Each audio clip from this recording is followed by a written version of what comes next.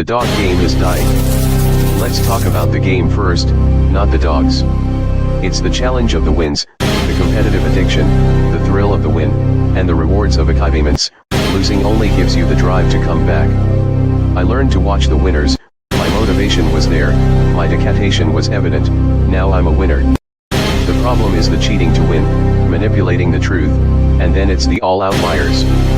How is this sharing our achievements with liars, cheaters, and bullshitters?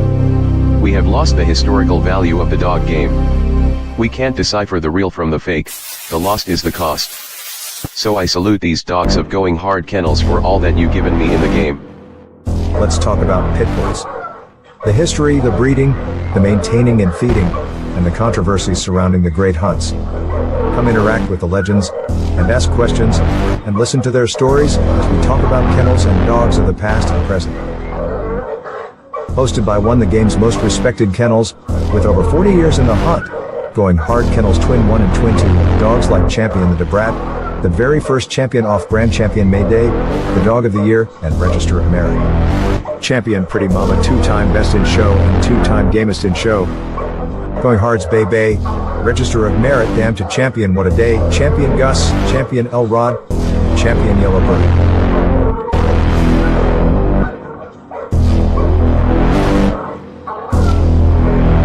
So pull up a seat, and let's talk dogs.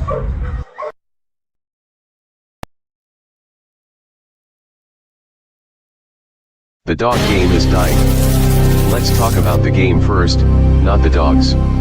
It's the challenge of the wins, the competitive addiction, the thrill of the win, and the rewards of achievements. Losing only gives you the drive to come back. I learned to watch the winners, my motivation was there, my dedication was evident, now I'm a winner. The problem is the cheating to win, manipulating the truth, and then it's the all outliers. How is this sharing our achievements with liars, cheaters, and bullshitters? We have lost the historical value of the dog game. We can't decipher the real from the fake, the lost is the cost. So I salute these dogs of going hard kennels for all that you've given me in the game. Let's talk about pit bulls. The history, the breeding, the maintaining and feeding, and the controversies surrounding the great hunts. Come interact with the legends, and ask questions, and listen to their stories as we talk about kennels and dogs of the past and present. Hosted by one of the game's most respected kennels, with over 40 years in the hunt, going hard kennels Twin 1 and Twin 2, dogs like Champion the Debrat, the very first champion off-brand champion Mayday, the dog of the year, and Register of Merit. Champion Pretty Mama, 2-time Best in Show and 2-time Gamest in Show. Going Hard's Bay Bay, Register of Merit, Damn to Champion What a Day, Champion Gus, Champion Elrod, Champion Yellowbird.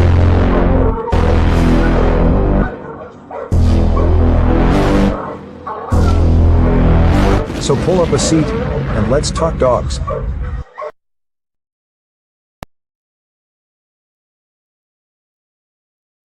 The dog game is dying. Let's talk about the game first, not the dogs. It's the challenge of the wins, the competitive addiction, the thrill of the win, and the rewards of achievements. Losing only gives you the drive to come back.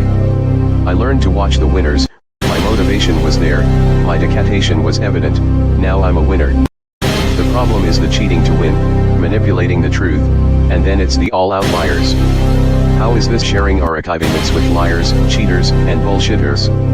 We have lost the historical value of the dog game. We can't decipher the real from the fake, the lost is the cost. So I salute these dogs of going hard kennels for all that you've given me in the game. Let's talk about pit bulls. The history, the breeding, the maintaining and feeding, and the controversies surrounding the great hunts. Come interact with the legends, and ask questions, and listen to their stories as we talk about kennels and dogs of the past and present. Hosted by one of the game's most respected kennels, with over 40 years in the hunt, going hard kennels Twin 1 and Twin 2, dogs like Champion the Debrat, the very first champion off-brand champion Mayday, the dog of the year, and Register of Merit. Champion Pretty Mama, 2-time Best in Show and 2-time Gamest in Show. Going Hard's Bay Bay, Register of Merit, Damn to Champion What a Day, Champion Gus, Champion Elrod, Champion Yellowbird.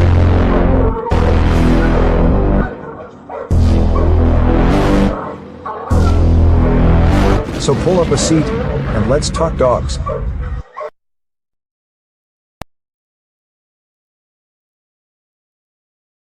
The dog game is dying. Let's talk about the game first, not the dogs. It's the challenge of the wins, the competitive addiction, the thrill of the win, and the rewards of achievements. Losing only gives you the drive to come back. I learned to watch the winners, my motivation was there, my dedication was evident, now I'm a winner. The problem is the cheating to win, manipulating the truth, and then it's the all-out liars. How is this sharing our achievements with liars, cheaters, and bullshitters? We have lost the historical value of the dog game. We can't decipher the real from the fake, the lost is the cost. So I salute these dogs of going hard kennels for all that you've given me in the game. Let's talk about pit bulls. The history, the breeding, the maintaining and feeding, and the controversies surrounding the great hunts. Come interact with the legends, and ask questions, and listen to their stories as we talk about kennels and dogs of the past and present. Hosted by one of the game's most respected kennels, with over 40 years in the hunt, going hard kennels Twin 1 and Twin 2, dogs like Champion the Debrat, the very first champion off-brand champion May Day, the Dog of the Year, and Register of Merit. Champion Pretty Mama, 2-time Best in Show and 2-time Gamest in Show. Going Hard's Bay Bay, Register of Merit, Damn to Champion What a Day, Champion Gus, Champion Elrod, Champion Yellowbird.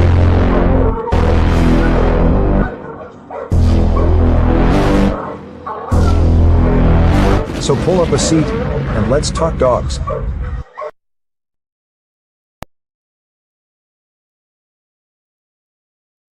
The dog game is dying. Let's talk about the game first, not the dogs. It's the challenge of the wins, the competitive addiction, the thrill of the win, and the rewards of achievements. Losing only gives you the drive to come back. I learned to watch the winners, my motivation was there, my dedication was evident, now I'm a winner. The problem is the cheating to win, manipulating the truth, and then it's the all-out liars. How is this sharing our achievements with liars, cheaters, and bullshitters? We have lost the historical value of the dog game. We can't decipher the real from the fake, the lost is the cost. So I salute these dogs of going hard kennels for all that you've given me in the game. Let's talk about pit bulls. The history, the breeding, the maintaining and feeding, and the controversies surrounding the great hunts. Come interact with the legends, and ask questions, and listen to their stories as we talk about kennels and dogs of the past and present. Hosted by one of the game's most respected kennels, with over 40 years in the hunt, going hard kennels Twin 1 and Twin 2, dogs like Champion the Debrat, the very first champion off-brand champion May Day, the Dog of the Year, and Register of Merit. Champion Pretty Mama, 2-time Best in Show and 2-time Gamest in Show.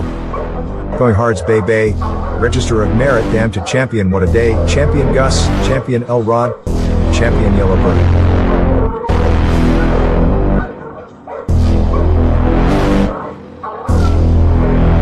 So pull up a seat, and let's talk dogs.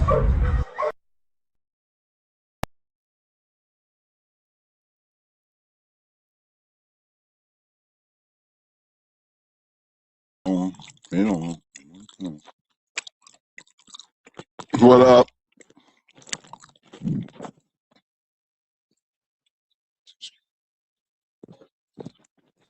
Mic check 1 2. Mic check 1 2. Yeah, I mean, I was in the process of doing my dinner thing. Big shout out to all my people out there in the back street. Bigger shout out to all my people out there in the Shark Tank. Y'all know what time it is. It's Hot Mic Friday.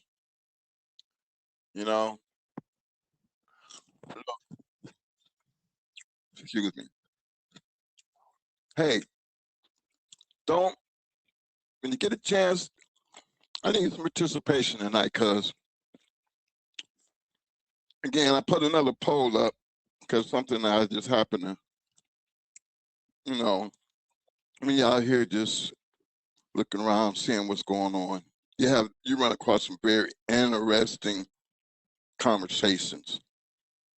And there's no right or wrong answer to this poll question because everybody have their own way of thinking about it or a different understanding of it. And I just want somebody to I put it out there because I want to see how the community feels. I want somebody to enlighten me, because I know being around this game as long as I have, I never had to run into that situation of having to deal with that question when pretty much everybody that was out, we was around anyway. Um, that would have always been a yes. But I was really surprised based on a conversation that I didn't really get involved in. I just sat back and just watched other people and how they was addressing it. But I was almost shocked to see just how many people said no. And I just want a consensus, because I'm not one to jump in a conversation and do a whole bunch of typing and shit. I'm trying to figure out, where did that come from? How long did that start? Considering I've been around to a lot of places and I just never heard it, come as an issue as it did. So again, it's not a wrong or right answer. This was one that, I actually want to leave the door open for some opinions. I don't want to scare nobody off, because you just don't want to be wrong. I just throw it out there just to see, if I'm going to get as much traction with a simple ass question like that, and how it led to,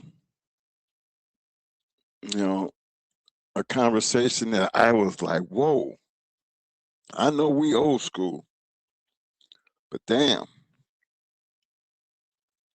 when did it get that bad?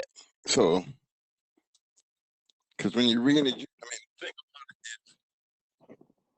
You don't know if the people who's commenting are just trolling and just trying to make a conversation, or is it that many people who really think like that? And the controversy had bought once you start realizing, people were thinking like that. And how, if, we went from such a simple question to literally, if you had been in the room, it might have went to blows, because then you start questioning a person's credibility when they just giving their opinion, to like at some point, did something change, and did I miss the change?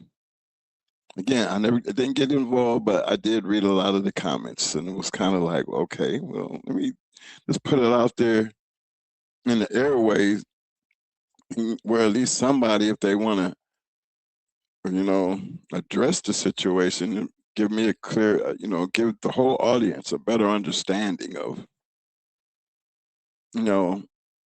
that concept and how long that concept had been around. Because again, we gotten close to having 100% situations. Okay. Now, y'all know the question is not that hard of a question, because I made it clear. It says, in the past, could a dog become a champion with a loss? I didn't say grand champion. I said a champion, and most of us, I'm thinking that everybody knows, in the pit bull community, that a 3-time winner was one of the requirements to becoming a champion. Now, when you took Sport and Dog Journal, American Game Dogs Times, when you take away this certification, and remember, that was just a governing body. You know how that works.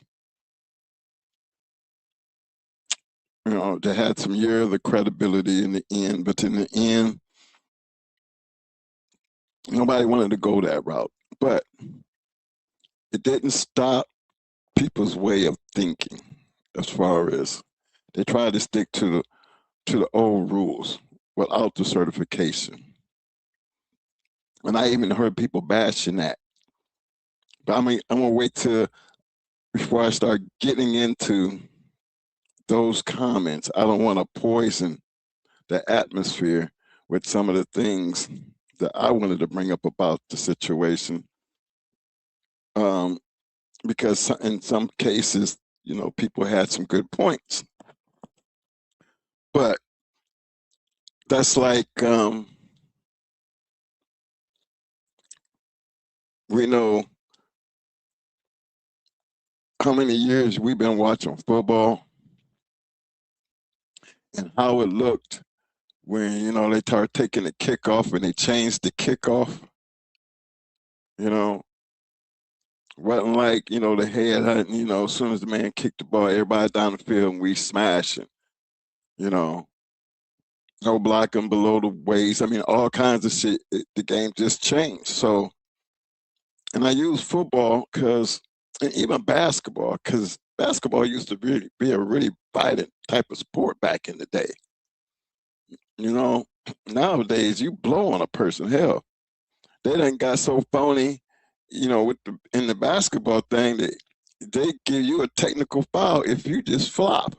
Because evidently at some point flopping had got so bad that they had to put in a rule that says if you get caught flopping, you know, they can give you a tech type of shit. Now I know the dog game ain't, you know, over the years comes and stuff like that. I never seen that kind of change. But I wasn't involved in it like I was prior to 2000. I would say from 2008 back. I know the journal, everybody just got away from the journal in 2004. But totally getting away from the entire game, what happened in 2008. So, okay. That's a start. I got 20 voters so far. We got 60 yeses and 60% with the yes, 40% with the no. Now, I know, fellas, this can be a very controversial conversation. I know I done seen what it led to. But again, we bulldogging tonight. High Mike Friday. And I think we can have this conversation and at least get an understanding about the yeses and the nos. Because I would just like to know, that's all. At what point in history did things change? You know, just get a better understanding. I'm gonna put the link out there for anybody who wants to come up and speak on that behalf, because again, we just bulldogging. Conversation shouldn't, you know, lead to you being stupid or, you know, you don't know shit or all that kind of crazy shit that I seen when they was doing all the typing. What I'm talking about, it was crazy because it was really a simple question, you know. And then you notice it's either a yes or a no. I would just like to know from the no's and even from some of the yeses, because I don't want it to be just my opinion. I wanted to get it to where, you know, we can agree to disagree, but when did that change to the point to where, you know, it became that detrimental? Okay, let me get over here and get this link up here. Big shout out to my man, 1978 Lloyd in the house, coming in with our 5-piece showing that mad love. Appreciate that, fam. Let me get back over here to this thing, get my peoples their shout outs. Big shout out to my man, the Pit Dog, my brother from another mother, Simplify. What up, fam? Yo, as always, showing that major love, Mr. Carlos Lee in the house with the roses, a thumbs up, and the power sign, S2W. My fam, what up, though? Another big shout out to my man, Mr. Paul Johnson. What up, fam? Big shout out to my man, Mr. Mike Red Boy, representing Shreveport in the house. What up, fam? I see you, fam. Unleash history. What up, though? Dana, what up, yo? Big shout out to my man, Mr. John Timbry. What up, fam? Yo. Big shout out to the one and only, my man, Mr. Will Turner's in the house. What up, Will? Will, this is one of them kind of conversations, man. I do not want your fingers to get tired, because I know you do a lot of typing over here, and I really do appreciate it, because you definitely be having some good information. It be on point. You know?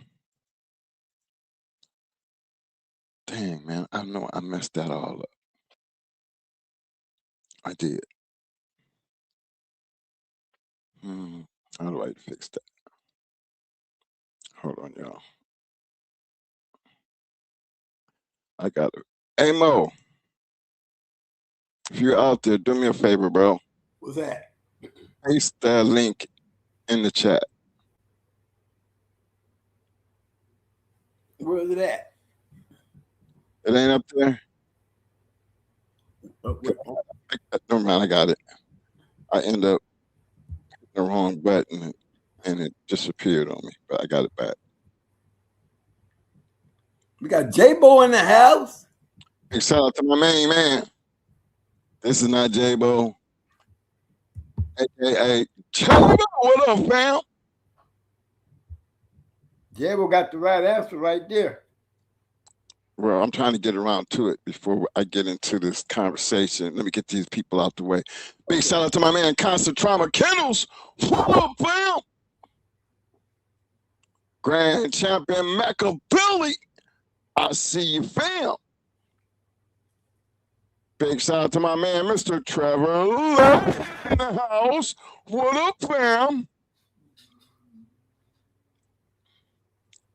Let me give a big shout out to my man, Grand Champion Machiavelli, coming in, taking over shit. Said 26 people in the chat. Let's hit that like button.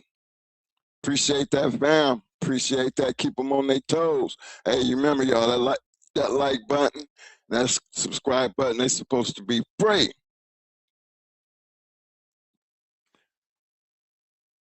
Let me see who else I got. My man, Lloyd. Big shout out to my man, Rock Solid Pit in the house. What up, fam?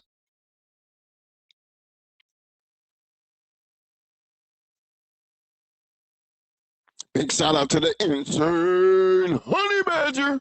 What up, fam?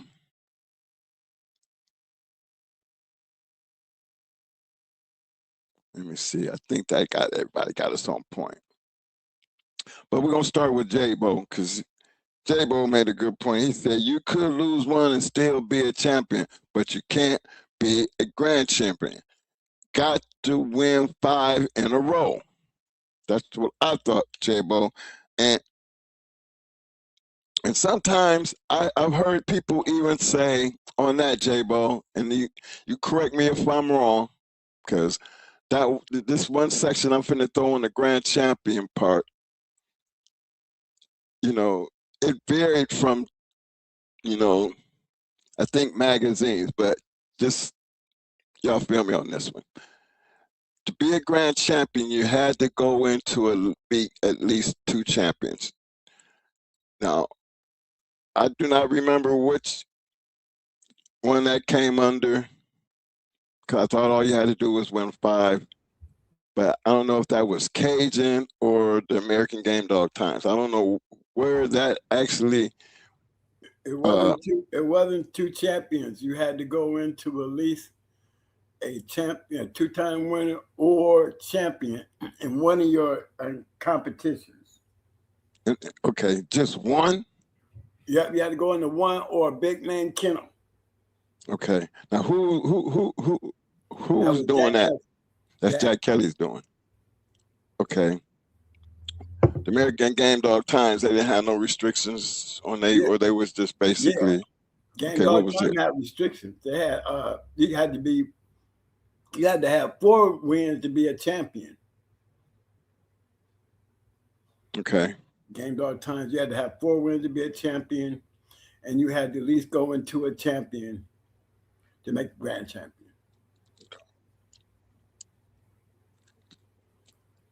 You had to at least during your career had to at least go into 1 champion.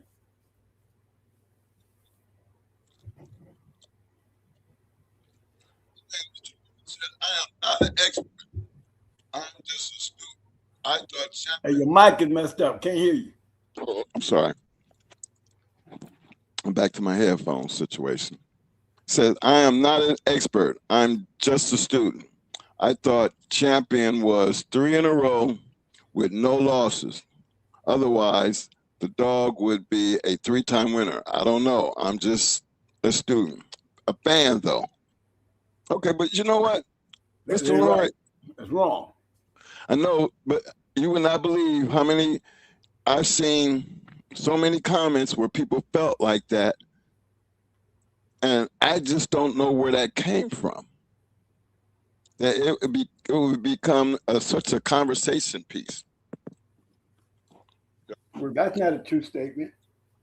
No, but what I'm saying is that statement had a lot of traction in the comments that I was, just right here. You can lose going for your championship and then come back and get your championship. Well, again, it still boils down. You got to win 3 to be a champion. That's it. Okay. No matter about the laws. Controversy is what Mr. Lloyd said. There's a lot of people who think like that. And it's actually being proven in our own poll. We have 31 people. We had 65% yes so far, and we still got 35% no. So there's some people, and not knocking them people saying no. I'm just trying to figure out where it came from. That's all. Where did that way of thinking come from? Because been around a long time, and I just would just like to know. Well, they would be really confused when it comes to the grand champion then. Well, I got questions to ask them to see what kind of answers I get. Especially when it comes down to the grand champion. Well, here's what I heard about the grand champion. The grand champion, we already know based on our way of, learning about this, was the grand champion. He had to win 5. And then you took in that other part, one of them just had to be a top kennel or a 2-time winner going for the championship somewhere along, or a champion somewhere along the line. Yeah, Jack wouldn't give you a grand championship unless you went into at least on your record that you went into a competitive, well-known kennel that was registered through the journal. You had to at least have a 1 or a 2. But then that's what brought a lot of controversy to Jack too. Well, Jack wasn't passing out no grand championships to dogs. Exactly. He couldn't verify the competition. I understand, but I'm just saying, even that led to a lot of controversial bullshit when it came to Jack. I mean, personally, I never knew who and how they did it, because I never was in it like that. But so what was the controversy? Some people calling him he was biased about some of the decisions he was making. That I don't need to have that conversation, because that should have been something that was known in the game.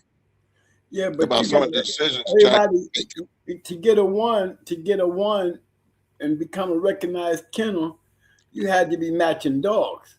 See, Jack didn't have it like that all the time. I mean, a lot of times he made mistakes and then put recognized kennels, the ones by their names. Right, and with that same mistake, if you look at some of the the requirements of being a grand champion, you would turn around and see why people would talk shit, because you would hold up on one, but then be okay with the other. Or you have a one or a two in this book, but then when it comes to certified in this champion, then they don't get that recognition like they're supposed to. You know what I'm saying? And be based on just a referee type of situation, you know, It had to be or some ones. It or had their to be some. opponent, a one or two, or the person who was actually doing the turning in. Because I'm just looking at it, how could it go wrong? Be anything controversial? Because again, this here is still a controversial conversation in 2026. Journal bingo. If you had recognized referees, say you won 5 and you had all referees was at least 4 out of the 5 had recognized referees, you know, the star by their name. Okay. Okay. Jack would still require you to be at least a 1 on the record of the dog that you went into. You had to have at least a 1. You might have had 5, but you know, 4 out of the 5 recognized referees on all the matches, but none of them had 1s in the competition area. You know what I'm saying? And you might get certified because you have recognized referees at all the matches that can verify it.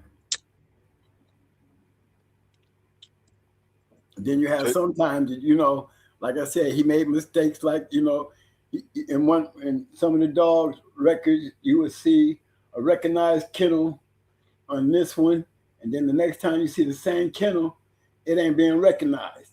Right.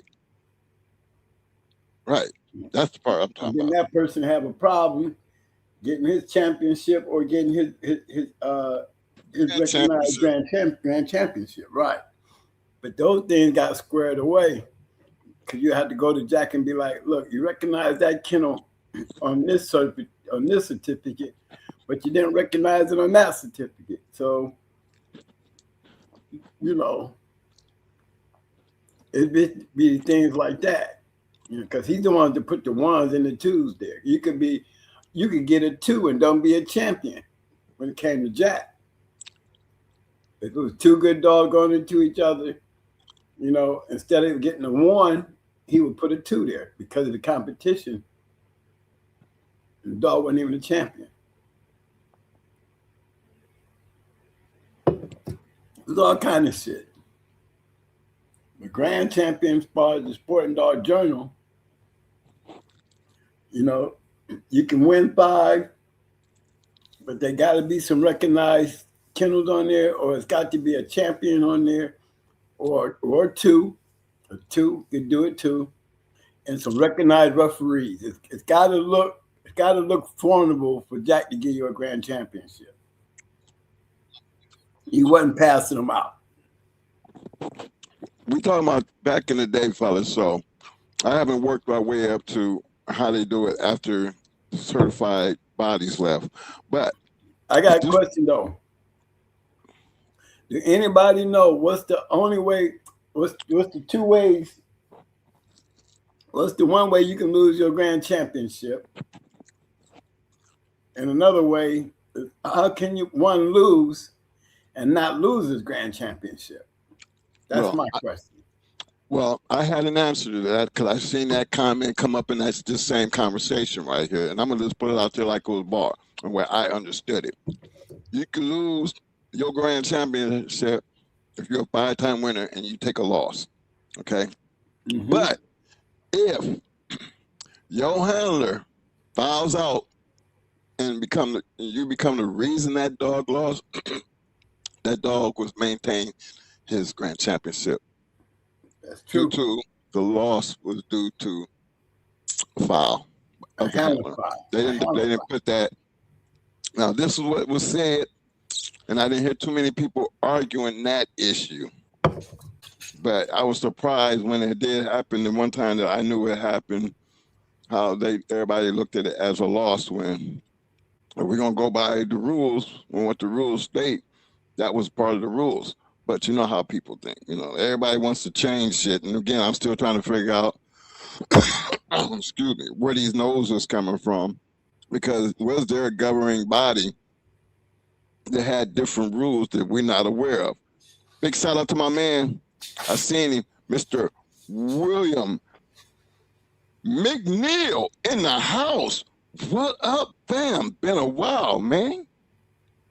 Or I might be wrong, but I was just talking about you, man.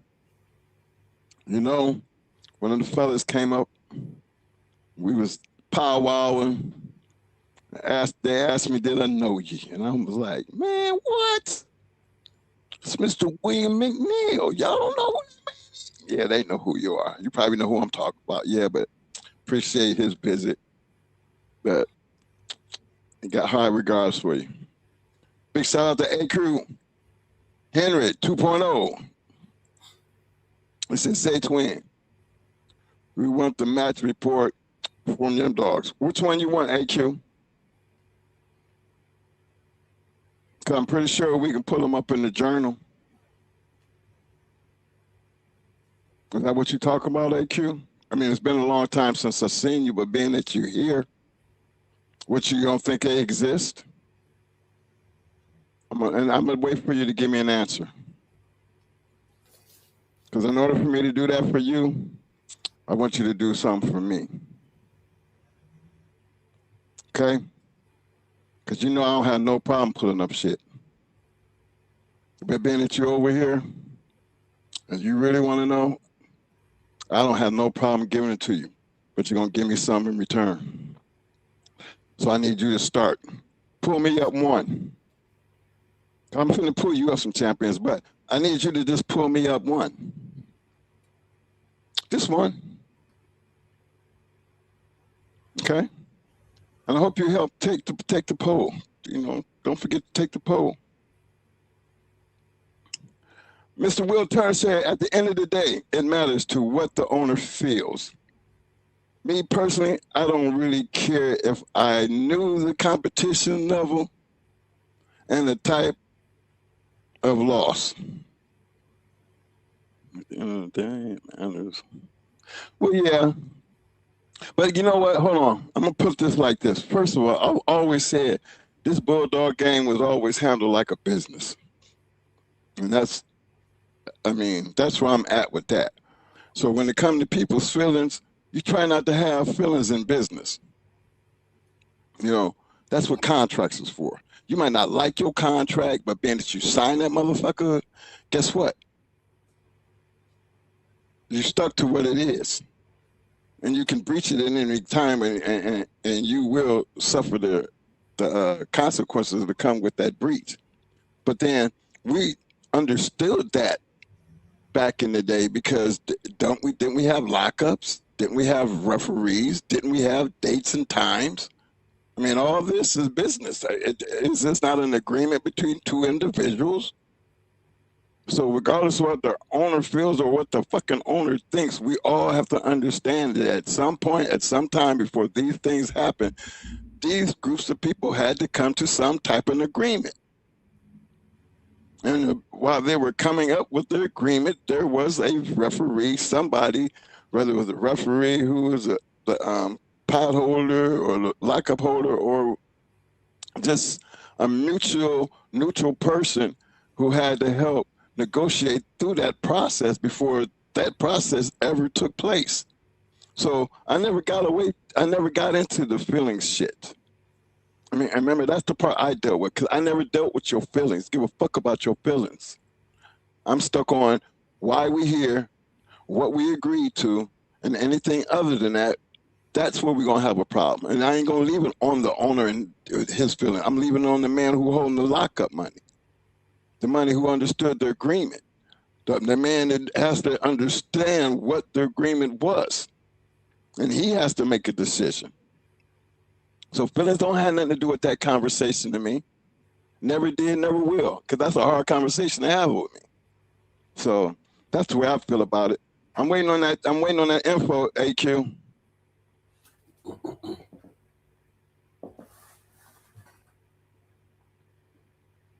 I don't know nothing about a pandy dog, bro. What about Pandy? I don't know. That's what I don't know nothing about a pandy dog. Bro, You talking no, about no, hold Pandy, on, hold on. right? Okay, no, I'm talking to AQ right now. Okay. AQ, you want me to pull up all of them? Come on, AQ. We got enough shows out there that you could actually go and see them all for yourself, bro. Don't do We that. got 20. I can pull up 25 champions.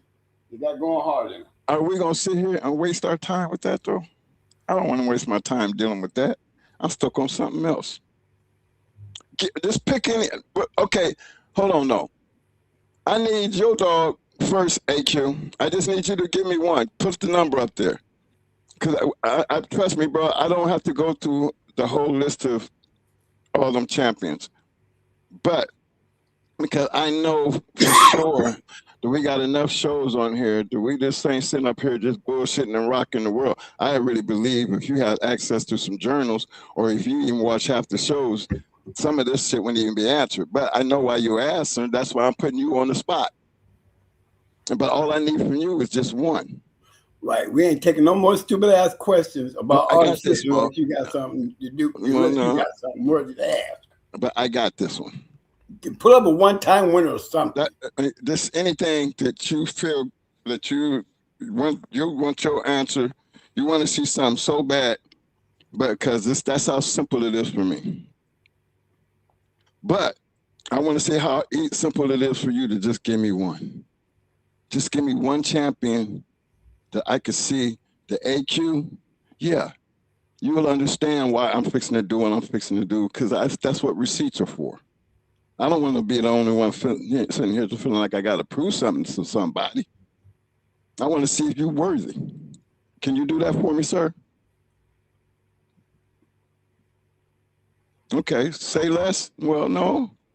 I choose to say less because I can just pop the receipts up. But I just need you to show me that you're worthy of me even putting in that kind of time. And you've been around for a long time. Have you ever had anything between your legs to even ask? Well, I'm just wanting to know, AQ. But that's what I'm asking. Have you ever had anything between your legs that you can even ask? Right. If you had nothing between your legs that you can ask, you wouldn't even understand the answers that we give you. So we ain't wasting our time. When nobody can do it, don't deserve such an answer. Especially you, AQ Henry, because you've been around a while and you fell off, but for whatever reason, I know why you asked that question. But then I think if y'all go out and do like everybody else had done, you know, like I've seen Pelican Bay do it, I've seen Douglas Brown try to do it, I've seen Buck City try to do it, and I see other people's trying to do it. But guess what? All y'all got to do is just do your homework. If you do your homework and just do a show on it. I'm tired of doing show on our shit. People don't come here to hear about our shit. But we've said enough about our shit that we can stand on it, you know, easy. Easy. So your task ain't really that hard. I don't think I got to go through 25 dogs to show you anything. But all I need from you is just one. Just one. Maybe a one-time winner. We'll take a one-time. Oh, you're trying to make it easy. Everybody's supposed to have a one-time winner. At least have one between your legs before. I mean, as long as you've been in the dogs, AQ, I'm trying to make this easy, bro.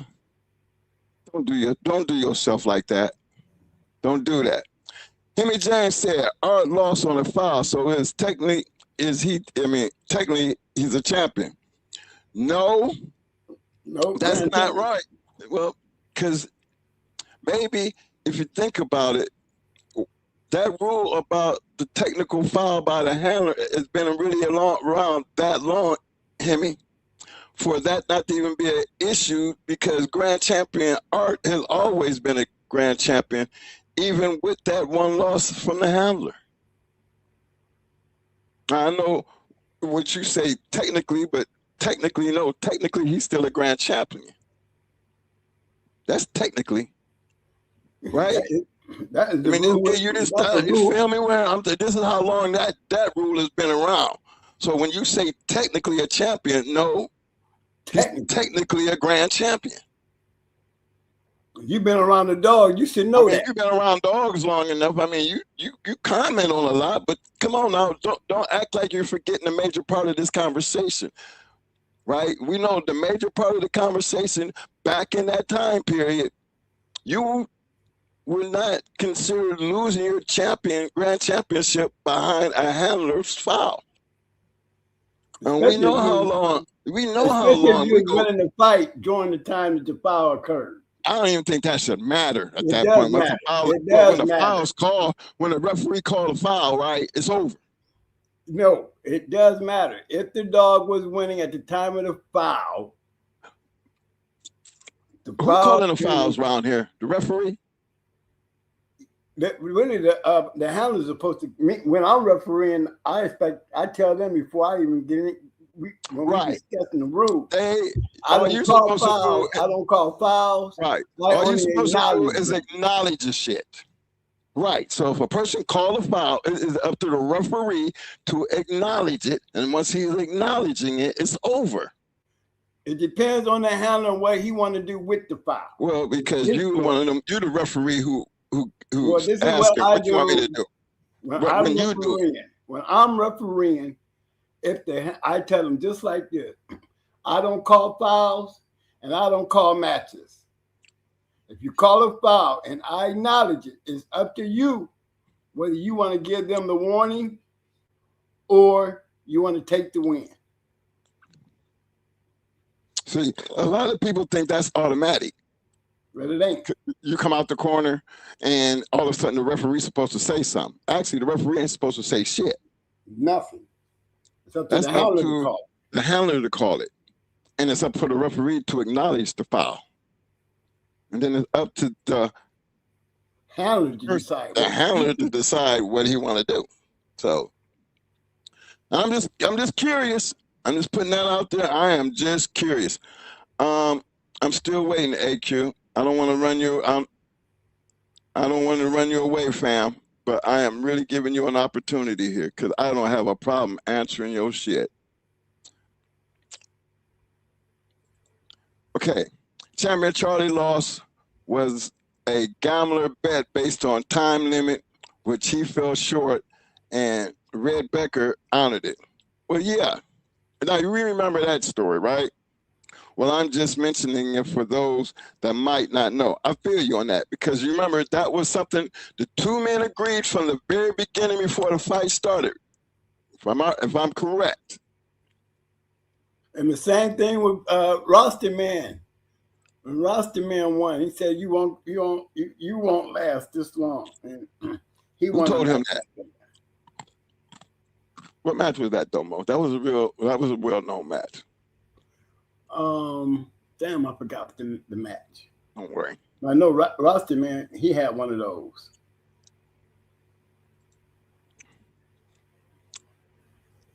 But yeah, Red Becker, he that was a time that was agreed between the handlers. Yeah, that's something they made prior to. Big shout out to Devin Frez. I see he said, I want to hear y'all take on Cotton's bullet blood more. Okay, we'll get around to that. Well, because, we did a lot of that back in the day. I mean, because a lot of our boys, like Bobby Hines, he was a good friend of the, a lot of guys used to use that Cotton's bullet shit. But we'll get into that. I'm trying to get this shit right here dealt with before we change the conversation. Mr. Will Turner said, Hemi, 100. I asked Red why, because it did affect Charlie's legacy for the future. But Red said the only option that mattered was his Kenny Allen's, McLeod's, and Captain Ben. Okay. Well, it was something they agreed to before they got started. That's my thing. And what led up to that, and why they honored that. It had to have been something they agreed to. That's all. Because most of the times that I've heard it happen is something that they actually agreed to. Mr. Vernon Starr, I see you, fam. Vernon said, there are a few different sets of rules. Sundown rules for dogs that won't scratch, Highlander rules that count the wins and not the losses. Well, Mr. That's Turner, I know. Mexico. That's Mexico. Right now, Mr. Turner, I know you're from that Carolina area. I don't know if you as old as I am, but you grew up down there.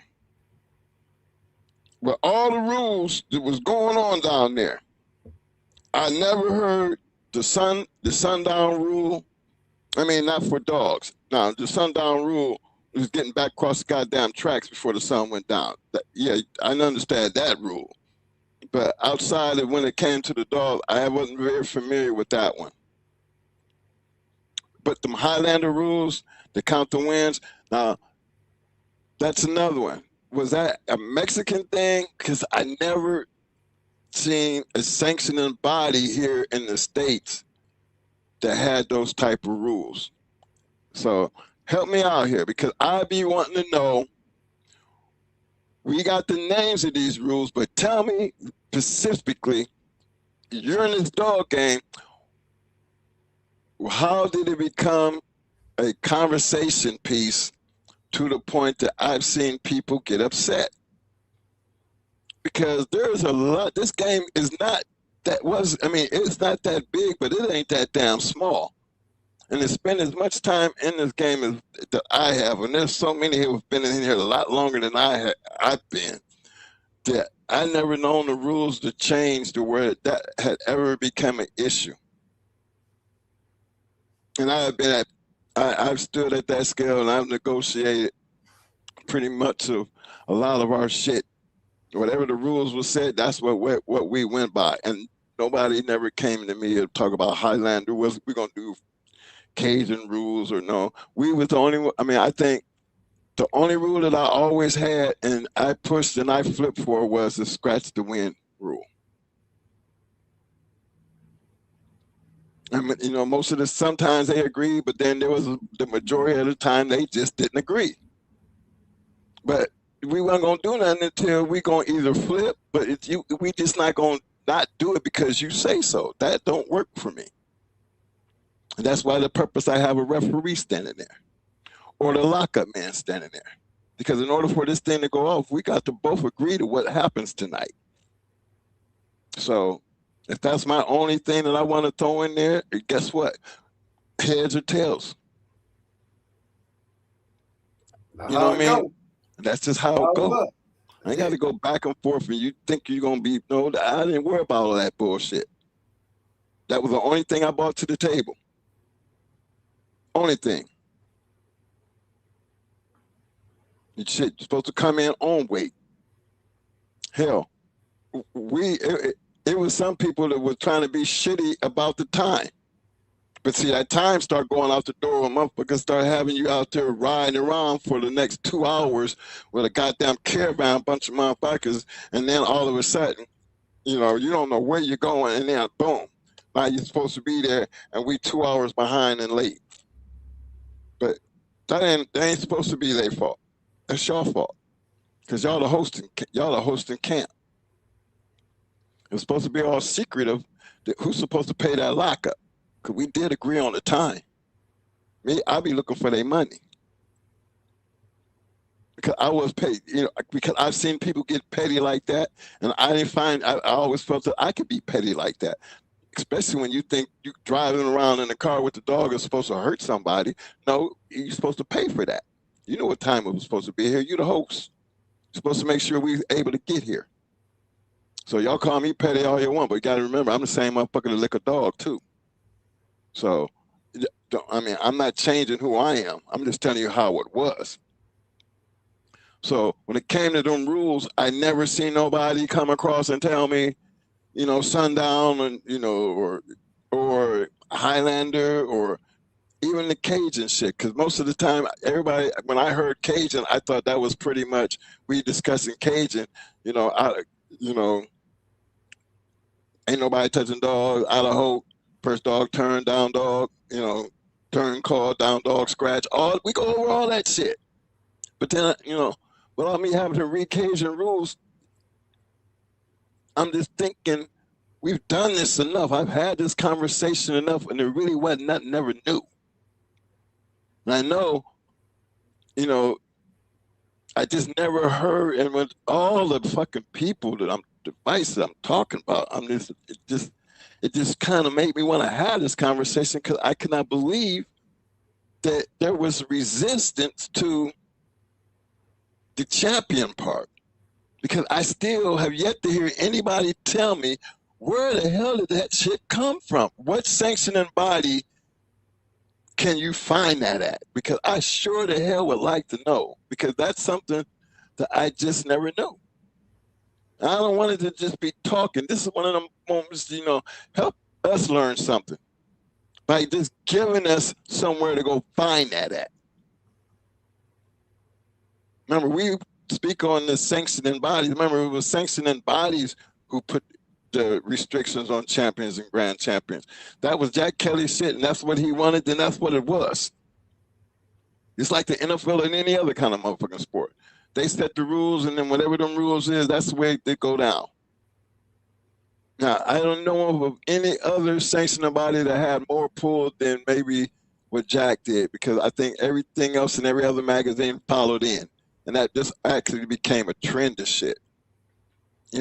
I think the American Game Dog Times, they had just a little bit bigger, more of some type of restriction on that. But, I never known too many people, because what I liked about the American Game Dog Times, they gave you a more detailed, damn near put you there at the box in their match reports compared to what the Journal. So you generally got a good match report when you're dealing with the American Game Dog Times compared to what whoever was sending them in to the Journal. So that's the difference. Another one of them differences I felt like, the difference between the two. But still, I love both the books, both the magazines. Yeah, and Fat Bill, you had to be a full-time winner to become a champion. Yeah. To be a certified champion in his book, right? Yep. Okay. Was he sending out certificates too? Yeah. Okay. And saying Hunter Badger said all that BS came from a personal opinion from someone else that one party didn't think through enough. Well, I would believe that if it was a one party issue, but let me go back to my poll. I'm up to 60 people. And it's happening though. We getting a little distant. The more the people we got. And for those who don't know, I'm gonna read the poll question. In the past, could a dog become a champion with a loss? We have 72% that says yes, and now we have 28% to say no. Remember, I'm not giving this a wrong or right answer. I'm just putting it out there because I know this, what we're talking about is not an opinion thing. It's more like this was the rules at the time. These are the rules as I understood back in our time.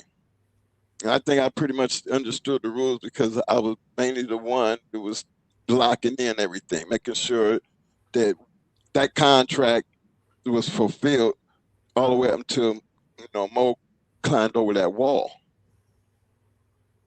I mean, my job was like, it wasn't no touching. I don't, dog come out of the water, God damn it, it go in that toilet, and you stand right here, cause I'm walking with you. Nobody else touching the dog. I mean, nothing. So it's a business agreement between two people, and I still am looking at where did that come from, and if it was the opinion. Yeah, I can see that how you discuss things at the scale and before something. But something like certifying champions type shit, that part, that went back to the organizations. Now, that ain't something that two owners or two dogmen gonna be sitting up there trying to go back and forth over when it comes to the champion and grand championship. That was something we all were supposed to be able to understand. And I've understood that for many, many years and not even know that would even one day lead to some controversy. And I just don't know how. A grand champion cannot be a grand champion with a loss unless the handler fouled out. So And the Anything dog was other than, winning at the time of the foul. well, what if he was losing at the time of the foul? Then he couldn't get it. Right. That means like his dog is losing. He reached down and he touched the dog. Right. He deliberately touched it. Yeah, He they would deliberately call that a touched the foul. dog. Right. And he called that a foul. That's a foul. Right. That ain't stepping out the corner accidentally. No. That's the kind of shit I'm talking about. When you step out the corner or you do something to create a foul, you know, that's where the conversation started about how that foul was being committed. Did you do that to try to save your dog? Because I've seen guys foul out trying to make good handles, but then at what point do them handles start getting stupid? You know what I'm saying, Mo? You remember them stupid handles? Right. But we're going to give you a warning on the handling. Right, you getting murked, and then you trying to think you're going to snatch him up, and your dog in the hole, put the dog back down, right? Yeah, that's the referee's responsibility. No. When the man say something, what's the first thing you say? The first thing you say when the motherfucker, when he say, hey, he done did that twice, right? And what do you tell him? What do you tell the other man?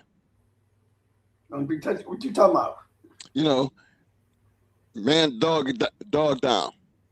And you know how they be trying to get him when They keep snatching the dog while he in hole. Right, while he in hope, knowing obviously this dog is still in hope. And you can see it Right. every time he snatch him up. The referee gonna say, once the referee said twice, then I tell the referee, can't keep doing it. Right. You done gave him 2 warnings. You gave him 2 warnings. You call a foul. Right. Now, when you're the referee, what do? I call it. I let them know after 2 times the handler call a foul. I'm gonna recognize the foul. I done gave you 2 warnings. That's right. Okay. Handle your dog when he's out of hope. Not until then. Don't touch your dog until you see him out of hope. If the dog comes out of hope and you snatching him up and the other dog jumps up and grabs him, then I tell them to break the dogs. It was a clean handle. Hey, that should be an answer to your question. Because there's many ways you can foul.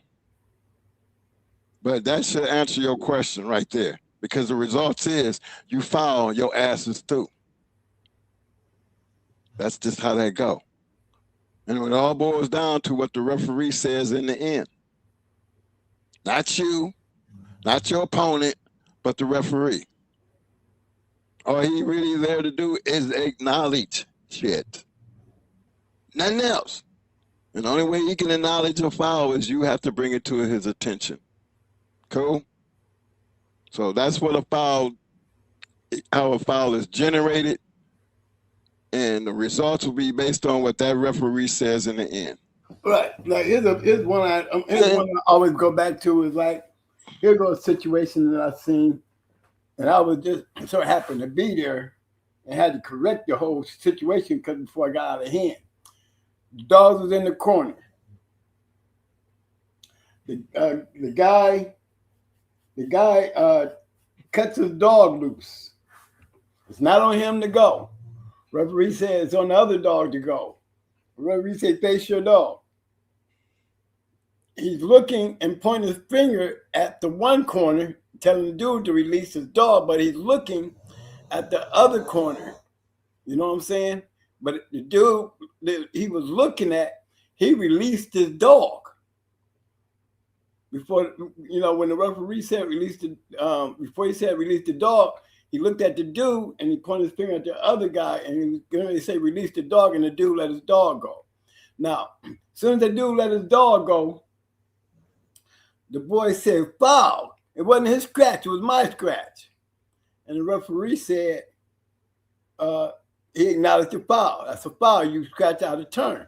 But in the same instant he's saying that, the dude that called the foul released his dog. And his dog met him in the middle. Bam. Dude thought the match was over. Well, the match ain't over because you completed your scratch.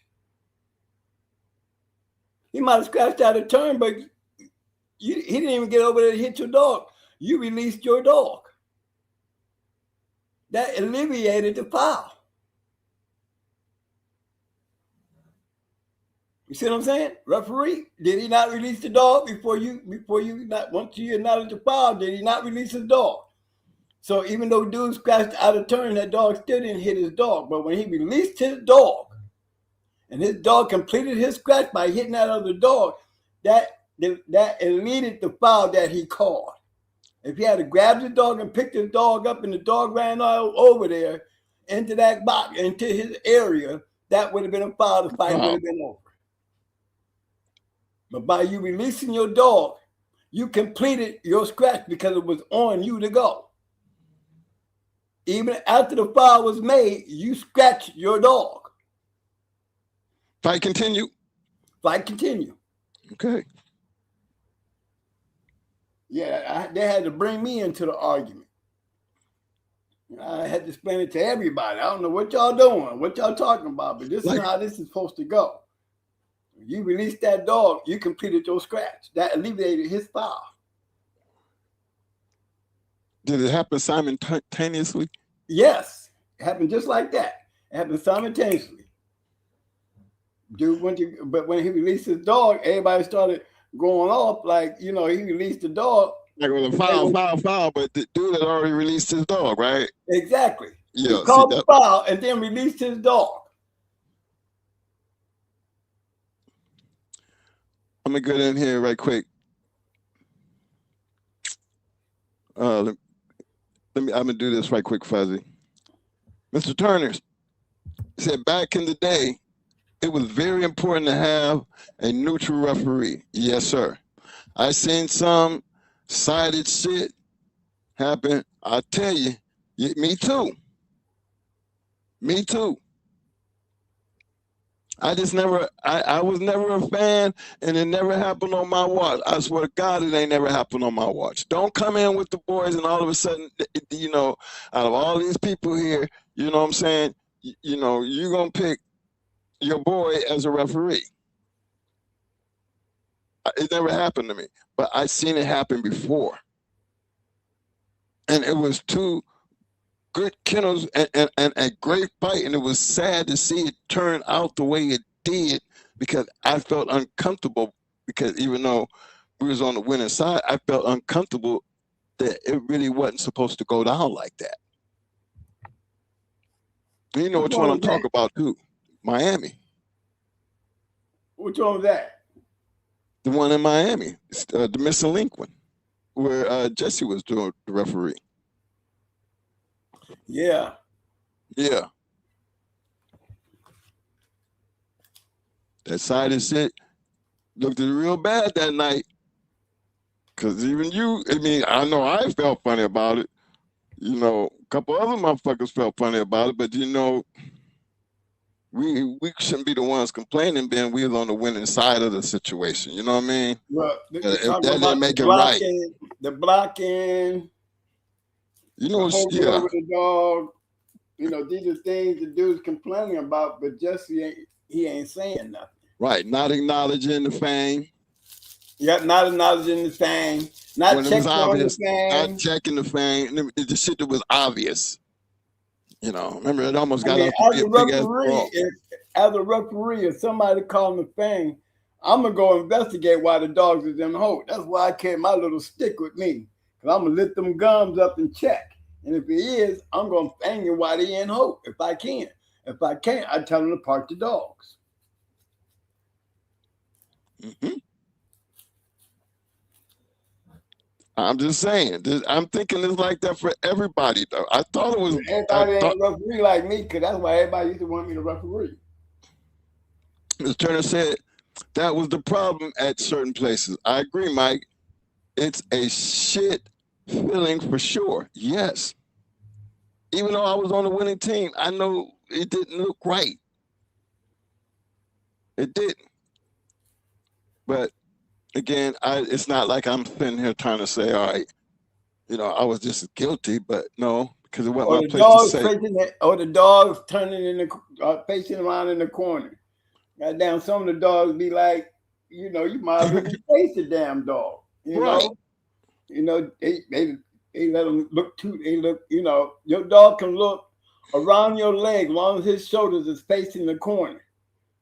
That means the dog's shoulders are facing the corner. That dog can look around, and that's still a clean in the corner. If he can look around your leg and look that way, but his shoulders still has to be facing, his front leg still has to be facing the corner. You had them trying to get their dogs back in it to see what they're gonna do, and they have the whole dog turned around. Had the whole dog. All they got is the back end. They just got the back end on the whole body, front legs and everything is facing the other way across the pit. That's not it. Face your dog in the corner. I mean, both legs and shoulders got to be in the corner. Don't mind the dog looking around your leg, but the dog's shoulders and front leg must be facing the corner. Fix that shit. I used to be that way. I would stop. I wouldn't release shit until I seen both dogs facing in the corner. I don't care about them looking around, but I need to see that those shoulders and them front legs facing that corner. That's what they mean by have your dog faced in the corner. You got to hold his head in the corner. You just got to hold his body in the corner. Hey, you see, Pit Dog says, so if you the referee, Mo, and one body's the other, what do you do? Fight is over. Fight is over. Once I declare the dog is dead, that fight is over. It ain't no scratching to a dead dog. It ain't no chewing on no dead dog. The fight is over once the dog is called dead. If he's dead in the box, the fight is automatically over. Even in our scratch to win situation, because nobody in this game, that's cruelty. You cannot scratch into a dead dog. No, that's the only time. In the pit is over. Ain't no scratching into a dead dog or none of that shit. I prefer to scratch into an empty corner before I would sit there and let most sit up there and scratch into something that's already been declared dead. Declared dead. No, that's cruelty. Even though what we was doing was supposed to be cruelty, but come on now. Integrity, it was still part of the game. I don't know how crazy that sounds to some of y'all, but that's still one of them integrity moves. You shouldn't have to be forced to scratch into a dead dog. That's sounds crazy. Dead dog declared in the box is an automatic win. Mr. Turner said the blocking, not keeping the feet on the ground, have them directly in the corner, fangs, and a lot of other things. Too many people talking out of turn, hitting the walls, yelling like little bitches. Yeah. Me, I would stop a match and be like, we can get these dogs with nobody in here. That's right. I want quiet. I tell them like this. If I don't hear nothing but the handler in the second, I don't need to hear nobody else. Unless you betting, I don't need to hear all that damn noise. If you're hanging over the box, I don't want no elbows on the top of my box, and I don't want nobody's hands inside the box. I don't want your elbows on the box. I don't want you leaning on the box. Everybody step away from the fucking box. When the handlers are in there working, let the handler work so he can hear his second. Only one I need to hear calling my damn name is the handler or the second. I don't need nobody else trying to talk to me, because I don't hear you. The handler and the person in the box, the handler in the box and the second is the only one voice. The second can call a motherfucking turn from the outside the box. Bet y'all didn't know that either, did you? Two people that can say something to the referee. Even the second can call a foul. Well, the timekeeper, remember the timekeeper? Timekeeper. Yeah, he gonna give me the times when I ask for if I need it. Right. But he's gonna call out the time why the dogs are in the corner. That's the timekeeper's job for me. I don't do that. I put that on the timekeeper. Timekeeper, handle it. So he give up the 25 seconds, and then he'll say, throw the sponges in. Once the sponges is in, at 36, 37, 26, 27, 28, 29, 30, release the dog. Because at 25, sponges in, face your dogs. At 30, whoever's turn it is to scratch, release your dog. Well, my man Pit Dog said, well, a star referee said different. Haha. But they wanted the other one to win. Goes with what you're saying. Don't let their boy or friends ref, even if they're a recognized ref. Well, I mean, You gotta know the rules too, because I wouldn't have scratched my shit. We right. had a problem that night. We Yeah, sure I enough was would have had a scratching. The problem. rules say the dog is dead, the fight is over. Now, unless you didn't know the rules, you know what I'm saying? I'm arguing that issue. Shit. I know Hey, what the rules is. Fuck that. we I ain't scratching no dead dog because the rules say you don't have to. we got a special guest in the house tonight coming in. He must have heard us on some shit. Big shout out to the legendary Triple M in the house. What up, fam? What brought you out of hiding? You sitting back listening. What hit your nerve? Yeah. Hey Q, hey Q, I want your match report before I show you mine. He ain't got it up there yet. I ain't seen it, Mo. Well, I So mean, he dead in the water. He ain't see. I need to hear them that was crickets. way time ago. Them crickets been cricketing. I ain't Right. heard Okay. it, so don't even worry about that. Jimmy the cricket. We got Jimmy the cricket.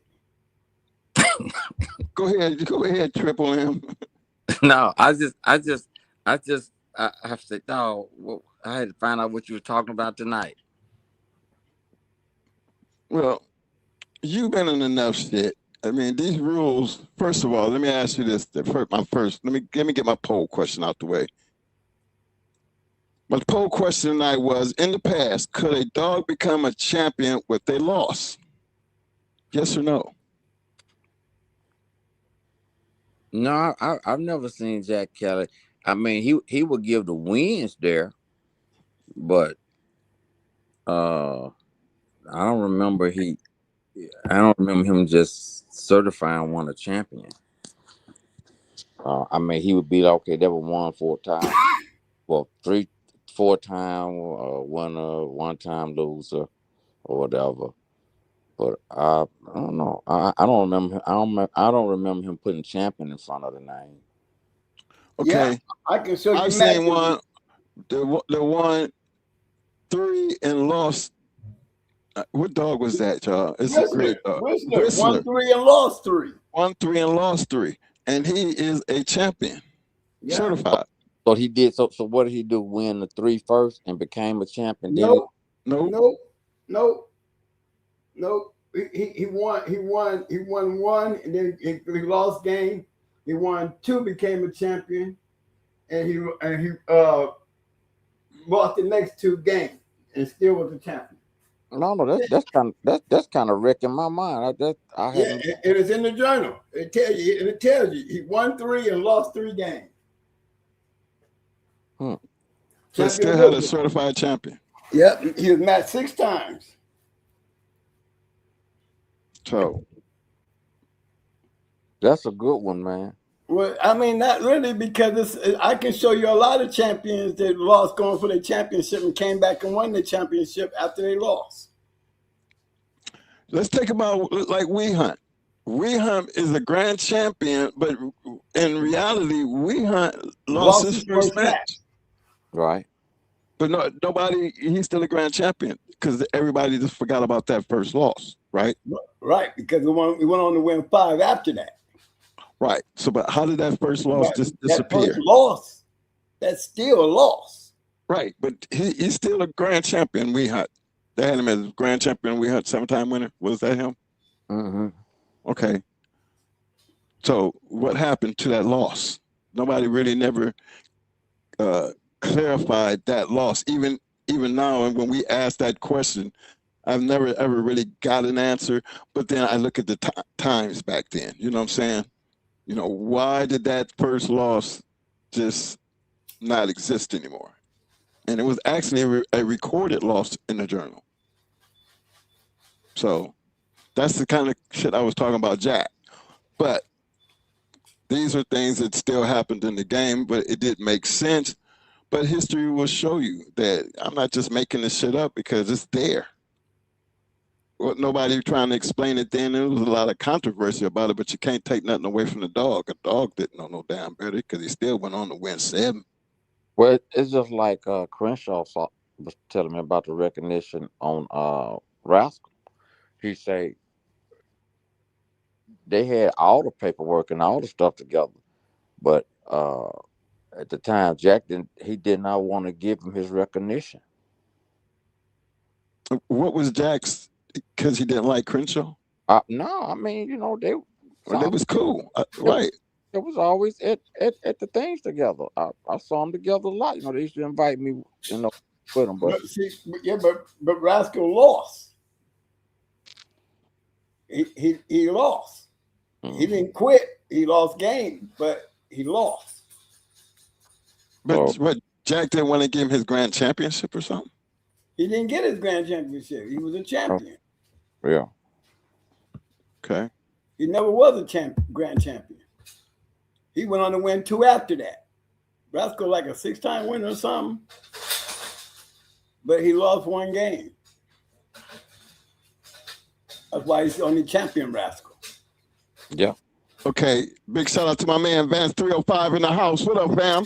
He said, "What up, fam?" Rascal lost his first match and won 8. Right?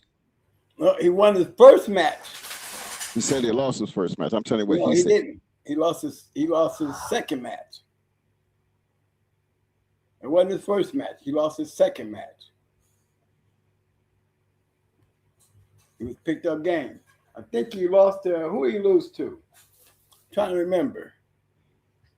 I know it's a well-known dog.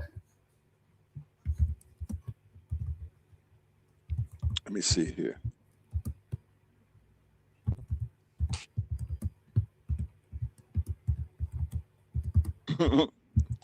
Hey, Pit Dog said, "Why he pushed Pandy, bro, around like a hockey puck." I know who he lost to. Syke Sampson. Okay, that was his second loss.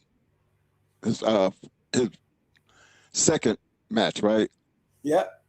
Okay. Okay, Triple M. I'm just trying to get your input. Now, is there any other certifying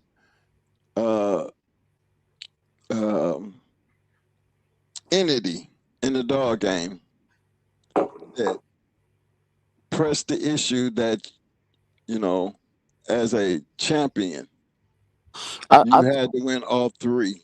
I No think losses. I don't know, man. I think Jack just kind of, like he the one that started that book and was going through it and was putting certain things down. So I just kind of think he kind of did like he just kind of wanted to at times. See, that's what I was talking about right there, Mo. Because that's not that. I mean, everybody. It's not like we the only ones that felt like that. There was a lot of people felt like some of the bias that Jack had to became questionable. Well, we was one of them because we had lost his first match, but for somehow we know we lost the first match, but went on to win more, and you never see, the rules in the journal say you can't lose none to be a grand champion. But we Hunt is the grand champion in the journal. I've seen him in the journal as a grand champion. So that's just one of the things I was talking about. When people made those comments about Jack, there wasn't like they were just talking. There is evidence of some of the shadiness that came along with some of the shit that Jack did.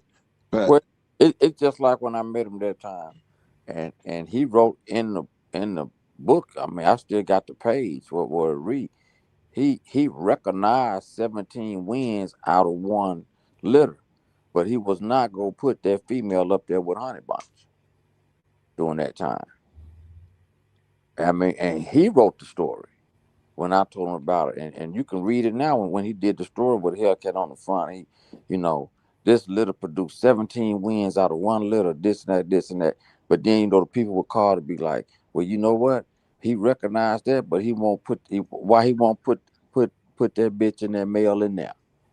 You know, put that dog in there because that bitch would have been right by Honey Bun at that time. Yeah.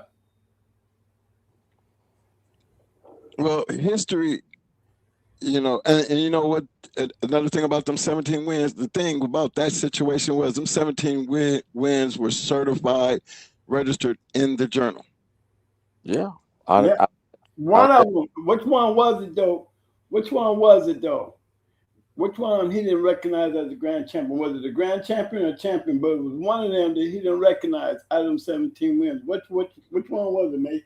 oh man, I don't remember, but that white bitch right there that I'm holding, she produced the same thing out of every litter. She produced that litter when she was 13 months. So we had a gang of them. And he was 6 and Smiley was 16 months. We had a gang of them. And quite a few of them was one time, two times, one times and stuff like that. But we had a gang of them out there, black and white bitch right there. And she was cold. Yeah, you never let us forget about that cold bitch either, do you? You don't let them forget about that bitch. The red boy bitch I had was cold that I got in 82. Her too. Ella Mae's mama was a cold bitch. And produced that champion and some more dogs. Yeah. Hey Mo, Yeah. Hemi said that uh Rascal's first match was against Syke Sampson. Okay. I know Samson died after that match. So that was his first match, right? He said it was the first match. Yeah. I heard it was the second, but it might have been the first match. Okay. But we know there was a loss in there. Right, but you mean what y'all saying is Rascal went into champion Syke Sampson his first time out. That's what y'all saying. He went into a champion his first time out. That's what they're saying. Yeah. Anthro Dog Ali G, he said Corvino's understudy, Sonny Sykes, used Sampson to stop a very young Rascal. Sampson was three-quarter low posse, Henley champion, Big Boy, and Lonzo's Andy. Mm-hmm. And then he would have had to been a champion going into Rascal, right? Is basically what you're saying. Because he died after the fight. Right. So we still talking about grand champion Syke Sampson. I think it was champion Sampson. Okay. Which? Oh well, he didn't fight no more after Rascal. Nope. Okay. Because he died after the match.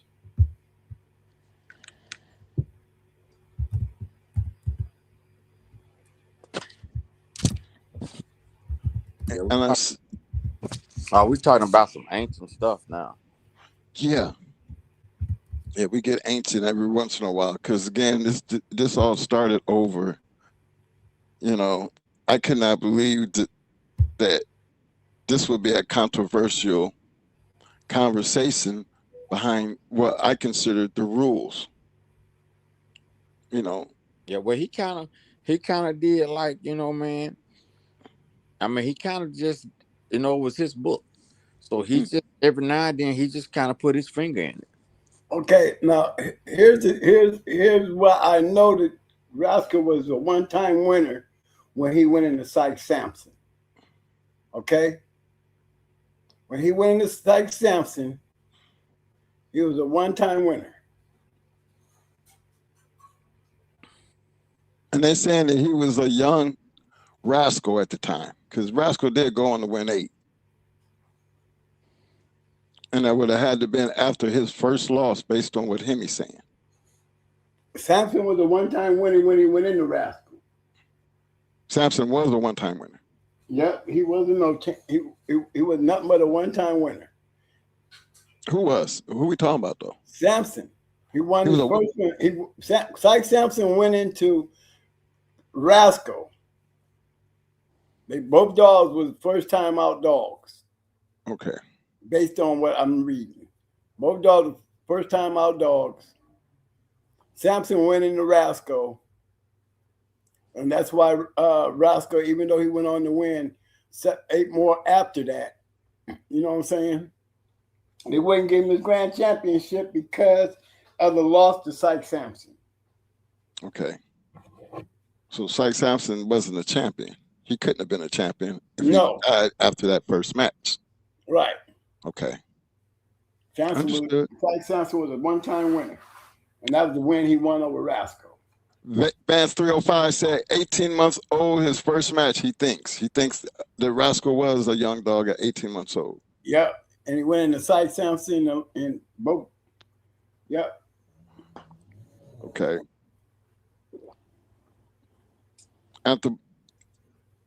Anthro said Rascal's first outing, he stopped as a pup. Okay. Well, at least we got that understood. Okay. I was still looking for anybody that had who could just help me out there with the champion can't be a champion with a loss. I'm just trying to figure out where that came from. You know, that's something that just became a part of, you know, the Bulldog talking conversation, or was it actually listed somewhere as a one of the governing bodies that had that as one of the qualifying marks that you had to do? Because I missed that part, and I just want to know where I missed it at. Because I really only looked at 2 books, and that was American Game Dog Times and the Sport and Dog Journal, because that's all they ever had around. And most of the time, I wasn't really paying attention to nothing but who won and who lost.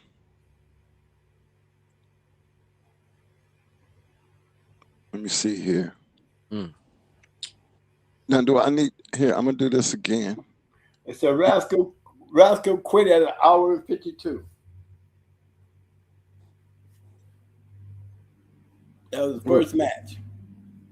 Might have been young. Don't know how old Syke Sampson was, but hour 52 would have had to be a good one. Yeah, they said it was a classic. Well, it had to be, being that everybody talked about it. You know, to see Rascal come back and do what he did, that was a feat within itself. Because at that point, I guarantee it wasn't hard to get him 8 more motherfucking fights. I mean, 8 more fights after that. Because he done stopped already. So everybody thought they could stop his ass, but I guess they couldn't. And he went in this, Rascal beat Snooty in 1:57.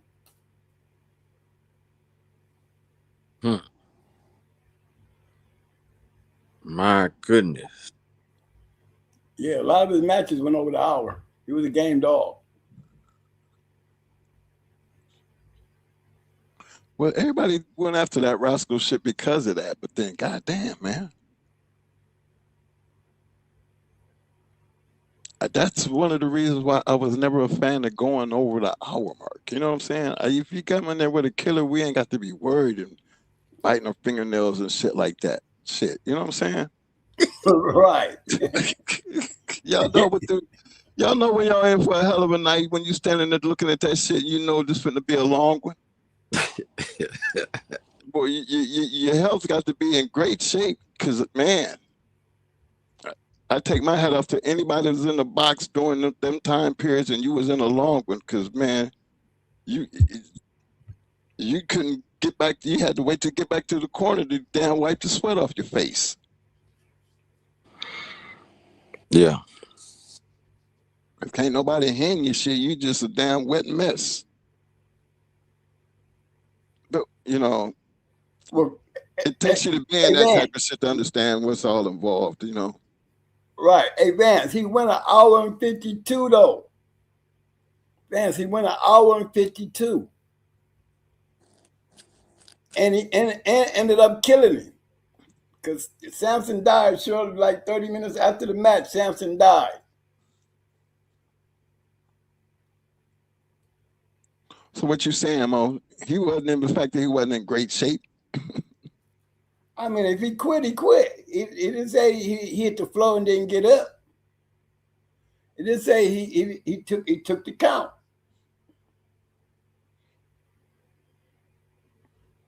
On all fours, though, Mo? It would have had to be. Say he was a down dog. They just said he took the count. Well, like Van said, Crenshaw always told me he messed up with the conditioning. That's why, yeah. Hmm. But goddamn, this motherfucker, the dog went on to win a whole bunch more after that, and most of them all went over the hour. Like I said, he beat Snooty in 1:57. And that was a close match. They said that was a close match. Yeah, but they also picked up Snooty. He didn't stand there. Right. They ended up picking Snooty up. So, I mean, he was getting smashed, Mo. Mm. You know, 1:57 inside that goddamn wall, boy. You know, and you got a dog like Roscoe biting. You know what I'm saying? Big shout out there in the woods. What up, fam? Here, let me get back over here. I know I did my link. Did I put my link down there yet? Let me put this link down here because I just really been wanting to see. Hey, I'm throwing this link back down there, fellas, because I want anybody who has any idea about this. Got to be a champion with no losses to become a champion. I just want to just give me some insight of where that actually originated from, if anybody would actually know, because I think it's important to give everybody a chance.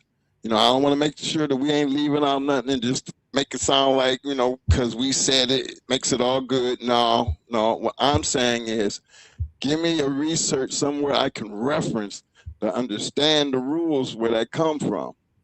Because I don't understand how that could be such a big ass issue, and you know they see people talk about it and actually don't have anything to show for it. Especially when you get to the point to where you're putting somebody down and to be able to say they don't know what they're talking about. Because I'm not saying we know damn thing tonight. All I want to know is somebody who said no.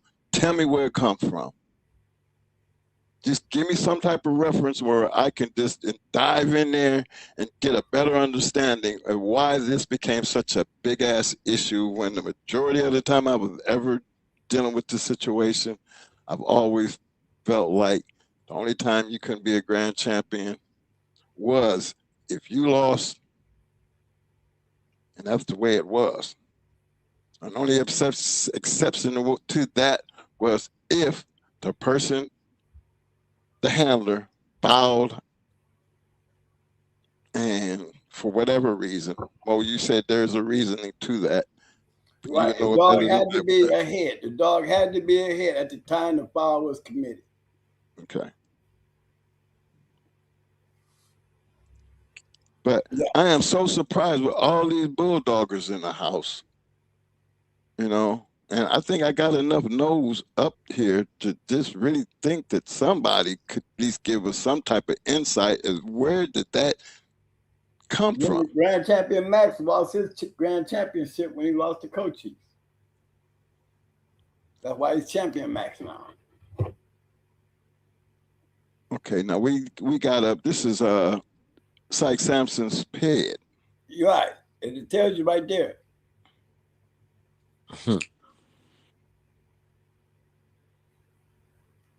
And that match went 1:52. Damn. Okay, well.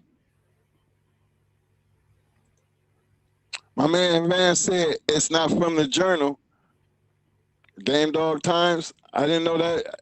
No, I didn't know it was like that over at the Game Dog Times, except for the only thing the difference between the journal and Game Dog Times is in order to be a champion over the Game Dog Times, you had to win 4. So. Yeah, I mean, when it comes to champions, you can lose and still be a champion. You can lose 2 and still be a champion. You can lose 3 and still become a champion. All you have to do is win 3 registered matches. Grand champion, you lose. The dog lose the match, then he loses grand championship.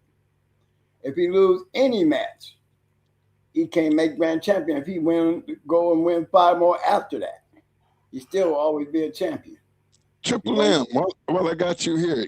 Is and from the year that you've been in it, and I think you're second generation, if I'm correct, right? No, you're third generation. I mean, yeah, but I mean, we was just there together, but we all started at that one time. But yeah, that was just sometimes, man, that was just one of them things you look and see, and yeah, you will see. Uh, yeah, yeah, yeah, you would see that.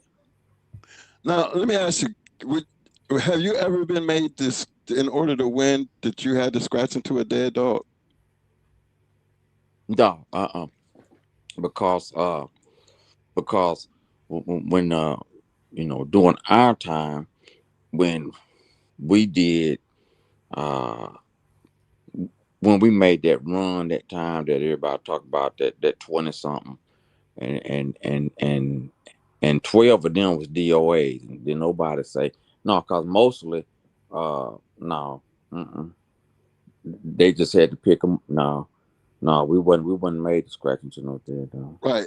When they When the clarified the referee declared dog, the dog dead, it was over, right? Yeah, it when the was over. referee declared the dog dead, the fight is over. Yeah, and see, and back then, see, you had people like the Curry boys, Sam and you know what I'm saying, Mm-hmm. down in Louisiana. And you had guys like that. Then you had other old guys that come in there, man, when they do it like that, man. You had guys that come in there and a Drew Fall, he be running it and he say, hey man, yeah, it be a sport. You wasting time. Y'all get a rematch, Brian. You know what I'm saying? Pick that animal up. You messing up the game.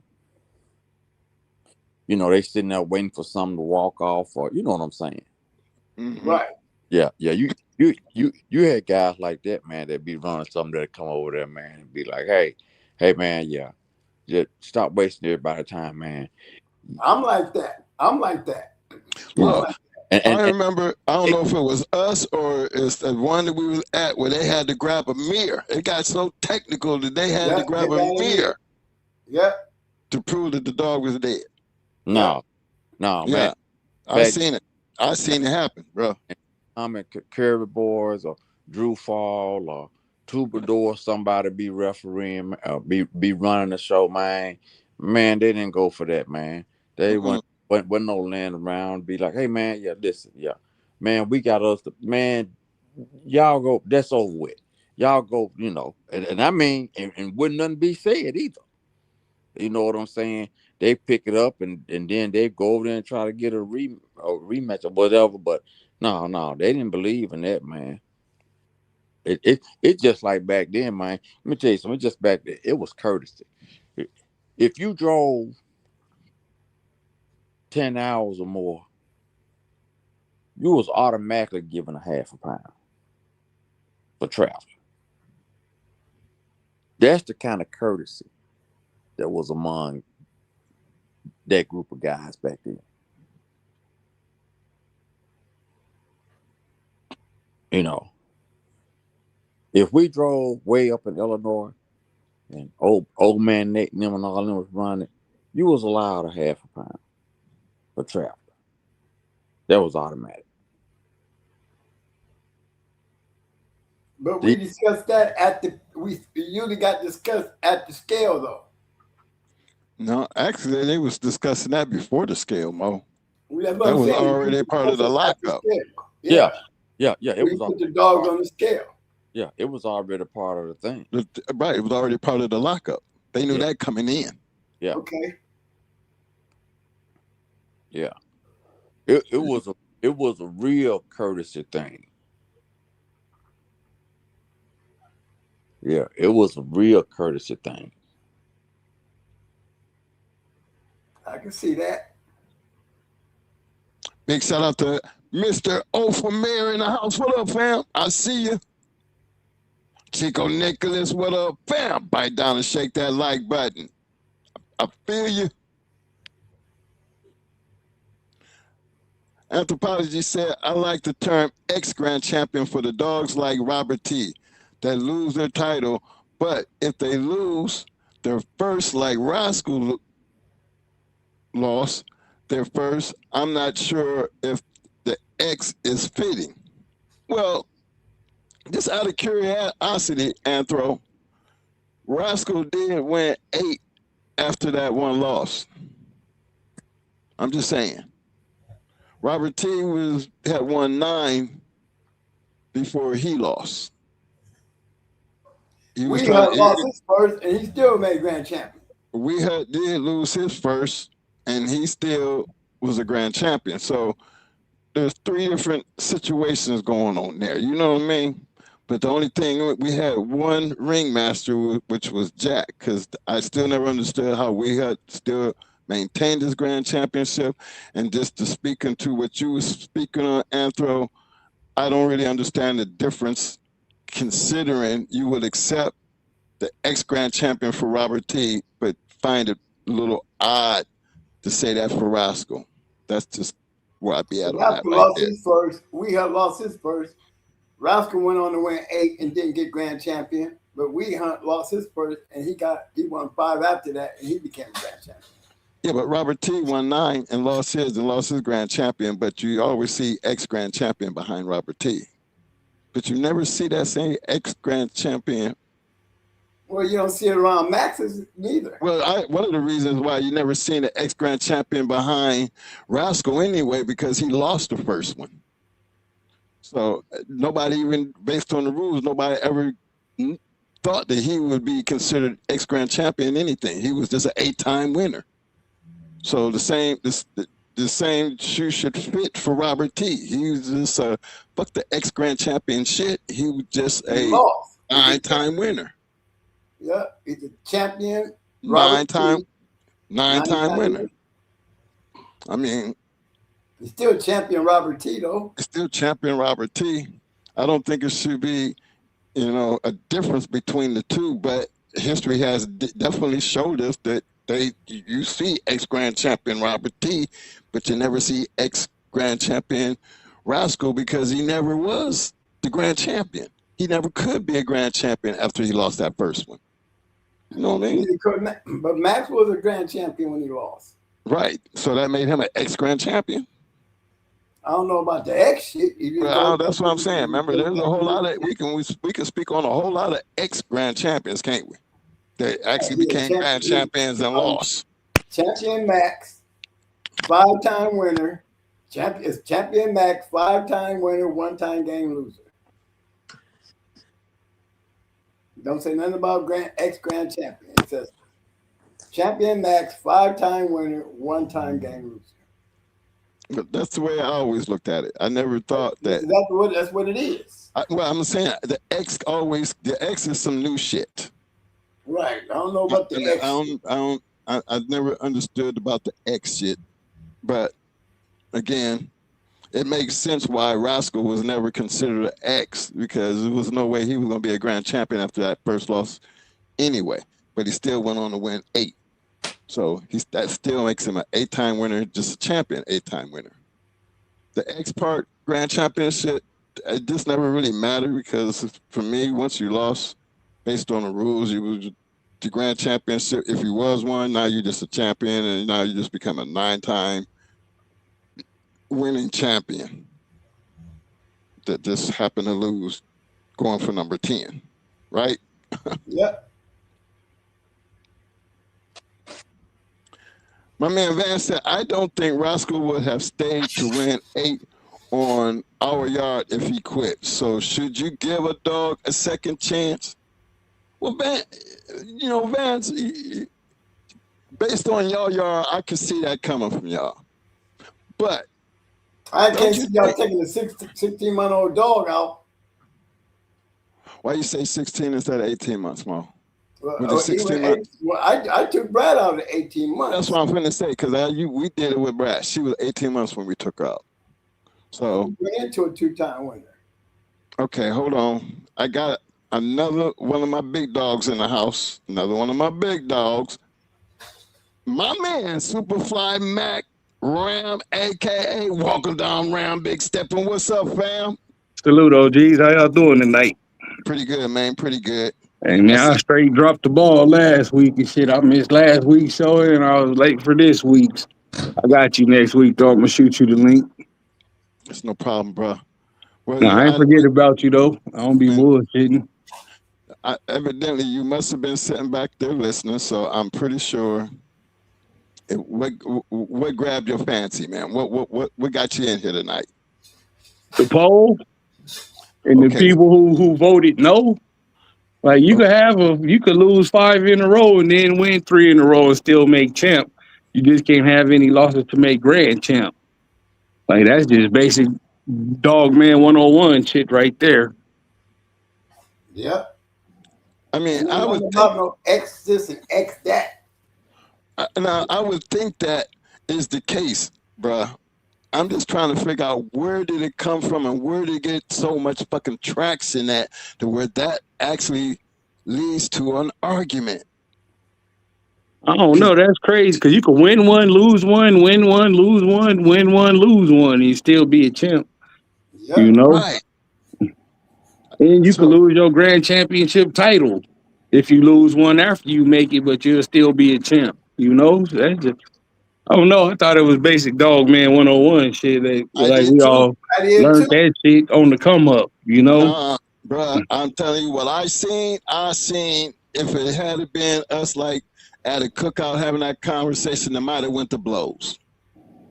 Yeah, that's crazy work. That's crazy to me. And for it to see it go that far and then to run a poll and not get 100%, that should tell you what I'm talking about is based off of what I seen. My poll is basically doing the same thing that I actually seen for myself based on the comments and things but what I have yet to see is someone giving me something that shows me where that came from, because it was never part of the rules that I ever heard in the years that we've been doing this, you know.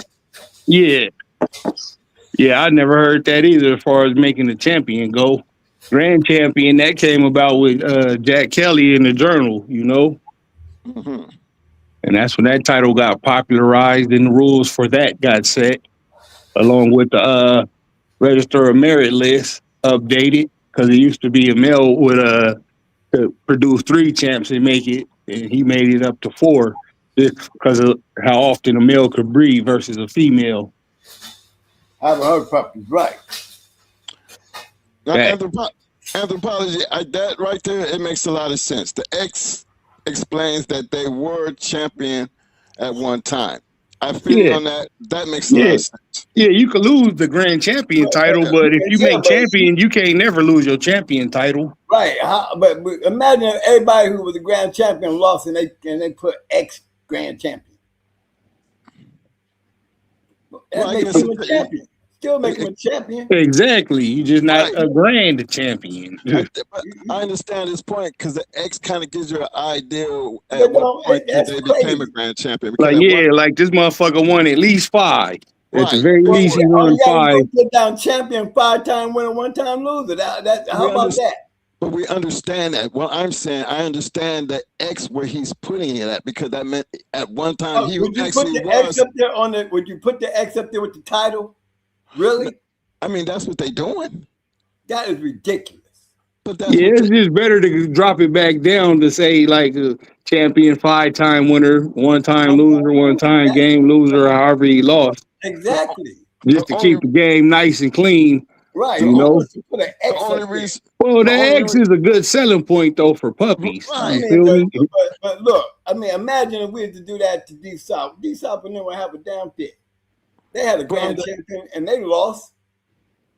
And they just turned them back to a champion. There's nothing wrong with that, you know. That's it. That's the rule. And they were content, but yet they were content with that. I'm just saying the X part of this is something that's brand new, and I understand his point because the X basically determines at one point he was a grand champion and he lost it. I would think hold on, Mo. Rascal never was a grand champion. He could have never been a grand champion if even after the 8 because he was never going to be a grand champion anyway. So I Yeah, understand because that didn't he point. lose his second or his third, something like that? No, he Lost actually his lost first. his first. Oh, damn. So he was hit from the start. Yeah. So he could never have been an X anything because he could have never made it, even though he did win them 8. It's Yep. you Same with never. Finley's champion Bo. He lost to Vindicator, but he went on to win like 6 in a row. But nobody was making this big deal about X grand champion. Yeah, nah, not really, because you can kind of figure it out if reading the book Right. or looking That's at a my pad. It's gonna say 5-time winner, 1-time game loser. You can be like, okay, he was a grand champion at once. But I think the X came about 2 points real quick, either to help sell puppies or when people start putting 5-time winner and then a champion 3-time winner, like they was counting off the chain fucking shit too. So I think that X might have been a good way to determine, like he did win 5 real contracted matches, but he lost his 6, as opposed to, I seen pads that say, champion such and such 5-time winner. Then when you read the pad, it'll be like 2 off the chain. That's not fair. That's kind of shitty. Because if a motherfucker don't do his due diligence and just check the pad and see where it's at in the cliff notes, and they just think this motherfucker won 5, contracted matches, and they just didn't put the title up. There's a difference Okay. between off the chain and contract matches. Yeah, I Off know the that, chain but should be still though, off the chain people shouldn't be be counting them considered. shits too, OG, Right. Off the chain shouldn't even be considered in the dog's winning record. Fuck no, man. You shouldn't even be fucking happy to talk about that shit. Hey, Because you just wasted a match. I always seen that as you wasted a match. As good as your dog is, if he could fucking just do off the chain money roll, like if he a 4-time winner, why not do him for his 5th? If he a 6-time winner, why not just do him for his 7th? big shout out to my man Marcus B. He said the X is from the Euro/Russian guys. Oh Okay. yeah, he right too. That Okay. is, he absolutely right. Whoever said that, salute to you. That's Marcus B. Salute, Marcus. Yeah, I because really I appreciate first that. seen that with what was it, Dindy, ex grand champion Dindy. That was the first time I seen that as a title. Well, in Mexico, you could be a grand champion, and once you make your grand champion, if you lose, you don't lose your grand championship. I ain't heard that one, OG. Yeah, Mexico. The times I've been down there, I don't know. It might be a regional thing then, because they pretty much follow the same rules we do. Yeah, To the they don't conventions lose that their I grand didn't frequented. Yeah, international, they don't lose their grand champions once they make grand champion, even if they lose. Yeah, I'm gonna ask them about that. Just so I have a definitive answer for sure. If you, hey, I tell you, a good one to look into. Look into the International Sporting Dog Journal. It says it in their rule book. Bet. A dog wins the grand championship, does not lose his grand championship if he loses. And that's in the International Sporting Dog Journal. Yeah, nah. Yeah, that takes away the specialness of having a grand champion. Then like a motherfucker like grand champion Art or fucking grand champion Homer. Like motherfuckers went what 7-0 and 9-0 type shit. Hey Vance, I'm gonna answer Vance on the Barracuda situation. Yeah, because I was going to address that because I mean, right, because I know what Victor came and told me when it came to Barracuda. He was a 4-time winner then. Barracuda was matched 4 times. He didn't say off the chain. He wasn't talking about no off the chain. He said they have matched Barracuda 4 times and have not reported none of those matches. And at the time, Victor was living here when Barracuda got done his first 3 times, and Victor said that they did not report not one of them. That now he's been matched 4 times, and they have not reported one of his matches. So I'm not giving up no papers to none of them dogs until they start reporting those matches. That's how that went. But then was the rules though? You just followed the rules. Right, that's what Victor told me. He went and started reporting the matches. Barracuda went out, and his next 5 matches got reported. And that's why he became grand champion, not because of his 4 other wins, because all that makes him as a 9-time winner, but he got his grand championship because he had 5 recorded matches in the journal. But I never see him put on there when they say Barracuda, they never say grand champion, 9-time winner with the 4 off the chains. They never have them in there with the OTCs. Nope. So we all know that he did not win 9 straight contracted matches. We know we know that. But I don't know if everybody else knows that. 9 contracted matches. How you know? No, he didn't. I know Victor, when he called me and told me what was going on with Barracuda, he said Barracuda is being matched and they're not reporting his matches. Okay. That came out of Victor's mouth. And Victor said he was in So there were 4 previous matches that were under contract that wasn't reported. Huh? They weren't reporting. That's what he said. Well, I'm saying, but they was under contract though, like they was official. Yes. Okay. That's what I'm saying. He said the Bear could have been matched 3 times that he's sure of, because he was living in Miami, and he said now they done matched him again, and he won, and they still haven't reported none of his matches. Now they trying to get the papers on him, and I'm not giving him no papers until they start reporting his matches. Yeah, because back then that was the only way you could get your official grand championship certificate was through the journal. You know, Jack Kelly will send you that shit in. Okay, you go 5 reported matches, go over them, bet. Got it. Official grand champion. It wasn't like how it is now. A lot of cats might, not know or get confused, but yeah, that was a real thing. Like technically, you didn't have a grand champion if it wasn't a Sporting Dog Journal grand champion. Hey, I want to give a big shout out to my man Cabo coming through a 2 5-piece super sticker showing that love. Appreciate the love, Cabo. I see you, fam. Salute, Cabo. Big shout out to my man Carlos Regos. Rico Jackson, I see you, fam. You said Rico said he thought it was 4. Yeah, it was 4. It was 4 in the beginning. Now, my man Vance, we had him on the show, and you know how Vance felt about the whole Barracuda thing. And I don't want people to get that misconstrued, because we're going to talk about a serious, one of the greatest dog men of all time, one of the greatest kennels of all time. So I don't try to go back and forth with them. But even still, we always going to have, as Bulldoggers, we're going to always have our conversation piece. And being that he was down the way, and we all right here in State of Florida, and we actually kind of know them guys down there, Vance. So you already know we always going to have certain things when it comes to trying to represent these Bulldogs. But we got to leave the obvious as they are, because there's no questions, none whatsoever, about those 5 wins when they did start reporting his shit. I know that for a fact, because I got a chance to I don't understand it. What was in question? The 4 that was unreported? I don't get it. I was the one. Okay. I was the one reporting. Yeah, I know that. Yeah, I know. Yeah, you was like the editor or something for him. Wait, they weren't giving me 2 or 3 at a time. After Victor told me that, and he made that clear to everybody about them getting them papers, I'm the one who started reporting Barracuda's matches. Well, we had the pleasure of seeing Barracuda a couple times, so it wasn't like we had to be told the shit either. Well, that was because I was doing it because Victor wanted to make sure it was getting done. Yeah, because didn't he want to get Mayday round points up, didn't he?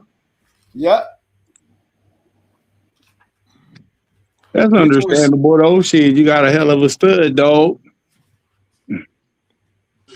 Well, it was a different time back then, too. Yeah, but Steve, Victor was an asshole about that part, too. The ROM shit. Oh, yeah, he wanted to make sure he got everything that was Mayday was due. Yeah. And he knew everywhere that he put them dogs at, because then everybody get their hands on them dogs. That's the first thing people got to say. Victor started out privater than a motherfucker. Yeah, it used to be hard as fuck to get a Mayday dog, man. Damn right. So don't act like he was running around chasing the money when he was here in the States, because he could put his hands on everybody who had a dog and knew everybody who had one. So, yeah, he was asked about that shit, for real. Yeah, in the beginning, he wasn't letting everybody just breathe to him. None of that, you know. Nope. Like you had to be in his inner circle type shit. Mm-hmm. Who you talking? Mayday? Yeah. Now, once Remember you how know big? the fame called and shit like that, then yeah, maybe they blew the fuck up. That's right. I got her picture on it. Let me see here. Not just my picture, my dog picture. Hold on, guys. I got one for y'all. Let me see here. That's the two twin brothers. My man Van said after we talk about that on the show, people reached out to me and said they didn't ref his first match. Okay, so that's one of the ones that wasn't reported, just so I could be caught up following along. I was kind of low. Hold on. I'll tell Yeah, you. because I couldn't tell you how all that went down, but I knew the people who had the dog, and they didn't give a fuck. They had kept on doing it. If Victor hadn't said and did what he did. So his first four was off the chain, or No, they would say No, they was. they was actual contract matches, but they just wasn't reporting. They started out not to reporting shit. That's how that started. Oh, yeah. but then the family just say I forget cuz name that he talked to the dude and said the first one wasn't reported. Yeah, that was Vance. Okay, yeah, Vince. Yeah, I don't know. Shit, I ain't got literally no dog in this fight. I don't run Barracuda dogs, never have. Only had a couple dogs that might have had them in it once. Oh yeah, but I always did used to think if he won 9, how come they just didn't finish him off for 10? Age. I think age had a lot to do with that. Yeah, motherfucker probably got long in the tooth. Big shout out to my man Carlos Regas. He said, "What about the last two having to be top competition to be a grand champion?" Now, Jack did have a stipulation on that, though. You want to repeat that again, Mo?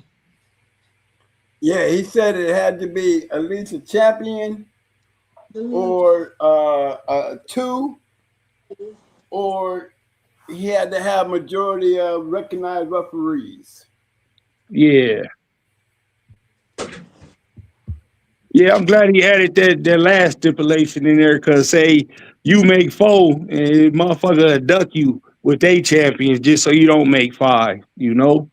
So you could be stuck just at making 4 because don't nobody want to pull their champion out to give you a chance to make grand champ type shit. So yeah, them stipulations would be needed because if that's the case, it'd be a whole bunch of 4-time winners. Shitty Yeah. as motherfuckers be, you know? Like we like the brotherhood of it and shit and the brotherhood camaraderie and the fraternity that we meet with people who honor that, but we all know it's a lot of shitty ass dog men with good ass dogs out there.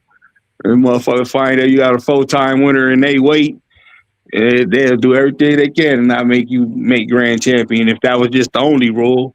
Like you gotta go into a champ to make it. Hey, K-Bo said, "Twin Ram, send me that strength and endurance key." I wanted to put that out there because K-Bo, he been sitting up here hitting that super sticker and he trying to get something. So when y'all did handle that, that's Hey why I'm K Bo, asking. you follow me on Instagram, bro? Hey, I got Barracuda's championship We see match. it, Mo. I got it up. We're just trying Yeah, to get K Bo, if you follow me on Instagram, Game Dog Talk, yeah, shoot me a message, bro. See, We'll there you chop it go. up. There you go, K-Bo. There you go, right there. I don't know why you didn't ask M for his shit. Triple M right here, and he's one of the best conditioners ever in the game. So, well, you probably was at the show where he wasn't giving up shit no how. He gave you all he was going to give you. I would have shot that across his bow, too, because he's still in here. Let me see, who's my next one right here? My man Van said, "I'm talking about the 5 wins. Hurricane Kennels called me and said that a fake match he heard the show. Well, again, that's something new to me. But see, Vance, now you know the people who had Barracuda. You know how them boys was up there. Now you know I ain't gonna sit here and have nothing bad to say about them, but I watched seeing some of the competition that they went in because I was betting with him, and I don't know where you fall short of anything. Look at your mother fault. other Why than would the he? Why would he great- have to bum? Why would he want to bum the first fault, the first one, and go into the top kennels at the next fault? You got Including to two champions. Including two champions. zooming in, Mo, so he can see that because I'm trying to understand where he coming from. Cause I know I see Triple M as one of them losses, bro.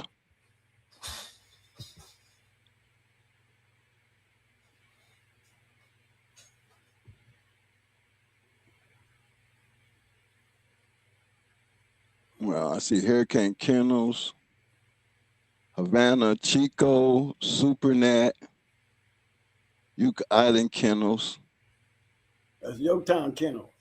And work Okay, kennel. Yotown, and then Work Kennels. Okay. And see, I don't even see a one by Triple M's name at all, one or two. Exactly. I don't see nothing by Champion Fatty. You know, I don't see a one or a two on that one either. You So know, that you might don't have see the been stars and nothing on the referees either. nothing on the referees either, because I see Supernat, Havana Chico, and Work Kennels. If anything, they should have had some stars by their name. See, Jack just did this shit, made it an issue when he wanted to, but this is this evidence of the shit that we was talking about. Who don't know Airtight, Overtown, Triple M, Crossroad, Third Kennels? Okay, I can understand that argument, but point is, the next four don't make the first one bad. It don't look right.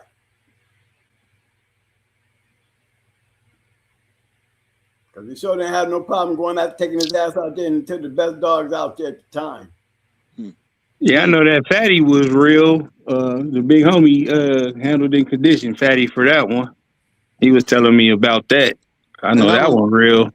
And I was there for the Triple M one, and I don't see nothing shady about them, because that was the day that I was just us against our homeboys. You know, I mean, I say us because we was rolling with the Florida boys at the time, but it was my homeboys from up north and Triple M in the house. So you know they betting crew any damn way. You know, because I know Triple M didn't come there to be with no bullshit. And if you look at the time on that motherfucker, it was the longest time the Barracuda had ever fought. And that's a top 133. goddamn right. So I know he Hell wasn't of no a match. motherfucking pushover. So what is that? Thug Kennels Chinaman? That's the one that's in question? Yeah. Yeah. Now Hurricane Kennels is damn near like Super Kennels. It depends on who was refereeing out of the kennel. Right. Because there was, it was a couple of them. Yeah. They was real serious, though. I don't think they would have been with the fuddy-duddy shit. I don't know, man. You have to ask somebody who's there or a ref or something like that on that. I don't know, bro. Well, we got people who would know that, even because I knew people who was around when they was doing them first four off the chain ones, and act like they wasn't off the chain. They wasn't off the chain. They was contracted. They just wasn't them kind of people. They just went into that journal shit. Could that first one be from one of them matches then? Like Nope. so them was all just fresh matches then that they all reported. Yep. The next five came behind. They had to start reporting. Yeah. So that's how that shit went down. And they all didn't come in at one time. They actually, because No Name and them, they had Barracuda and May at one time. They had May and Barracuda. They ain't never breed them together. Nope, they sold May the Pro set, and they sold Barracuda to Mr. Lincoln now. Hey, twin. That Yes, time, sir. that time was wrong on there. It was longer than that. It was 2:10. Okay. Well, I can't remember the time because I didn't send the report in, but I Yeah, remember that was a damn good match. yeah, it was 2:10. It was 2:10. That's a good long haul match right there, Jack. Yes, it was. Because the animal, a poor man Kennels had got him from Cruz. He was uh he was double off a Cruz Rocky on top, and the bottom part he was one that he had got, and he was some yellow john on the bottom, some Jocko or something on the bottom of it. Well, you was sent that dog anyway to get him in shape, wasn't you? Yeah. Okay, so let's not forget that point either. He was sent to me to do that. Yeah, That's right. He was sent directly to you, the man, because you were supposed to be the one to take him out. You was the perfect man. That's what they said. But, and I see Supernat, and this is another one. Well, I got you here, Triple M. Supernat was the referee that night, right? right. Okay. But he was also behind you having that dog too, wasn't he? Yeah, Come on. Okay. I'm just, don't. but now we picked him. I mean, really, they out picked him as the ref that night because of his status. Exactly. Say it again. The Because reason y'all picked him because of his status. That was Supernat. Yeah, because of his status. But yeah, I know he was behind you having that dog because that was their main intentions, to whoop his ass. And they knew the only way person was going to get him in shape to be able to do that was you. So. And that's that soldier dog. Yep. Yep. That dog was there to beat them. And they put him in shape. He gave him hell. Yes, he did. He gave him hell. But Barracuda was not giving up. That dog was, to me, was never the down dog. It was just a matter of time of him finishing that motherfucker. That's what it was. Triple M has had a good goddamn game dog. That was just determined he wasn't going nowhere. Yeah, 210. Yeah. 210. Shit. How did it end? A pickup? No, he just he's won around the box and got counted out. Yep. But he was going in the shop. He was already in the shop. He was looking for it. He was looking for it. He was walking the corners, walking the wall. His head was swollen shit. He couldn't see. Yeah, he fucked up. Yeah. 210, boy. That should be. It don't seem like you be there that long, but that aftercare show you was there that long. He left the corner. He just wasn't. He didn't have his feet under him, but he was showing up looking. He was walking the wall. He was walking the wall, looking for his ass. Yep. He just didn't beat the count. Oh yeah, that's a game lost. Yeah, motherfucker can't help that he going in the shock. He's still trying to fucking compete. You know, that's the beauty of gameness. Gameness is setting aside the first law of nature, which is self-preservation. That motherfucker would rather die trying to find this motherfucker than stay right here and get some help. Can't be mad at that. I was surprised he was even able to get up on his feet. Yeah, that's a game dog, man. That's why we love them. We hate that we have to see it, you know, to get to that point. But when it's there, it's beautiful to see, and you be happy as fuck you got it. That was Barracuda's hardest match right there. Yeah, 210 shit. That's anybody's hardest match.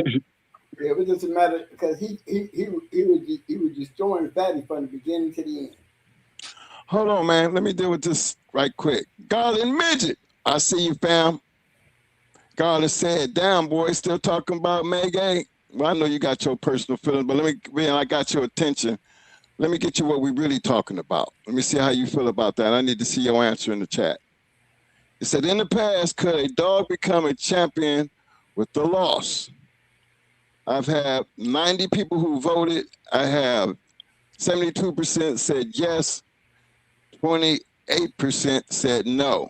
If you already voted, you know, can pertain to no, we're not talking about Megay. but this is what we talk about, and I would love to have your input because you might not like that Mayday shit, but around here, you're gonna love it by the time we get done with it. Because it ain't always about Mayday. Y'all make it about Mayday. And there's comments like that to make me realize that you got my attention. So let's get off the Mayday right quick. Let's get on the conversation that we really having tonight. Because I would really like to know, are you one of them people that say no? Because if you are, I would really like to see your fingers, get some work in and tell me why. Okay? That's just me throwing that out there. You can respond, and then you don't we were dealing with, we were just dealing with something totally different that led up to that situation. But the fact that it's the Mayday on the end, I can tell you one of the Mayday haters. So let me pull you into a safer conversation, which is really the reason why we're talking about this right here. Tell me how you vote. Tell me how you feel about it. That way I can help you get off the Mayday thing, get onto something to see, how much do you know about these dogs to even make a statement like that? Because I would be glad to talk about something that you had. You know what I mean? Love to. But we can just start with this one right here. Tell me how you feel about it. Let me see here.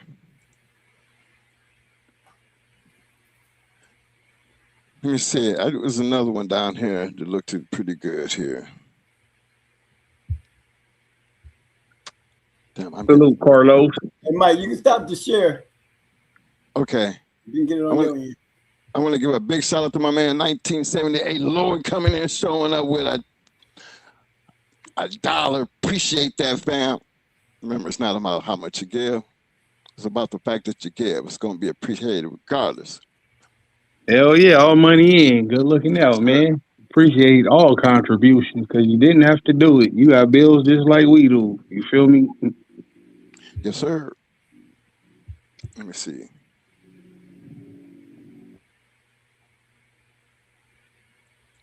Let me see right here.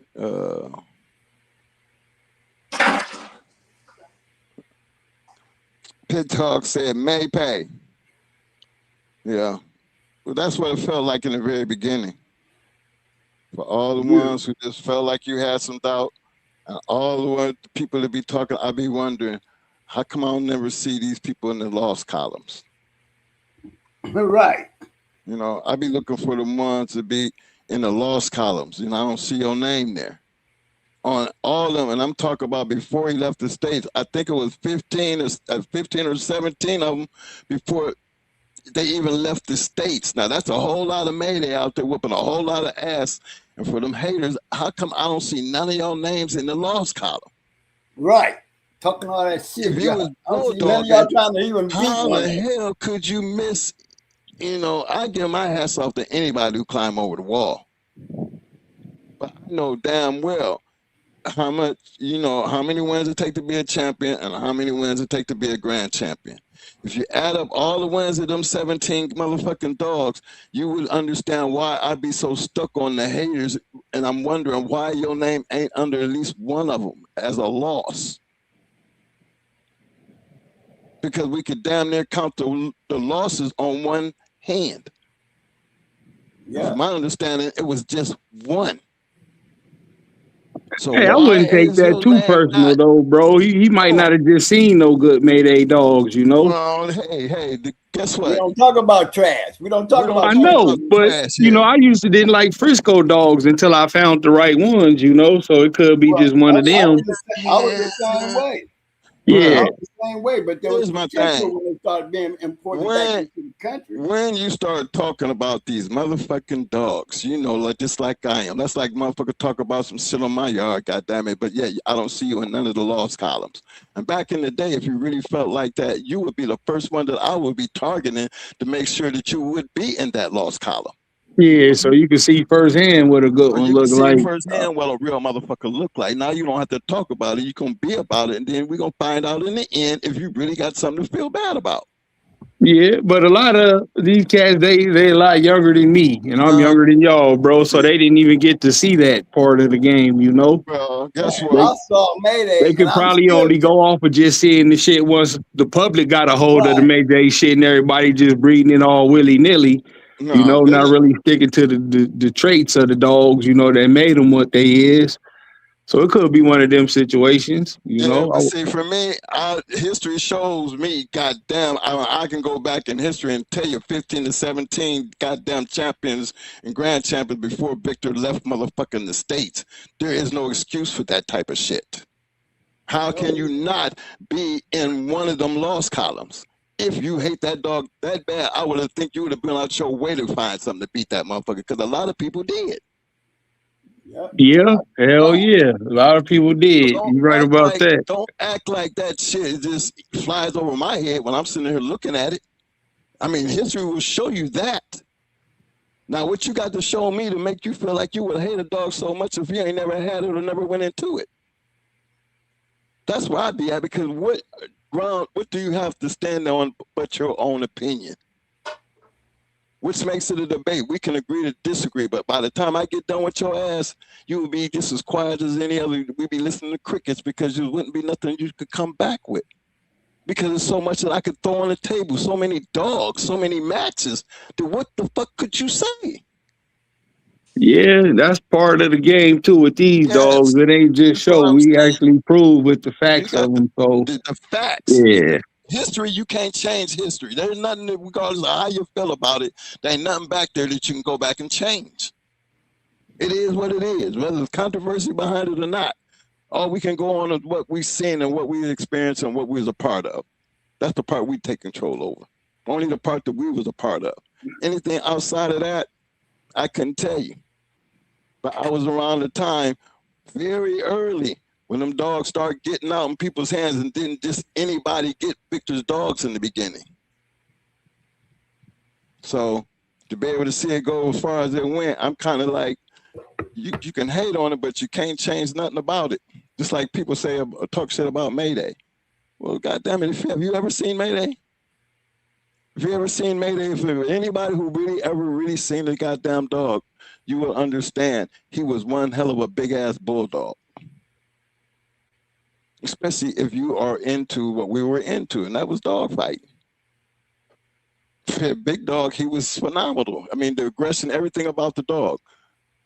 I didn't have no control over who he became and how he became that dog. But I'm just telling He you, was a bad motherfucker. he was a bad motherfucker. And I've seen a lot of goddamn dogs.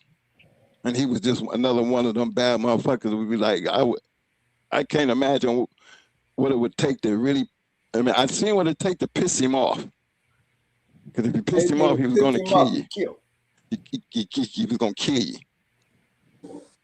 But I just never seen one that was able to actually get in there and, you know.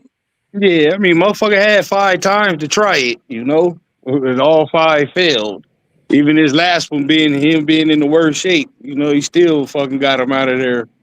So Gave him yeah, 10 pounds. Gave up what, 10 pounds? yeah, and they're fighting a Shetland pony. Hey, let me answer this right quick. A small time had a question for me. I can't remember if he was from the second breeding or the that first breeding, bro. That trouble dog. If I remember correct, he was like a 1-time winner or something like that, bro. The big head red nose one. If that's the one you talking about, I can't remember though, because old dog was from the first breeding, and then our champion buckshot dog was from the second breeding, bro. I'm going to give a big No, shout go out to ahead. my man. I want to give a big shout out to my main man, the one and only Double M Despo's in the house. Bite down and shake that like button, fellas. What's up, fam? I just want you to know I see you. Hey, Ram, Carlos Reagan said, how's that Challenger treating you? Y'all in that car shit, but he had to Oh throw it out. yeah, shit. I put I got the 426, the 2 turbos on her and shit like that. Well, I'm going a little bit bigger, you know. So yeah, right now it's taking apart, bro. That shit sitting on the fucking jack stands with the engine out, but now that's heating back up and shit. And I got enough money saved up for my daughter college. I'm about to go on and drop this new engine in there after I get it bored out. You know, I'm going fucking 8 liters. You know, big boy. Yeah, so it's good. I'm still keep the same turbos though. Them fucking 92 millimeter Garrett's. Motherfuckers is beast, but I ain't going no waste gates though on this one. It's just gonna be a straight race engine. My other shit, you know, my 426, I could daily drive that. The same as my 5.7 that I got hooked up to. You know, when I want to do small block racing, but this shit is just going straight just for the track. So yeah, I'm going all out with this big motherfucker. So yeah, I like it. It's going. I've been looking at a Corvette too, though. That was my initial first love. So I might get like a fucking a C6 or a C7. I like them body styles a lot, man. And do something with that because I got a fucking 6.6 LS just sitting in the garage right now on the tire. I'm just waiting to find something to put that in. But yeah, it's going. I'm having a lot of fun with it still. Big turbos. And I got it on nitrous, a big shot of that juice because I be cheating. Yo, big shout out to my man, 1978 Lloyd coming in with a 2-piece. He said, salute walking down Ram. Hey, my man, Salute, good brother. Anthro said, anybody know about Barracuda's son, Orca? Yeah, Latin Force had him. Jamie had him. Jamie won with him. Jamie, when they bought Orca, Maximo, Brat, and Bebe and all them at the same time. I seen Orca and Maximo when they came and picked up Brat and them, the dogs from my yard. So Jamie had all those dogs. Who did they breed to Orca? They bred Orca to Bebe and got champion Gus. Right, that's where Gus came from. That's where Gus came from. What up, Double M? I see you, bro. Oh, I see why that ran you out. I just seen what he said. He called him May Gay. Yeah, that's total disrespect, bro. Total disrespect. Out here trying to campaign for you, homie. Like maybe you just don't know.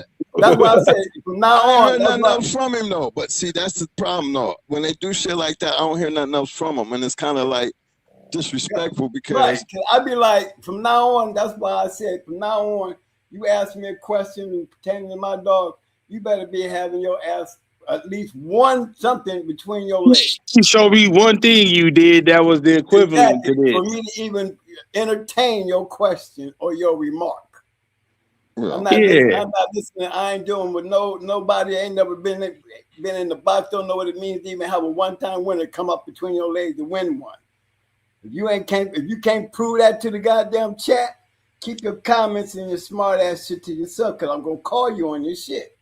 Yeah, and that's fair, you know, because you want to be able to have them type of conversations, debate with at least your equal, somebody who could kind of get up there with you. To even had the experience to even know what it felt like. Because at that point, you lightweight insulting the motherfucking intelligence because you ain't did shit with this.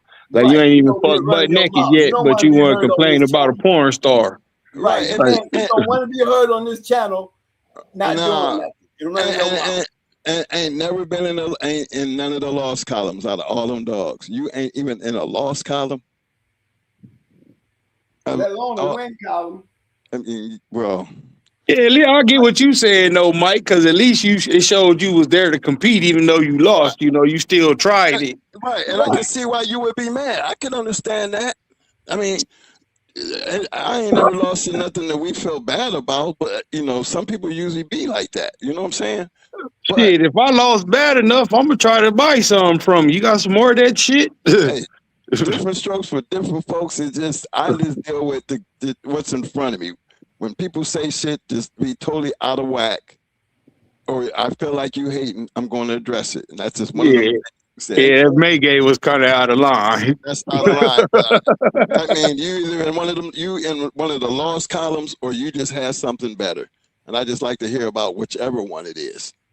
Yeah, I get that, you know. But hopefully, though, you know, he ain't seen no good ones yet. You feel me? And That's the beauty of the game because there's some good ones out there that you can still see that could change your mind. Oh yeah. But see, that's the point about the dog game and its history. We can look from back here where we at, we in the future, and we can look back on all that shit, right?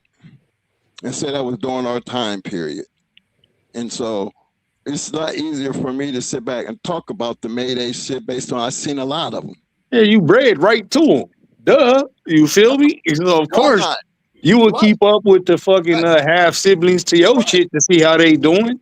Right. I mean, a couple times. So yeah, I'm very familiar with the shit. And there's a lot of other people who are very familiar with the I shit actually bred because in Mayday 3 times. I had Apache was bred to him, and Brat was bred to him, and Brat's mother was bred to him. Apache didn't take.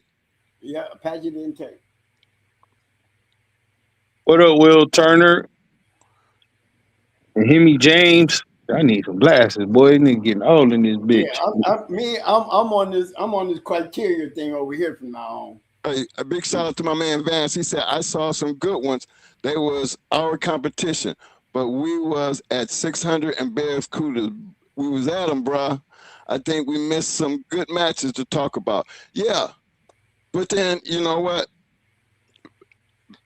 Vance, y'all was at a whole lot of people's ass. And you have to understand sometimes because of y'all's reputation is the reason a lot of shit just didn't happen, bruh. I mean, Man, there was a lot of great fights back in the day. Like SCP, and I don't see no real bad flaws in none of the dogs y'all went into.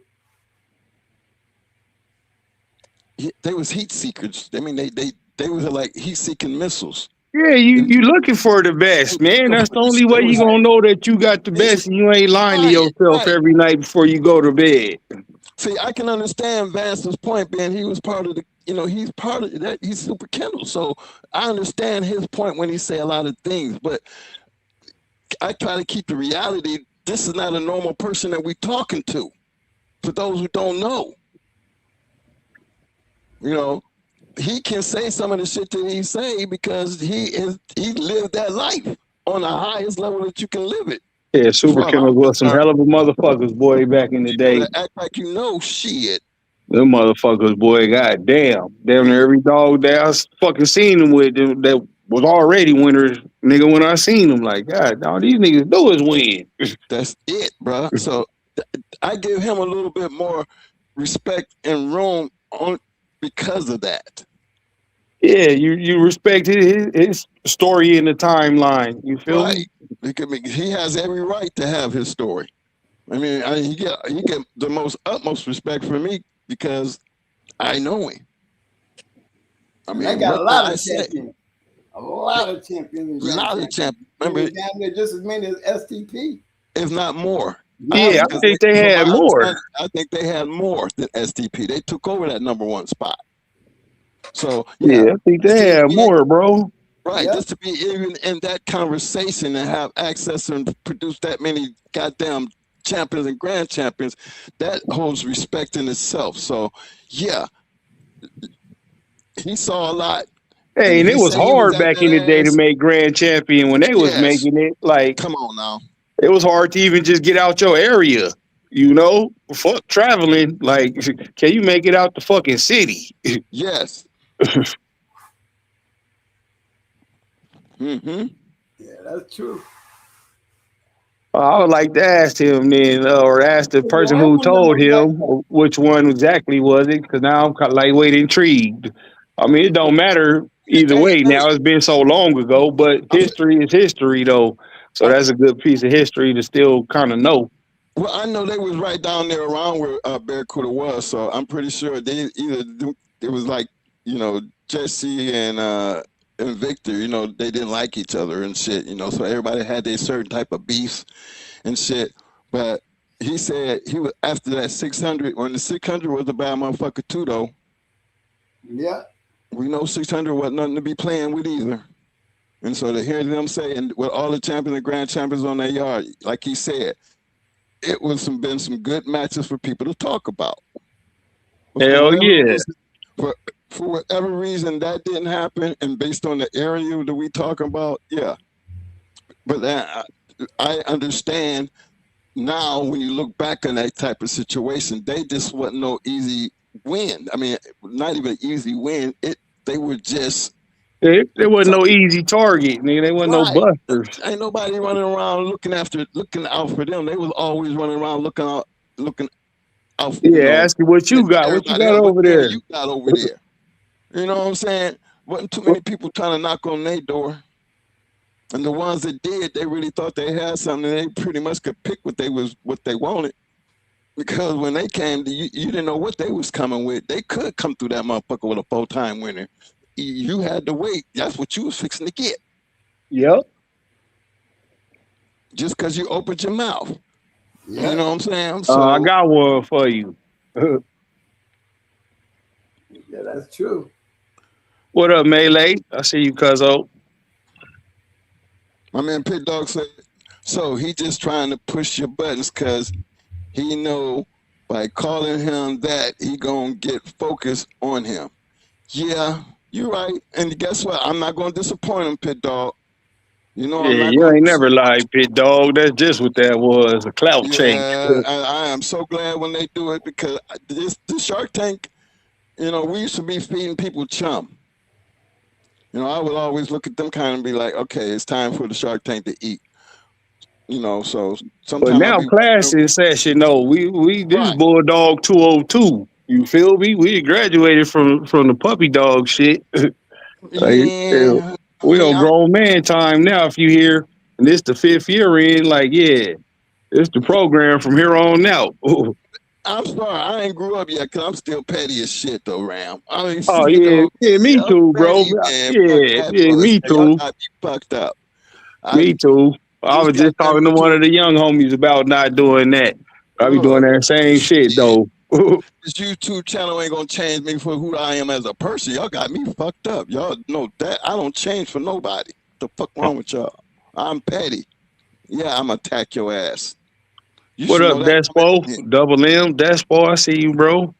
Big shout out to my man Johnny Rocket. He said, Triple M, how did you divide your keep? So he wanted to know what now? How He did you wanted to divide your keep? Like, did you do the weight pull first, or the strength and condition, or did you work on the wind first, shit like that, or was it like a combination? I really didn't do any weight pulling. What did you do for your strength and conditioning? And what stage did you do it to? So we can answer his question. see, There we go. see, there, Hey, here we I'm a go. conditioner too, so I know the Come on, right man. questions to ask. I See, love talking to other conditioners, bro. see, come on, Triple M. Now I get it though. I get it's it. like pulling teeth and shit when it comes to him. But come on, man. We got the tool in your mouth already. Come on now. Bro, I do a show with Boone every week. It'd be hard as fuck to get the deep, real answers out of him. So I get it. I ain't tripping.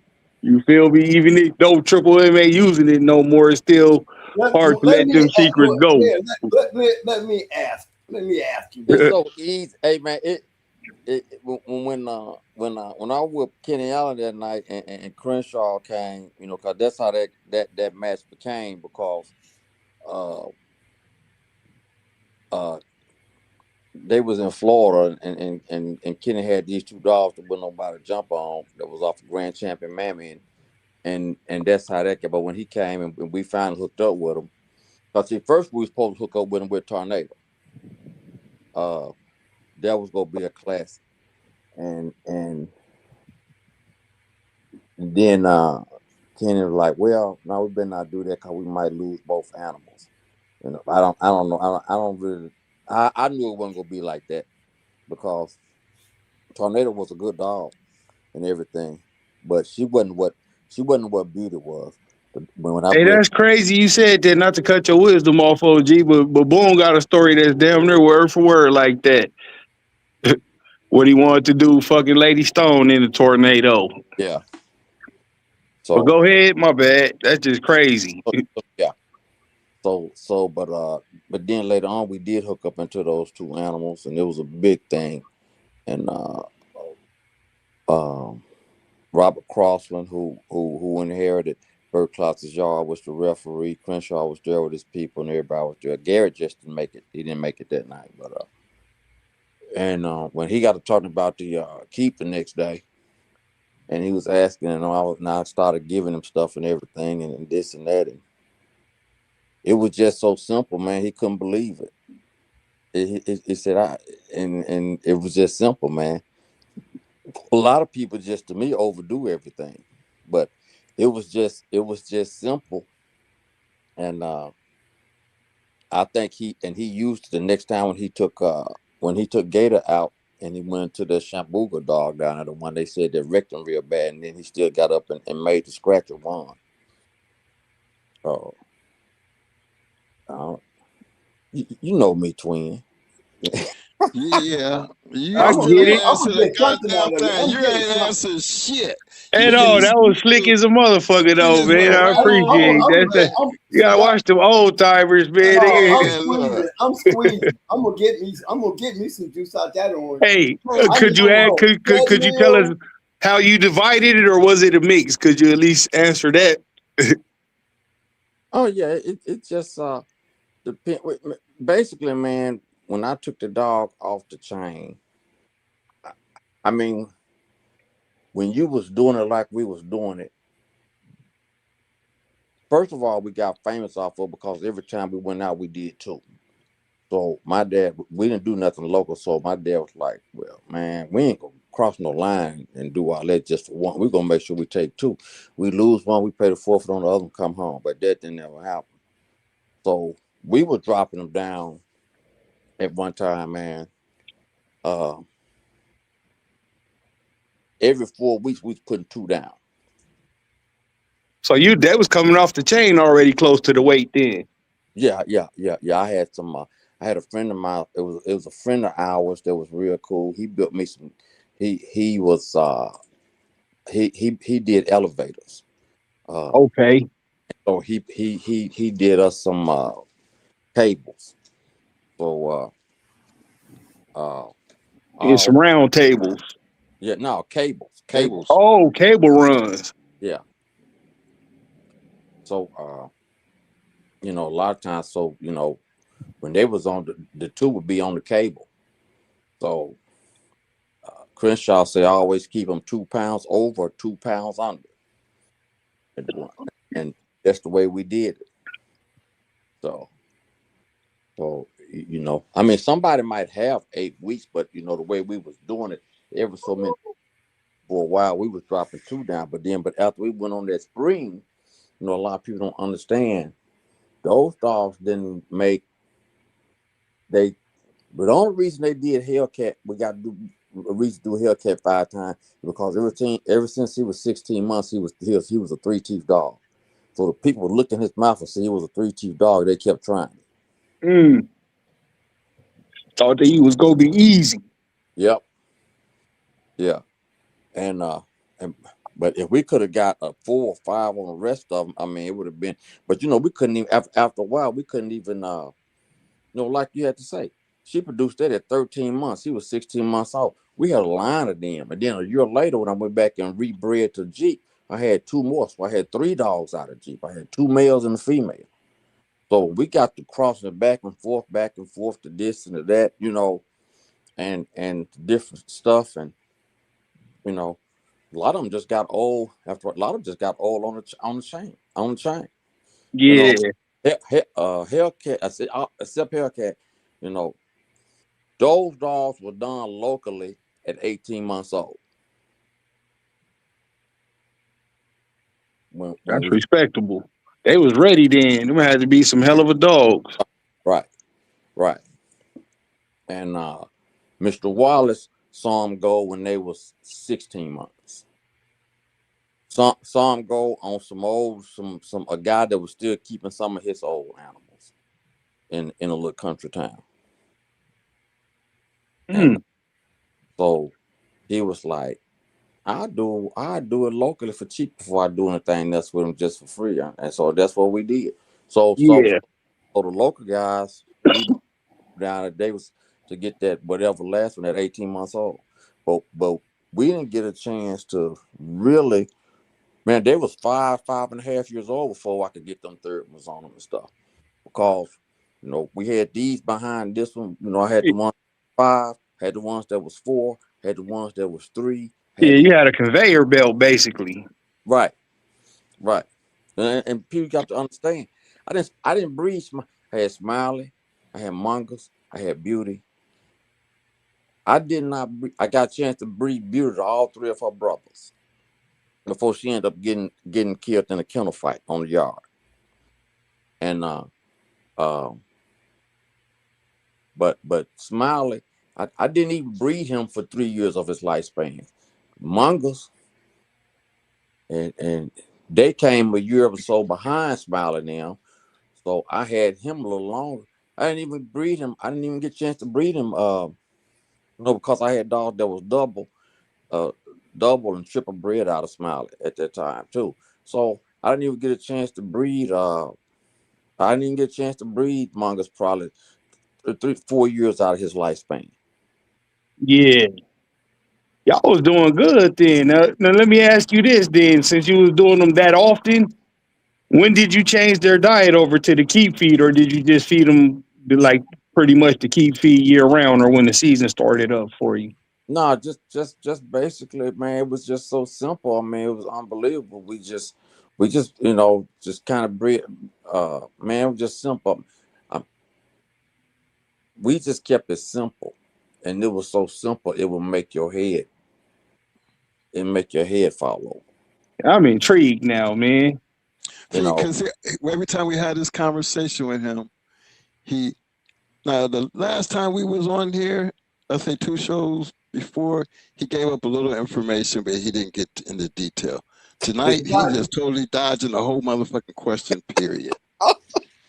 Because I think they drug him so. I mean, they was at him so much that you know he just never gave up anything. But he gave up a little bit to satisfy everybody. They I just didn't know give he had a everything. special vitamin. I know he Yeah, was fluoride. he never told him the vitamin. He never told him about a lot of shit. But tonight, Never he didn't said even nothing get about the started. fluoride. He didn't even get started. He didn't talk about dividing up a goddamn thing. He just said the cable. but That's all we know. And I know damn but well you did more than just that damn cable run. Hey, yeah, but that yeah. cable run, if you got it set up right, like the doghouse on one end and the water at the other end, that's free Yeah, work all day, baby. But but but we got him sitting right here. Why can't he just say that? Cause yeah. hey, Well, bro, it'd be hard, man. Look, I've been on this Damn, shit longer than y'all, and I still ain't gave up my keep. I ain't big used bro. that motherfucker in over 10 years, bro, and I still have a hard time. So I get it, But oh, I you tell you know. what, and I and, know. and, Go and ahead, if I bro. was to tell you, you would say, man, you lying. No, I ain't lying. But No, I would try it if you was to tell me. You it, could get my it, number it, from either one of the it, twins. it, but there's one guy who's doing it, and you know who that it did, and you know who that is, and you probably heard about him having you twins. Yep. Cause I Yeah, know one guy. I know another guy that know. I know Mono. they Cause that. I know you talk shit to him. I'm plenty of times you ain't do what I told you. So I know there's another. And outside of Mo, I know there's one more person. But then you was treating us like Man, I'm gonna try to make it three. 'Cause I want to know now. I got fucking Boone Keep I know Schoolboy. I just like trying them though, just because conditioning always fascinated me on my come up. he used the meal. He used the meal. Oh man, yeah, that's even closer to my goal then, because I use the mill too. We twins. Oh, I use all of it.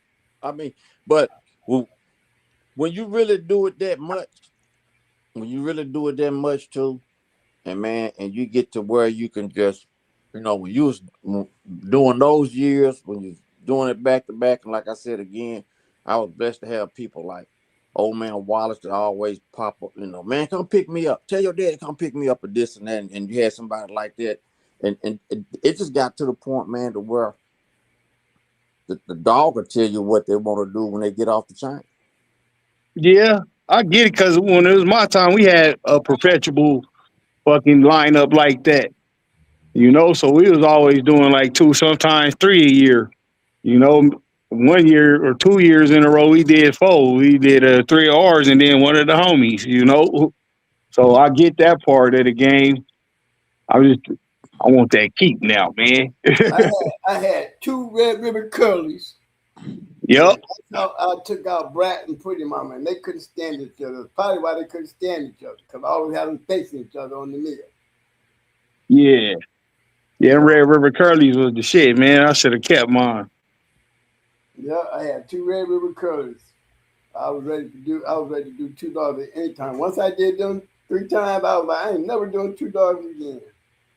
Not Yeah, unless you kind of need a team, at least, you know, another person that really got a deep understanding of you conditioning, gotta take and one y'all off. do the same shit or as close to it as you can, you know?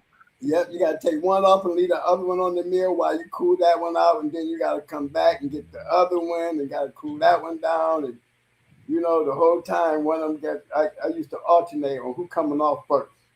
Now, But, keep in mind, y'all, Moland, them dogs never seen. Mo was doing all that shit. Them dogs never seen me until the Showtime. last. No, actually, the last week before they were rest week. Yeah, but you're not a conditioner though, so you know. No, because then I could come in and then work the dog shit out of him, and then Mo walk away. He didn't stick around for me to work the shit out of him. Oh, I He let get what me. you're saying. Yeah, they'll show out for you. Yeah, they could. When that time came, they would know when they heard my voice. That's why they would always react to me in the pit. Oh yeah, that's good for that last week then on the dry Yeah, down. Keep them yeah, active yeah. and strong, no hell yeah. Maximum strength, maximum everything. They got used to hearing my voice. Shit, I could say something, goddamn it, them tails would go to wagging. Could that make you AOG, feel? Triple M. Yeah. How strong was your dog? Hmm. Strength wise. Put it like this. In 15 minutes, if I flip your dog 3 times, I knew I was gonna whoop you. And that was with any dog you conditioned, not just your specific bloodline of dogs. No, cause you know Larry Combs and I got real cool, and uh I started I started breeding, but I also started using. I can go up to this yard and get everything, so I just go up there and get them dogs off of Ace and stuff and do for 'em. Okay. Yeah. Damn, you go way back then. I ain't heard that Ace dog name in a minute. Yeah, yeah, I had dogs right off of Ace. And every dog you worked, they were strong like that. Yeah, And they had to win too. yeah. Put it like this. Yeah, dog. Let me see. 1, 2. I went over an hour with Kenny, and that was because he didn't pick yours up. That's 1, 2, 3, 4. Let's just say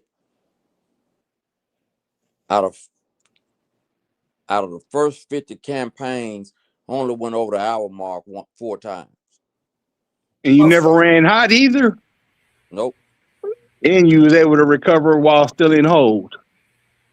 Never went over. Only went over hour mark 4 times. Yeah. Yeah, that's a hell of a keep. That's a hell of a keep. Because they bought that mouth with that strength. Yeah. Hey, but you could lose that in the keep too, though. You feel me? If you don't know what you're doing. Yeah, that was my next point. But you know what Triple M said? And he dropped the Jew early in that because the first thing he said before he got started, he said a lot of people overwork their shit. Oh, yeah, that's a fact, Jack. See, that's a very important Jew. Now So that how you much start rest did you, not to cut your wisdom off, Mike, before I forget, though, because I'm over here dabbing, getting high and shit. See, I forgot that fast. Go ahead. Dan, you said, how'd you get what? What was that you was asking me? And then we just and then that line of dogs just became something special. I mean, when I went up there to see Garrett and I bred, he had 50 dogs up there on that mountain out of Jeep. And he said, I ain't bred to no Mayfield nigga dog. You got 50 dogs up here. So then he said, this is gonna be interesting. Let me tell you this story. When I went up there and I was buying the dogs from John Truby got here directly from Don Mayfield, but he was there and helped Mayfield make the breeding of these dogs. He went back when they was 3 weeks old and grabbed her off the mama. Then he started breeding this stuff up. So, so when we went up there, another guy, there's a guy here that bought one of the dogs. He got messed. They messed him around in Louisiana, and John Truby came to his rescue. So the dude said, "Hey man, y'all need to buy the little mate sister, this and that." So I did. My dad bought me that dog for me on my birthday in the 80s. And so when when when we when we got these dogs, the guy that went with us bought Smiley, little mate's sister. He brought her back and bred her. He bred her to a Frank Lumford. They did whatever with those dogs. And later on, my dog didn't take because Katie Marlowe was up there that weekend, and she was already breeding too. So when I bred to him, I didn't get nothing. You got to understand now. When I went to breed, he's about 10 years old at that time already.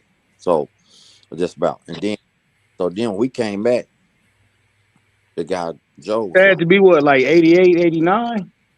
"Uh, no, man, Early no, no. When I bred to him, man, when he was still kind of when I bred to him, it was 82, Okay. and so he brought Smile Little May's sister. So he told my dad one day, he said, "Man, I want to bring her back in heat." He had a little out of her, and now it's time for my Donald dog to come back out in heat. He said, man, let's look at them. I mean, let's this and that.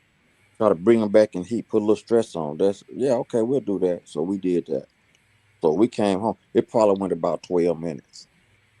So when we came home, he called us back up. He said, "Man, I need y'all to come back over here." Man, something happened to somebody. He said, "No, no, no, no." He said, "I just need y'all to come back over here."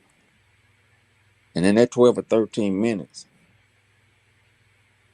that the nigger dog, because he kept on, a lot of people say something to sell a dog, but John Truby was one of those guys he was straight about everything. And in less than that 12 minutes, man, Donna had DOA Smiley's little mate sister. mm, And God damn. Well, she got her in the chest or the armpit real good, bled her out. yeah, but when we first got her, we couldn't get 10 minutes out of her. And so we went against some guys in Oklahoma. And she made that one jump out the box in 15 minutes. And John Truby had told us that she was one of them. Monster of a bitch. Right. And after that, when he called Garrett and told Garrett that, he called us and said, "Hey man, yeah, make sure you bring that bitch on back up here soon as she come and eat." Because he couldn't believe it. And we did that, and we stayed up there 3 days. He had did a lot of work on him, a lot of different type of stuff. He took him to the University of Georgia, and in those 3 days, I got two puppies out of it. Now, right after that, he got one more litter.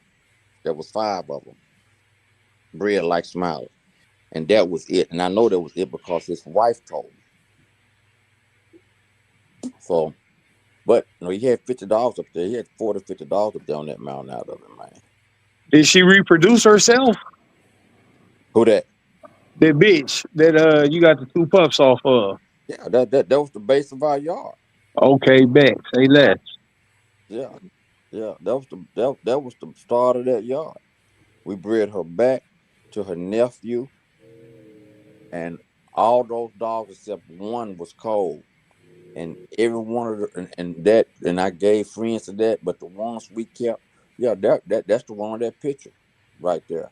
That was the one that produced all them. And she had a little May sister. My grandmother raised her in the house, and we never did even breed her little May sister. Yeah, that bitch, she got that old school look to her. Like them old school fighting staffs. Like how them Henry dogs used to look. Yeah. And and her brother was breeding to the red border dogs and to other stuff. He was cold, and he was producing champions. I was gonna ask you that too. You know, I always ask when people say they had action at a cold dog or it was a litter mate to one, if that dog was ever bred and did he produce. I got a theory on why cold dogs produce, but I ain't got enough fucking shit to test it on just yet. Hey, I want to give a shout out to Mr. Turner. He said, look at the level in the real hot countries. Mayday stuff is close, if not at the top, still to this day. And I'm not a Mayday guy. So what he's basically telling you, Mayday is kicking ass Mayday's still. still whooping ass in the other countries. And he ain't even a Mayday guy, but you got to give respect where respect is due. Oh yeah, man, you gotta respect the good dogs, man. No matter who got them. I want to give a big shout out to my man Motor City Bart. I see you, fam.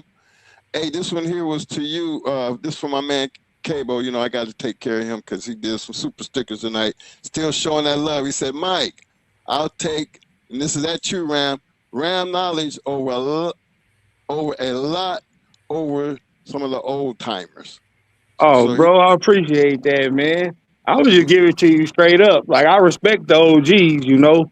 You see, I called him Triple M my first time talking to the brother like this on this type of one-on-one detail, but I'm gonna give the OGs respect because that's where I got the game from, and that's why I always push.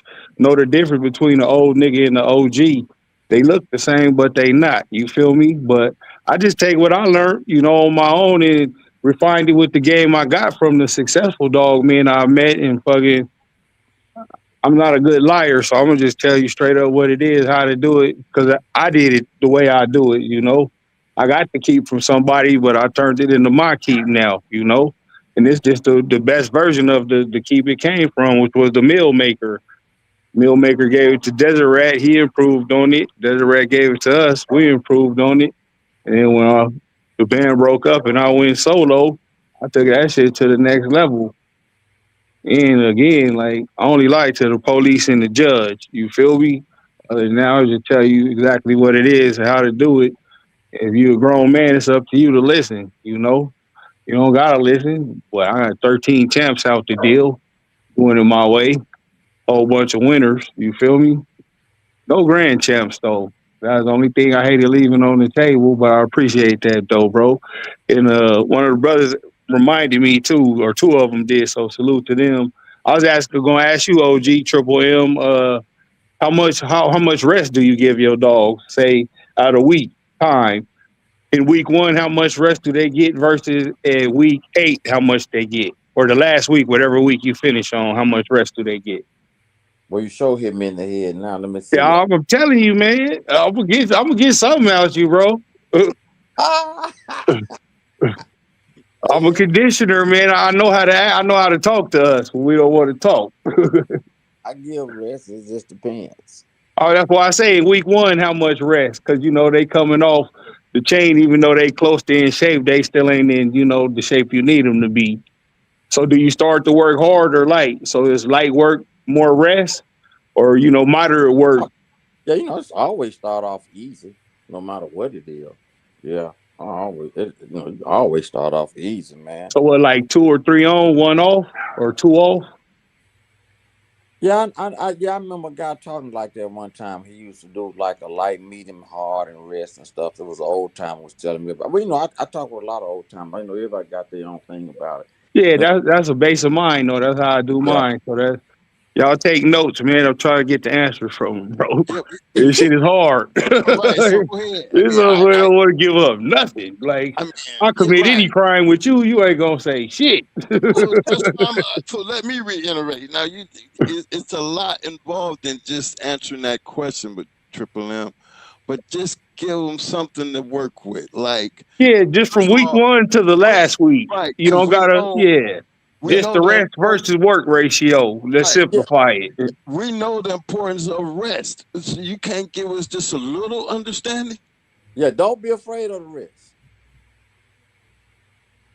Okay, if you Yeah, ain't gonna be afraid of the rest, then I mean you shouldn't be afraid of the work then. So translate to what he said. He gonna work them easy, but rest them more. So 2 or more days in a row of rest, man. Man, I know Triple M. These is my words that I'm just fucking adding No, conjecture to, but I'm no, translating for y'all too at the no. same Then time. let me just go ahead and just keep it real with you. Now, it was a whole lot said in that comment about the rest, and he did say in the beginning a lot of people overwork their shit. The Triple M I know ain't never bought a dog in that wasn't in shape. Oh man, he said he only went on an hour 4 or 5 times. Believe him, because that I only went Goddamn over the right. hour fucking maybe 6 times tops, and then Now was all kills now, M, you might have to tell me to shut up. So and you one know, loss. I Yeah, respect it enough that you can tell me to shut my goddamn mouth. But I'm gonna just help you along by helping them. You work the shit out of a dog. Now we yeah, I don't. gathered that. Yeah, when Yeah. he So see, but yeah, we only can't. motherfuckers who say rest is your friend, them dogs are getting work because they gonna Well, need that rest. So that's what I'm talking about. that's why I Shortcut. say two, Just straight maybe to three the point. days of rest in a row with moderate to hard work for the first 3, maybe 4 days. I ain't gonna ask him that. Yeah, he sure ain't finna tell that how many days he worked in a row. What do you say? How many days he sleep in a row? See, I tried to trick him with that one. You feel me? So I could Okay. know how many days he worked in a row without asking him. He Okay. So good. Hey, that so boy M, good. M, is the rest based on the work? Sometimes. See, here you go with that bullshit. Now, But what's no, supposed to all be the that see the translation for nah? that That's is it. if he It's hurt, sore, sometimes. or flat, then yeah. But You need to say that. I don't need you to say it. I need him to say it. no, I'm translating for. I ain't talking to you. I'm talking to the chat. I'm Okay. translating for them. Well, let me You get know. back to him right quick so he can tell me. Hey, yo, bro, Hey, hey, does hey, the work have something to hey, do hey, with? twin. Hey, Yes. hey, you know my dude up north that's also that was that's been what I'm saying. Yes. Talk. And so you probably always hear how they say when it get to the 30 minutes it hits a gear. When it get to the 45 minutes, it hit another gear. Yeah. But you Right, know he was on the show. You just wasn't around then. You know that, right, right? right. Okay. Okay. But Yeah. he was a little bit more, giving up a little bit more information than you did. But I'm just telling you, I know who you talk about. I think everybody should know who you talk about. But if they just slipping around the game, I'm just understanding. Go back and watch the Mama show. Okay, so back to that again. The rest is really based on your work, right? Hmm. Okay. But now I'm talking about the dude in Minnesota. Well, okay. That's working Oh, at. okay. Yeah, yeah. Okay.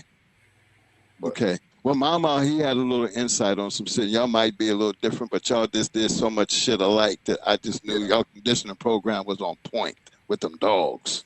yeah, On point. Yeah, that's another one, Brain. I want to pick on conditioning. Now, let me ask you this, OG Triple M.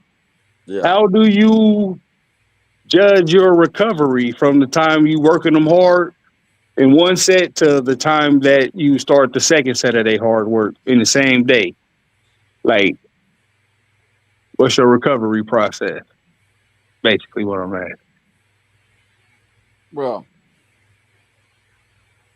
I mean, you grab him off that cat meal, and I walk about 4 or 5 yards, and he take a deep breath, and boom, he back at the sign, and I know he there. Yeah, that's all I'm gonna pick on you for now. I got some more, but yeah, I'm wear you down, brother. He said a lot just then, though. He Yeah, said I a lot know, just I then. know, I Shit. know. Trust me, I know. That's how I judge mine too when I'm recovering. When I take them Okay. off that meal, it might take me 2, 3 blocks from the recover in the beginning. But when we at the end, I take that motherfucker off and walk him to the garage door, turn back around, his mouth closed. He'll get back up there and burn it out full speed for another 5 minutes. This right here is from my man Anthro. He said Grand Champion Hellcat and that Smiley X Mayfield cross was special. Smiley's brother A produced great breed to a pure Kobe gem, producing Grand Champion Herman I could only imagine those cousins crossed. That's good to fucking hear, man. Hell yeah. I would have never knew them dogs that he just said, but the shit still worked in other people's hands. Mm-hmm. Oh, Shit. hell yeah. I mean, you made some good breedings and you selected the right dogs to be bred at the right time. Yeah. But see, the thing with them was they was just as private as when people talk that shit. Though, remember, everything that he did was still to me private. Everybody that was competing, if you was a handler and conditioner, we was all private. Right. We So respected what you had, especially if we was schooling on each other. Shit, hell yeah. when you was But if lucky we to was get it, competition, then we competition. Shit, everybody private. you got to remember the people that we talking to Triple M tonight. Remember the people he put on that became good, legendary. Po boys and the wall boys. Well, they're just, you know what I'm saying? Yeah, neither one So of them was some pushovers, nigga. exactly, and got Triple M stamped all over it. But again, when you see M in the house, he don't get into, he don't boast about his shit. He just really telling you the straight up shit. He ain't no cut no corners. He's just trying to tell you. He might not give up a lot of information because, you know, I think that's something they learned way back in the day, and he just following trend. Hey, bro, I'm the same way, bro. But I'm telling being you, the I ain't fact, used my keeping over 10 years and I still hold that bitch hostage. yeah, but being the fact that he gets out here and he Yeah. shares these stories, and you know, I just be appreciating that he takes the time and be willing to do that. Because a lot of people be glad to hear the stories, but then on the other hand, for them people who know that's Triple M, yeah, they want it. We as the host, we supposed to try to get as much information out of it Yeah, as that possible. inside baseball, them stories is Right. cool, but now I want to know how was you able to make them stories come true? What did you do? And that lies in the conditioning. Right. And he ain't giving no shit. Well, I He mean, is, but he ain't. I mean, Yeah, I'm telling you, like, for, yeah, I would foremost, love him to be on any jury. I'm fucking but going to court for. Put him on there. foremost, you know, that that breeding produced special type of animals. You know, uh, Garrett say, "You want to find out what you really got?" And he told me, he said, "You want to really find out?" He said, "Be around one of your buddies or something happen." He say, "And take that old decent bred cur and breed to him and see what you get out." And that still through you monsters. Yeah. A guy had a dog that was Jeep red on top and pool hall red on the bottom. It was a 30-minute cur. We bred a Smiley. I got a golden and a cold. He got one. He sold his to a guy named Chris Palmer. One was super game. The other one was a wrecker. Chris Palmer went and sold that dog to Ricky Jones, and he liked him when he went up there. And my daddy couldn't figure out why he was doing it. And a little later, we saw that same dog. Now I bred these dogs. I weaned these dogs. I saw that same dog later on that he had made a champion. He had put another pedigree on it. Said it was some Eli stuff. No, he tried to say he was out the turtle dog. Okay. Mm. And when I called Chris Palmer and told him to look in that book that weekend, saw him, because he called him Fireplug. I said, that Fireplug is right there, man. He done made a champion out of him. He done changed the pedigree on him. That's Because terrible. he did another guy dog like that was from down here, too, a female. He did that dog like that. Sure did. Yeah, that's terrible. It ain't no need for it if a dog is good, man. How did you He's either feel about gonna that? live up to his pedigree, exceed it, or he ain't gonna be shit that nothing like it. But how did you feel about that, Triple M? Because you know it didn't stop you from showing up to Ricky shit.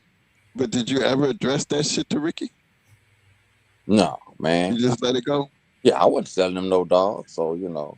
You Yeah, ain't- you okay. just know what he did. That's all. You know. That's usually how the shit went. Now, if a motherfucker wanted to breed to him and you know him, you would probably tell him because I would have. Hey, man, this really that fire plug dog I bred. Yeah. And then Granny was a Kurt or Mama, whoever. But these motherfuckers is monsters, nigga. Yep. 30 minutes. Sure. That's always some shit in the game, boy. That's why I always push just get them from motherfuckers that you know. But when they got them, they did the right. Ain't do nothing with them. No fuddy duddy shit. And you don't do no fuddy duddy shit moving forward, man. My man Anthony said, add the other brother weirdo times the Cunningham champion baby litter, and the story should speak for itself. You know what I'm saying? Yeah, that's a Wars champion, baby. Yes, sir. Champion Ruckus shit. Yeah. I got a picture of her getting bred to Word though, man. My boy Todd, he was facilitated that breeding. He gave me a picture of that shit years ago. But them stuck together, Weirdo and Baby. Big shout out to my man Fuzzy. Fuzzy said, Supernet has some badass dogs, Triple M. I know. I rolled most of them.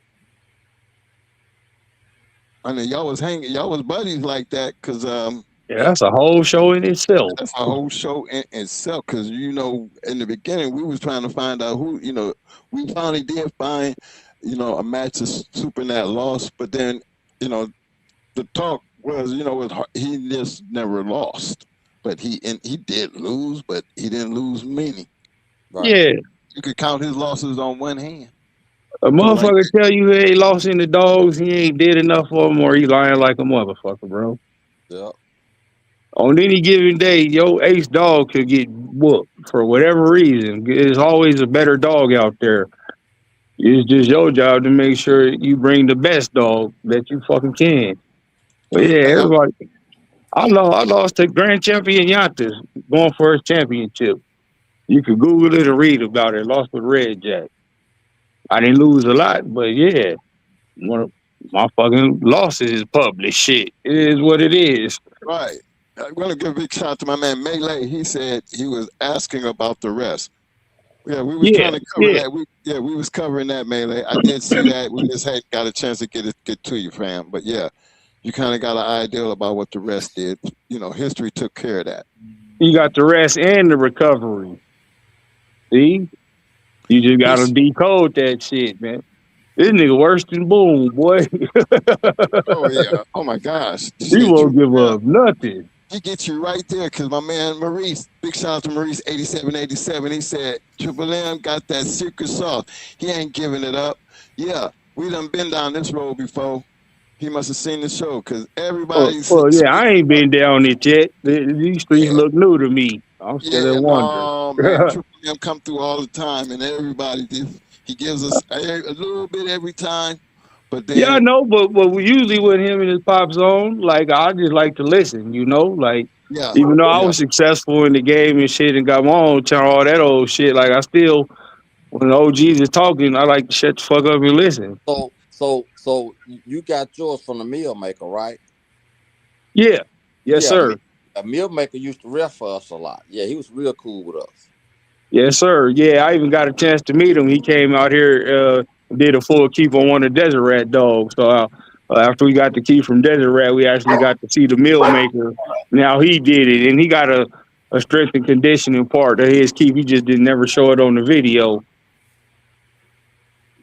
You know, he just showed you the mill work really on the video and how he did it. But yeah, his strength and conditioning is a beast too. So that's how I was able to, because like my keep, I could take like our old dog and buckshot, the motherfuckers was respectively 50 plus pound dogs on the chain, but we did them 40 to 42 and then 41 to 44, you know, but they were still big and strong. Still had ton of mouth, all that shit. So I know how to bring them down real good. Hey, I Well, want I'll tell you what I did. I hold used on. the electric mill, the weights, and the treadmill, and the bike. In the email. Yep, the e-mill, the slap mill, the bike. But I used the weights the whole time. I kept the weight harness on, and every time I put them on the mills, and I put them that 5-pound weight collar on their neck. And I leave that shit on there every time I worked them. I had that shit on them. If I was Yeah. going out there in the field with the weights, I had that big ass boat chain on there, pulling the tire, and I still have all that shit on them. The weight harness. The weight harness in the collar totaled 15 pounds. I had a 10-pound weight harness and I had a 5-pound collar. I'm telling you, you work a dog with that shit on there, you'll see why we was blowing through shit. Especially in that muggy ass Florida weather too, boy. Goddamn. No matter what we in Florida and Ohio, them motherfuckers would believe me, man. When I come in there with a motherfucking dog, I had pace and I was stronger. We was always stronger and we always outpaced our opponent. That was 30 minutes is a long time to be going full blast in a real in the real action. You know what I'm saying? Yeah, you can't stand up under that. That's a fucking full 12-round heavyweight fight, 30 minutes. When you got a monster, just total destruction. Yeah, and he recovering while he destroying you, that's hard to get past. That's what we Hey, work. OG Triple M, Yeah. you still there? Okay. Now, keep feed. What was you feeding? What supplements was you putting in there and all of that? Like, see, this is what you get for not even coming to the last show, because we might as well get ready to move on. Go ahead, Triple M. No, come on now. This is me asking him, Well, a good young brother. That man, I've been knowing that man over 30 goddamn years, and he still ain't never answered it. So come you on. might not have asked him the right way. Okay, then go ahead. I'm finna send you some. I just made some up. Okay. You gonna send it to Mo? He sent me a picture of it. Okay. He just made them up. Hey, while y'all doing that, big shout out to my man John Johnson. What up, fam? He said, good evening, gentlemen. How's everyone doing tonight? Salute to the community. Killer. 100, fam. I just want you to know I seen you, fam. Hey, what he send you a picture of, Mo? The food bowl? No, he had just got done mixing up his concoction, and he showed me what it looked like when it was done. Big shout out to my man Melee 420. What up, fam? I just want you to know I seen you, fam. He sure didn't give me the ingredients yet either. Well, let's send it to Mike so he can put it up on here so we can see. He gonna send me some. He didn't say he gonna send me the recipe. He said he gonna send me some. So we're supposed to look, hey, we gonna dissect the picture. What's in the bowl, fam? Is that how you gonna do this, man? Say, I gave you some. You need to be happy. Go ahead and say it, fam. What you doing?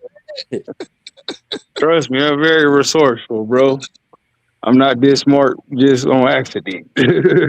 We gonna figure it out, goddamn it. Hey, Mo, is it mixed up? He ain't leave no signs where we can see if there's any powder or anything in it. You got this shit looking like pancake mix. Everybody, it's just like years ago. What was that? Everybody was buying that guy had out there for years. What, Red Cell? No. That was my generation. No, it was another guy had something he was doing for you. He used to be at the ADBA shows and stuff, man. He was always selling it, Man, what was it? It wasn't carbo fuel. Huh? It wasn't carbo fuel, was it? No. Something else. But anyway, like I told you before, this guy here, man, Chet Router, he was a guy that was real smart, and he researched everything he ever did. He had his own co-op set up, man, where he was doing worm medicine, everything, man, and stuff. And he was researching anything to the fullest. And What's it called? Was it that peak? yeah, it was called Peak Performance. And Yeah, that Yeah, peak. peak he, performance. That's he right. he was putting it against all that stuff at the time and different stuff. But what he did when he took it, when he went up and his friends said, "Hey man, let's try this stuff out on all these vitamins they got out here," and they was doing it with the white rats, and all the rats that was using his vitamins swam longer before they died. He said, and when they did the test results, it made sure that it kept the blood flowing through the muscles so they didn't get tired and they didn't cramp up. And this I was playing football at this time. Like I was this was in '82 when I was talking to this man. I was in my dorm room.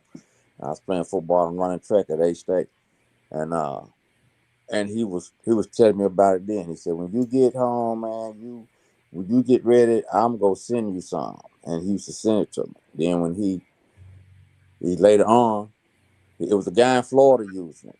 And the guy in Florida was like, man, don't send it to nobody else down here.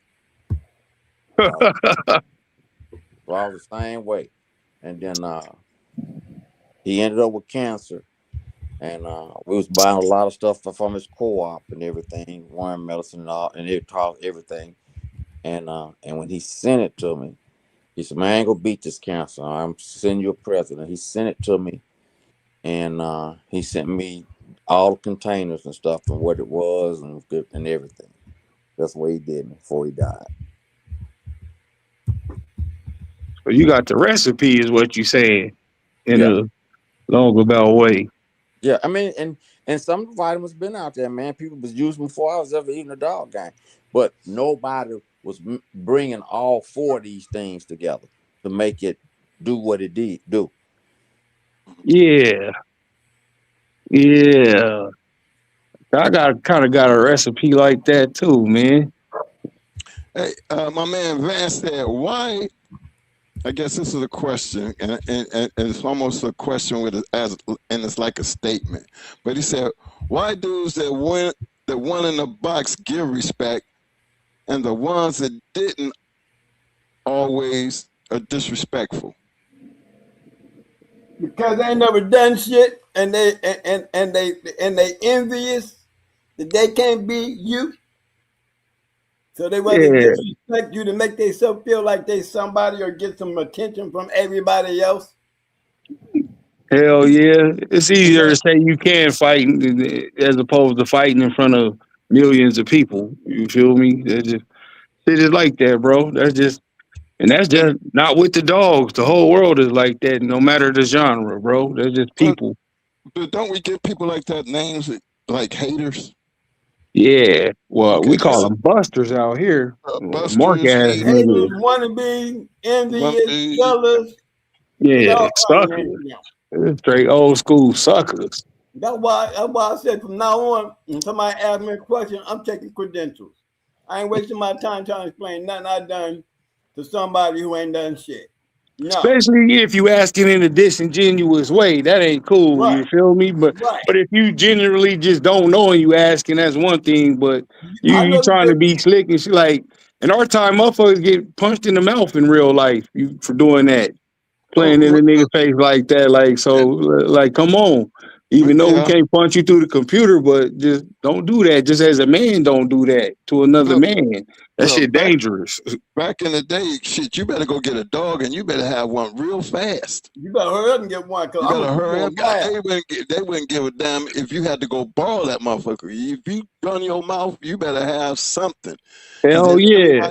What weight you everybody got and started how much time you need? right, and everybody would look at you sideways because that them kind of people, everybody was looking to call out. Yep. And a lot of the times it was like how the OG Triple M saying you got 4 weeks. You know, even though my keep is longer than that, but always when it was go time, like when our season started, everybody was close to pit weight still, you Well, know. I And mean, 4 weeks, you could a get lot, it done. a lot of Best times they was 8 weeks. I just didn't have to. We just had it going in a rotation to every whatever. so many weeks. It was 8 weeks, and we was dropping two. On them. Yeah, Oh, so Good old days. you was already putting your opponent in, behind the eight ball. Because when you set that match up, did you give them the 8 weeks or did you give them the 4? Which one did No, you do? no, no. We most of the time we had to give them what they want. Okay, Yeah, was it and they asked for 4. That, but he said he always kept them, ready. right? When I'm you just know trying to they figure ready to out. go. I don't remember too many people running around here asking for 4 weeks though. No, no, no. It wasn't 4. What I'm saying Okay, is I the got way you. we were dropping them down. It was always at the end of a 6 or 8 week. Yeah, so yeah, like every 4 weeks you got another one coming, Yeah, even though they working the 8 weeks. right. Right. Yeah, y'all had the dogs to do that with though. See, Yeah. we didn't have the dogs to do that with. Mo would always finish and then we'd be in rotation. That's why we could have had many more champions if Mo wasn't trying to go through everything on the yard.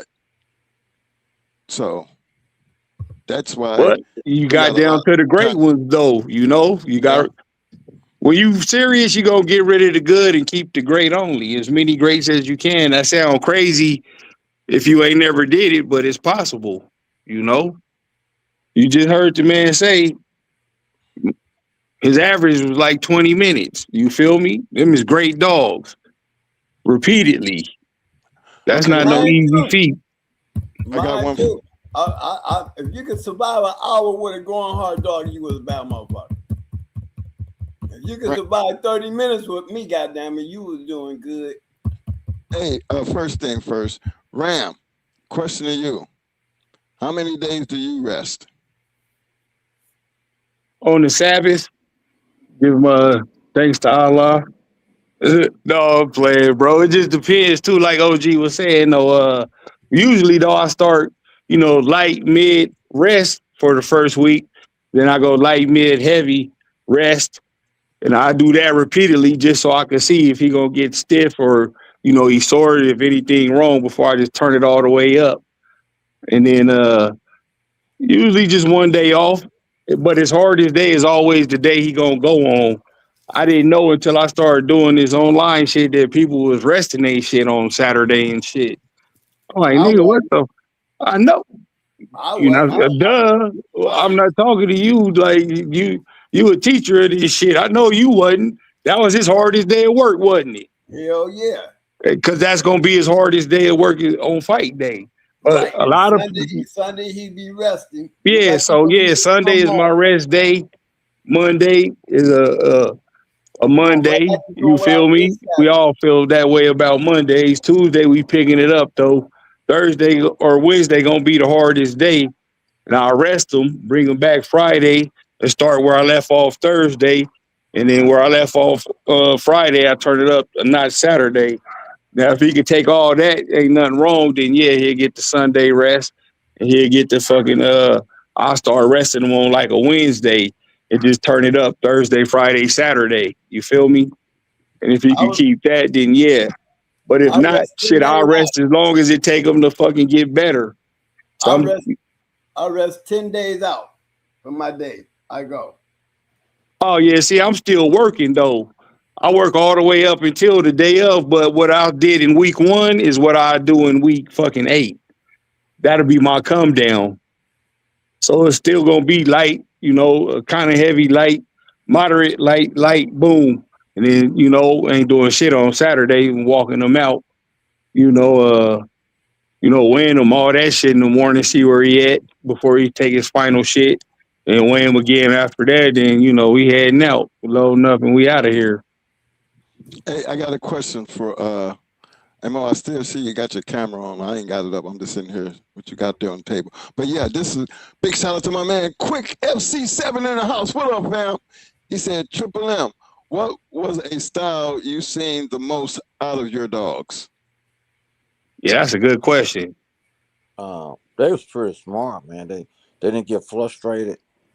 Um, and a lot of time we was jumping on the dogs nobody else wanted to jump on, and almost getting knocked. I mean, killed. Getting plugs spit out of them, all of that. They was smart. So they was durable too. Then, like when you touch them, did they have that like that thick fur? Well, not fur, but like that thick skin. They was Damn, just they're like they was they dehydrated like a bulldog. no, they was tough. I mean, You take Hellcat when I put him on laid back Jack, and when nobody fight laid back Jack because that little dog was killing stuff all over the U.S. I mean, this was a dog that Cash when they were there. They literally, after we won the first one, they literally tried to pay the forfeit for us, and because they said okay, he this was supposed to be a sneak thing. You know, they would literally go pay the forfeit. Say because the last time this dog went on a dog, uh, in 10 minutes the dog went in shock and died. And And that was laid back Jack. He was cold like that. yeah, God and, damn. and look at his pedigree and you'll see. And so he probably the first 5 minutes I probably didn't think Hellcat was gonna make it. He didn't have no front end. Uh, Back then, way back then. And I mean, you would think they were broke and this and they wasn't. Well, hey, he's just a freak for real. But it went to 15 minutes, 15 minutes, 20 minutes. Now during that time, he grabbed him right on the end of that nose, up in his mouth, and he stayed there. He stayed there. They would go to any kind of pressure on him. They would go right in the mouth, right in the mouth. And them dogs had mouth. Yeah. And when they left the mouth, they worked the front end, the chest. They knew exactly what they do. They were pure mouth, kidney, stomach dogs. Hmm. Okay, they eviscerate you. Yeah, Nice. And then they could bite. See, I got a chance to see the damage his dogs did after the fact. They have mouth. All They the had damn mouth, dogs bro. bite. And All them they had dogs some bite. hard teeth too, fighting in the mouth. You know. Shit. yeah, You heard that Yeah. goddamn shit. Hear That that that, that, crunching that sound. crunch. Yeah, just thinking about that shit make my back Hell fucking yeah. get the fucking tingly. Like, that shit sound. It sound crazy, but it sound good when you win in that battle. yeah, Hey, When this you know this you can win that fight, yeah, you want to take it there. this big shout out to my man Maurice. He said, "Hell yeah, he worked the shit out of him." He told they asked to feel his body, and it was hard as a rock. Yeah. yeah. That was something. Sometime uh when the guys would watch our dogs and uh and he would say, "Hey man, I ain't trying nothing funny, but uh." I'm gonna wash my brother's hands. I want him to feel this dog. You know, it was like that when we went against Kenny Allen. The guy was washing the dog. He said, "Hey man," he said, It "Man, feel like a yeah, marble statue. yeah." He said, "Can my brother feel this dog? This is unbelievable." I was tripping because that's the first time, you know. But that happened to us several times when somebody was washing an animal. Yeah, that's peak conditioning right there. And you said it's super simple. I'm Yeah, finna go over all my notes this weekend and Hey, big dig through them. big shout out to Game Dog University. I see you, pal. Let me see. GDU. My man Van said, "I know you talk about conditioning, but who learned you what a bad dog look like and do Hey, to hey, the hey, Mike. OGs?" Hey, Yeah. Mike, throw this share up for me. Okay. What up, Cosmon? I see you, homie. Big shout out to Cosman Cal TV. What up, fam? Hey, okay, Mo. Hey, right here, my man Vance. This was for y'all three. He said, "I know you talk about conditioning, but who taught you what a bad dog look like and what they do?" So I'm gonna put this up here, but I'm gonna start off with Ram, and then y'all work your way from Ram to Triple M, and then you have the last move on that, Mo. I'm just doing this in respectable order. Well, my very first two experience with these dogs was from Champion Max, whooping the shit out the neighborhood bully Rottweiler. And then my dog, I got my first dog when I was 12, Batman, and going to my first match and seeing him. In my mind, from them two dogs, I thought every pit bull I seen was like that or better. So as I moved along through the game and shit, I would compare them to both Champion Max and my dog, 2-time winner Batman that I got. Because, I was a kid then. So I ain't know shit about, I'm first generation dog, man. So I ain't know shit about none of the shit we talking about now. So, like every other kid in the neighborhood, we gonna put them on all the dogs over here or think they got a badass dog. And Batman whooped them all. You feel me? So, just having them and Champion Max, in my mind, I compared every dog to them. If they was either good as them or better, I knew they was the fucking goods. But if they wasn't like them at all, I wouldn't fuck with them. Now, as I progressed in the game and I kept that mentality, I was able to start, using that and picking real good dogs at an early age, and bringing them along with the shit I learned too. So it is bad dogs and naturally bad dogs, but the bad motherfuckers we see the finished result of it. It is just my honest opinion and belief is how they was raised and who raised them. You feel me? Yes, sir. Triple M. That made them extra bad. So yeah, that's how I was able to determine that just from them two dogs I seen at an early age. And my mind view was like them, better. Hell yeah. And I kept that all the way through until I, started getting motherfuckers who was better than both of them put together and wrapped up in a motherfucking bow on Sunday, hand delivered to you, you know? And I kept those same principles though moving forward. Now you gotta be as good as old dog or better. And when I got his brother Buckshot off the other breed, off the repeat breeding, he was that. So now you got to be Buckshot.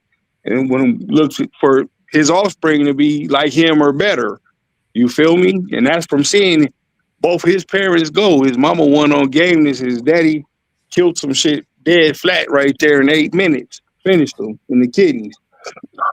So Triple M. yeah, that's my take on that. Triple M. No, man. When we first got started, we picked up, didn't know. So you around here trying to deal with some brew stock and was picking it up game because we had no idea. Um, and then what happened was a guy named Mike Evans. Mike Evans was a guy that was around a long time ago. Mike Evans was a guy that used to hang out with Chicken Sam. If you knew the meal maker, I know he told you about Chicken Sam, didn't he? In Texas.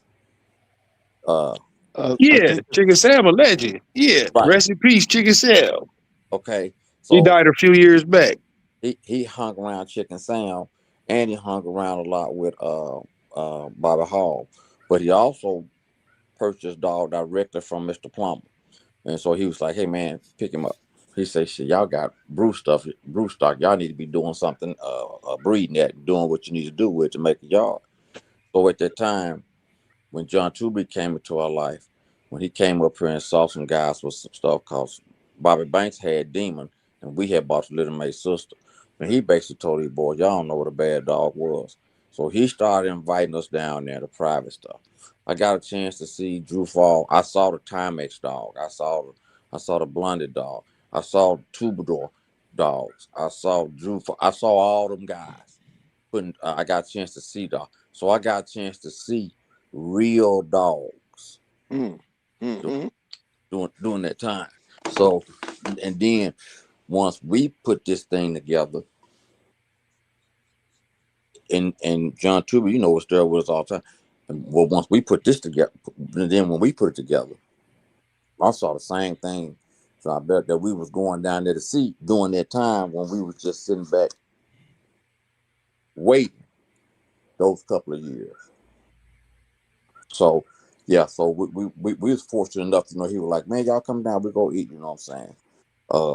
R.A. Falls, him and R.A. Falls. We was going over there to Duhon, so and seeing dogs off of Pistol Pete and stuff like that. So we got a chance. All of a sudden, other people didn't get a chance to see what we saw, what was able to see. But while we wait, we was able to meet these people and we saw these things. Yes, sir.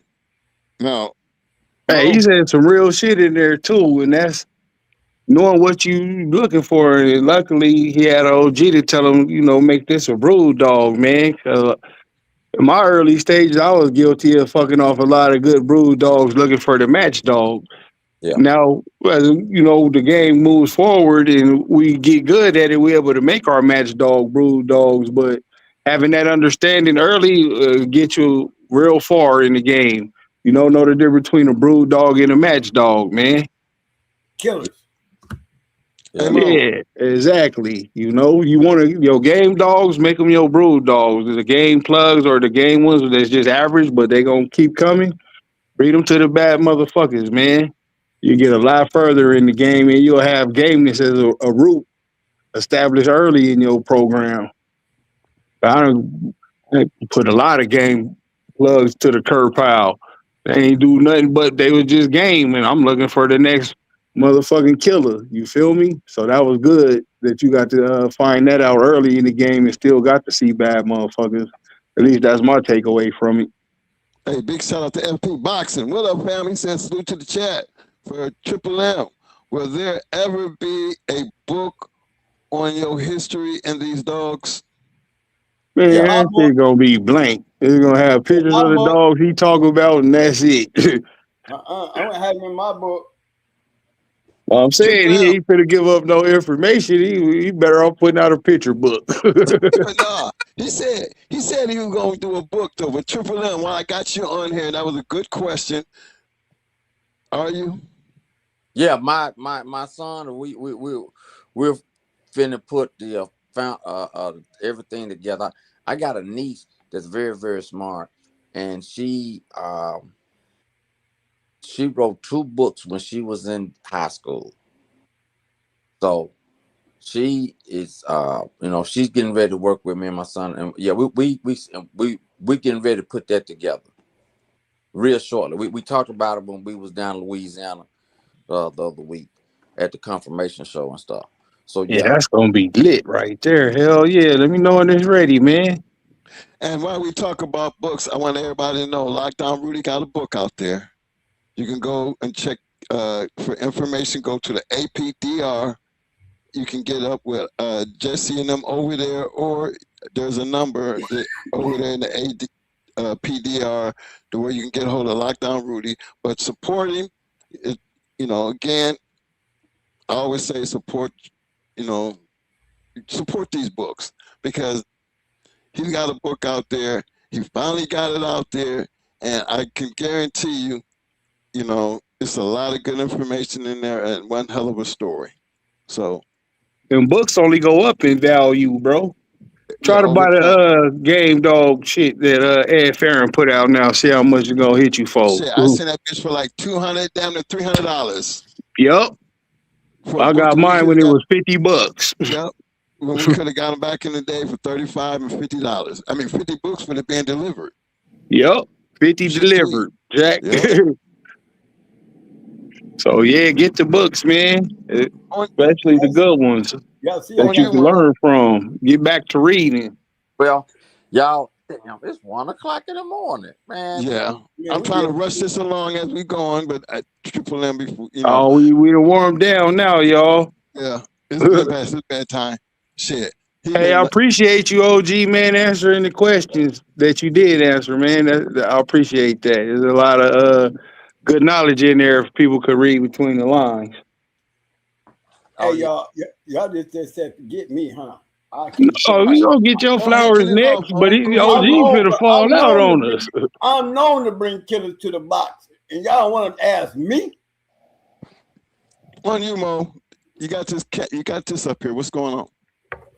That's Super Kennels Grand Champion Abbott. Look at the dog that he wore. That show you what kind of dog man Super Kennels was. Hey, could you blow it up so we could see down there on the bottom? Yeah, let me see if I can. Y'all don't want to see the pedigree. I'll blow it all the way up. What? Hold on.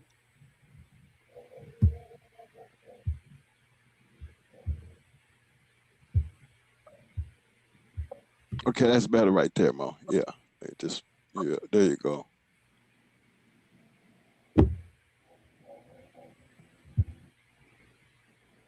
Yeah, but I always said they was the heat seekers. They was always out there looking to get your ass. 211, 43, 22, I mean, a 42, one of them is 43, badass kennels. A one of them 115. badass kennels. I know, but that's just the game right there. You could go 2 hours and then win the next four, And in under an hour and then have to go an hour again, man. and then Jack Kelly refereed the first match. Yeah, that's Jack Kelly. I see the colored brothers down in there getting their head kicked in. No, Yep. yeah, They no, got they, hardcore bozo too. yeah, But you know what? I thought colored brothers and them was cool. but he's a referee, Mike. Okay, I'm just saying, they got one he refereeing they match, and I'm just tripping on that. We was Right. just talking about that shit. Super Kennels, and Color Brothers ran together. Right. Vance, no disrespect. I ain't trying to say that. I'm just saying, be careful about who's your referee. But see, y'all was going into hardcore right there. We all know about hardcore. That's a damn good kennel, damn good matchup. And you ran them out of there in 48. And Blue Collar Kennels is Clarence and them from Florida. White and Company, that's the guy that had Tab, old dude. Tennessee Dog Pound, y'all hear him in all raps. So you already know they were some bad boys back then. Hell yeah. Hey Rico, I ain't coming out with no book yet, bro. Hey, yeah, I'm wait. You feel me? That's for the OGs, That's part of their retirement plan. I ain't old enough to put a book out yet. One thing I can say about our dogs, while we up here talking about people in their shit, is a lot of our dogs won based on us picking, because our KP, me and my KP, we were consistent on one thing: mouth and a killer. You got mouth and you can get one, that's what we want. Hey Mo, tell them when it changed. I mean, the part where the good dog and the bad dogs, because in our situation, our good dogs had to go against our better dogs. Look at the game test that our up and comers had to go through. Everybody didn't have that, right? No. Okay. Y'all full of them. But that's the only way you get to the great dogs, though. It sounds crazy again, but if you just starting out, that shit seem impossible. But when you up and you running and you got your shit refined, good ain't good enough, bro. You only Say it want the again. great. That's the part I'm Good, talking about. yeah, Cause the I seen fast Mo, lane up there at the tippity shit, top of the game, good is not good enough. bruh. I seen Mo put some dogs back on the chain that I thought should have been match dogs, and he was like, "No, Nah, them motherfuckers ain't good enough. Not to the niggas I'm going into. Hell that's no. hey." I'm trying to, yeah, but get off in other people's hands. Great dogs, Turned out to be some great goddamn dogs, but just Yeah, to for them though, start for for you, them, they right? didn't make the cut, and that's what separate us from them, bro. Because everybody who successful that be on these panels and they could back that shit up had that same type of mentality, bro.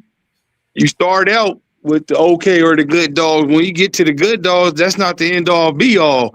You want to get the great dogs out of them good dogs. And then you separate and you push the good dogs out and only keep the great dogs.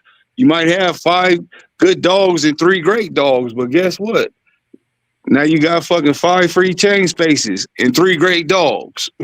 Look, check out the philosophy. You already got to go against one of the match dogs on the yard if you're up and comer, and then if you make it to 30 minutes, and remember, we didn't deal with nothing but killers. So Yup, imagine a newbie got to deal with that shit. that's hell week. That's hell weak. And if you go down in that 30, oh shit, that's game test right there. Yeah. Yep. You Because if fighting you for can get back up and continue, yeah. you But fighting for a chain spot now. yep. But if not, to the curb pile you go, right to the Yes, coal sir. pile. I mean, and he was serious about that shit. You He gotta said, be though, man, to get up here and talk that high power shit "Hey, and go into look, high power motherfuckers. You can't be no puppy dog pimp around this bitch, You bro. look at most of going hard dogs, the dogs that won. Look at their times. Look at The their times. killers. Everybody who got that philosophy records is gonna show that, bro. You know. And Now he we ain't could go lying. long if we got to. Yeah, they're gonna be in shape, but most of the time, fuck no. Nope. And to be honest, man, that ain't just in her trying to brag. I mean, just let history speak No, for that's itself. the These truth. dogs were stone killers, man. That is the truth. That's how you get to the top, bro.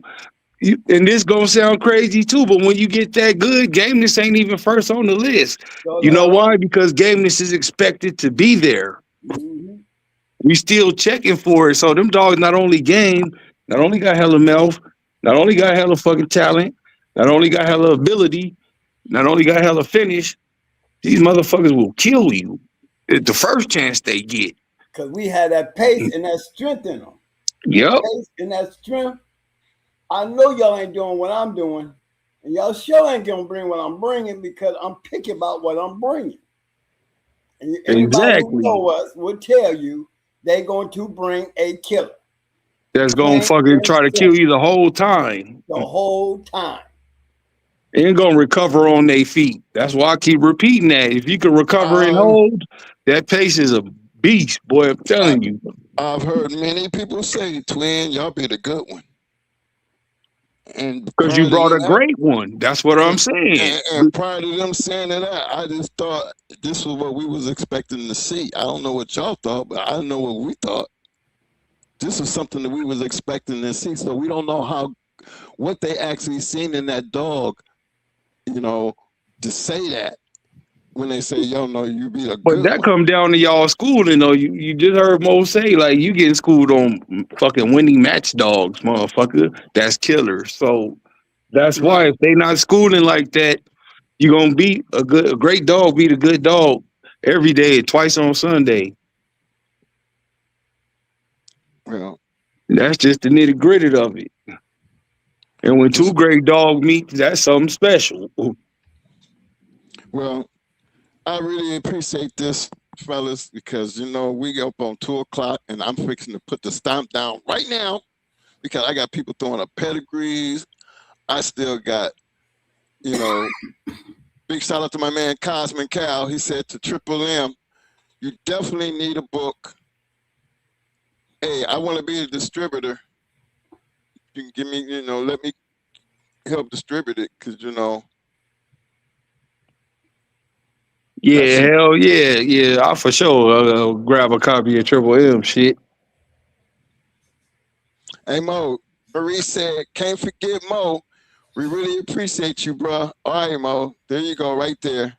Ram, when you and GHK book coming out? Yeah, Y'all stuff great too. Oh that's the Lord. question I just answered. Like, yeah, Well, no, hell, I'm gonna leave that for the OGs, bro. Let them get all they issues in. You feel me? I, And then I when I want reach that age in another fucking 18 years, then I might bust one out. Well, my I man. mean, My man Van said, I know what you saying. Hardcore had a good one going for championship. Yeah. You got to be talking about that Abbott dog. Well, that's Super Kennels out there for those who don't know. And while I got you up there, Vance, so if you could just put a little bit of typing down through there, when are you going to come out with y'all's book? yeah. Man, that's got to be like a 5-part series, man. Yay, man. Vance, just give me a holler. Just give us a little idea that it is one in the making in the near future. But to be considered one of the greatest kennels of all time over STP, that's an accomplishment in itself. And we told you this from day one. We're not gonna let people forget that, and we always say it. Super Kennels hold the title, Yeah, and that's we for stand on sure. that shit. Yeah, You that's know, for sure. Hey, Mike, let me answer Rico Jackson question real quick. He say, so back okay. then, did y'all practice killing like a deer head, or the dog was just a killer from DNA? I wouldn't fucking get a dog off of dogs who didn't have finish, and I would fucking have they parents would have to have finish and all. Like I would only fuck with finishing dogs, bro. So for me, DNA and the ones who didn't produce dogs who would at least try to finish you, even if they couldn't. At least try to. I wouldn't breed them. I just fucking spay or neuter them and give them away as pets, bro. And just only, yeah, for real. Like at the top, it was hard, man. Motherfucker would kick your ass in school. Most motherfuckers never made it past school. It was so much competition around this bitch. You know, I'm Heinz Bolio, Smith and Walton territory. Both the Sorrells left dogs out here. There's a whole like there's a lot of real good dogs and a lot of real good high quality dog men that was out here on my come up, bro. So yeah, and again, both my first two dogs that I seen, Champion Max and then my dog Batman, they both was killers. So yeah, when I seen them that how to kill a dog, one in the throat, one in the kidneys, like it was over for me, bro. I only want dogs that can finish you. Well, we always deal with killers, and I tell you, I've been. I think, regardless of what happened with Red Ace situation, I think that set the mark for us. Yeah, that Red Ace, that Amber, the Grand Champion Ace, produced that Red Ace, and that Red Ace and that hard mouth and that back stifle style created those killers that we was using. Yeah, but look what y'all had in there though. Y'all had that secret sauce in there with that super Nant shit. Yep. You feel me? That's known for the stifle shit. And again, they go back to what I was just saying. Like that line is known for that. And you kept that prominent in your shit, you know? So yeah, that was I ain't never practiced on the deer or nothing. When it was time to check you, like, yeah, you going in on the killer, like Mo just told you. He ain't the only one who was doing that. Like everybody that was serious that had killers was doing that. I think, but that's what made our shit different than what the shit that everybody else was doing, like with the Stone City, the hardcore, and Southern Kennel shit. Because we did carry that extra shit that really didn't nobody else have. And you left it prominent though. You didn't try to get rid of it. You kept those traits and only moved forward with those traits. We drug that shit along with that shit. Yep. And if you didn't show it, you just not getting bred. Not over here, you not. And I want to reiterate what I asked about that book. Vance said, ask Fort Lauderdale D. Now, remember, that's two super kennel people that we have hanging out over here. They don't really say much, but, you know, Fort Lauderdale D, if he out there, you're going to see him in the end coming in. Letting us know he there because he going to put his flowers or he going to give us that thumbs up. But yeah, I got much respect for them. And you know what, Van, I'm going to, if he answer me, because I'm pretty sure y'all deserve a book, just like y'all deserve us talk about you. You know what I'm saying? Because if we don't do it, then they gonna still be running around here with that STP shit, and I know that's not true. Yeah, STP, that was really, since I'm the youngest one, that was my time. That's who in my mind I was going into every time I worked the dog. So right. Super Kennels for sure passed that up a long time ago. Yes, sir. And then how is that we talking about STP where I give much respect to John. You know what I'm saying? All the love in the world. But you got to give respect to them because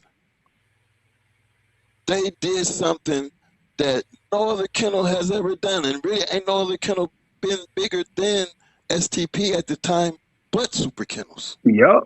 And records is meant to be broken. So instead of saying it ain't Super Kennels, try to beat Super Kennels record. Super Kennels record. Don't we beyond STP now. Well, this is historical talk, so we ain't talking about go out there and try right now to beat fucking No. Historically, I'm addressing that issue because I'm still hearing STP, but I don't hear enough for Super Kennels. But then they got enough dogs out there. I mean, we always holler 357 and 357. Yeah, he was a blip in the water compared to the other. He got stolen at that, you know. Right. So his story was cut short. They got way more dogs than him. Exactly. He was just one that we all know about. I could have threw up Omega Red. I could have threw up a couple grand champions, y'all.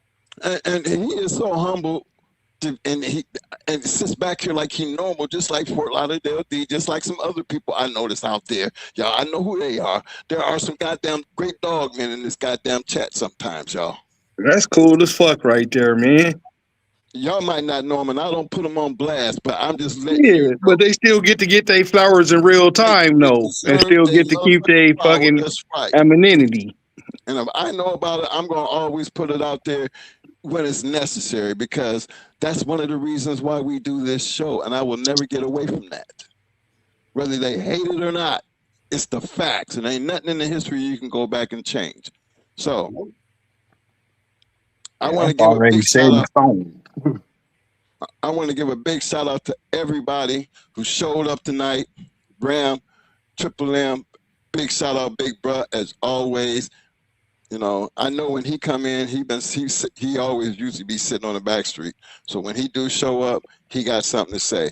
Oh And I'm yeah, glad we yeah. have I'll be the listening, tuning in and shit like everybody else lurking. yeah. So I just appreciate that he comes up. You know, he don't come up all the time. You know, when we be, you know what, he don't come up when we plan for him to come up. You know, 'cause I would Oh, love to what's the have fun in him. that? Right, that's how he look at it. Cause I would love to have him and Mom out in here, because they have ran their lines for over 30 years. And who would know them dogs better than they would? When you talk about great dogs, history will take care of. Damn, this us just sitting here talking, telling stories. We can actually go pull up their shit. Yep, You know what I'm saying? and you can see it in real You time. can see it in real time, and you actually talking to them. This is not made up shit. That's their life. Super Kennels, this is their story. As much as people might want to Like he hate right on there in they the chat, nigga. right Y'all can say there. what's up to him. Exactly. You know, so we don't just put people out here because we know them. We put them out here because they have their own story. And if ain't nobody telling their story for whatever reason, I don't understand how. Then we still talk about Tudor and Garrett and all these other motherfuckers. Well, guess what? There was a whole bunch of motherfuckers after them Yeah, and surpassed their that record. went way beyond their record. So those are people we try to get at time to. And if I sit back and tell you we was nowhere near their level, guess what? That's us showing homage to them. Because I can truly say we beat a lot of ass, but we ain't beat nowhere near the ass that these men have beat. Hell, and that's the upper echelon of it, you That's know. goddamn right. So when I But say the that gatekeeper, was our that's example exactly what that shit of means. greatness to try to reach up there and get up there too. You feel me? That was something you could look like. I want to do that. Well, and we That's don't, exactly what we we do was not thinking. bite our tongue about saying that either, though, do we? Hell no, Never shit. have from day one. We remind y'all we are at the bottom of the motherfucking totem pole. But best believe we ourselves ain't nothing been fucking with either. So that should tell you, Hey, when you confident in what you did and who you are and how far you took it, man, ego is out the way.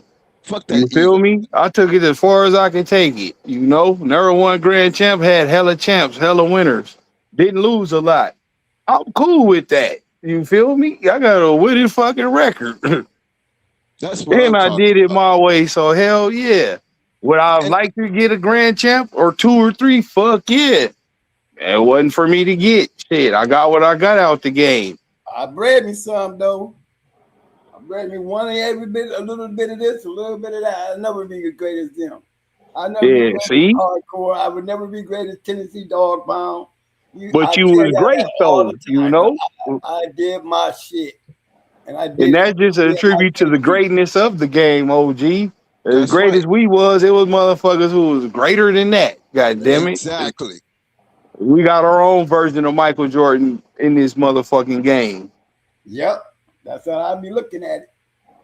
That's how I've been looking. And that's Always where looked at it like that. that's where the respect comes from, fellas.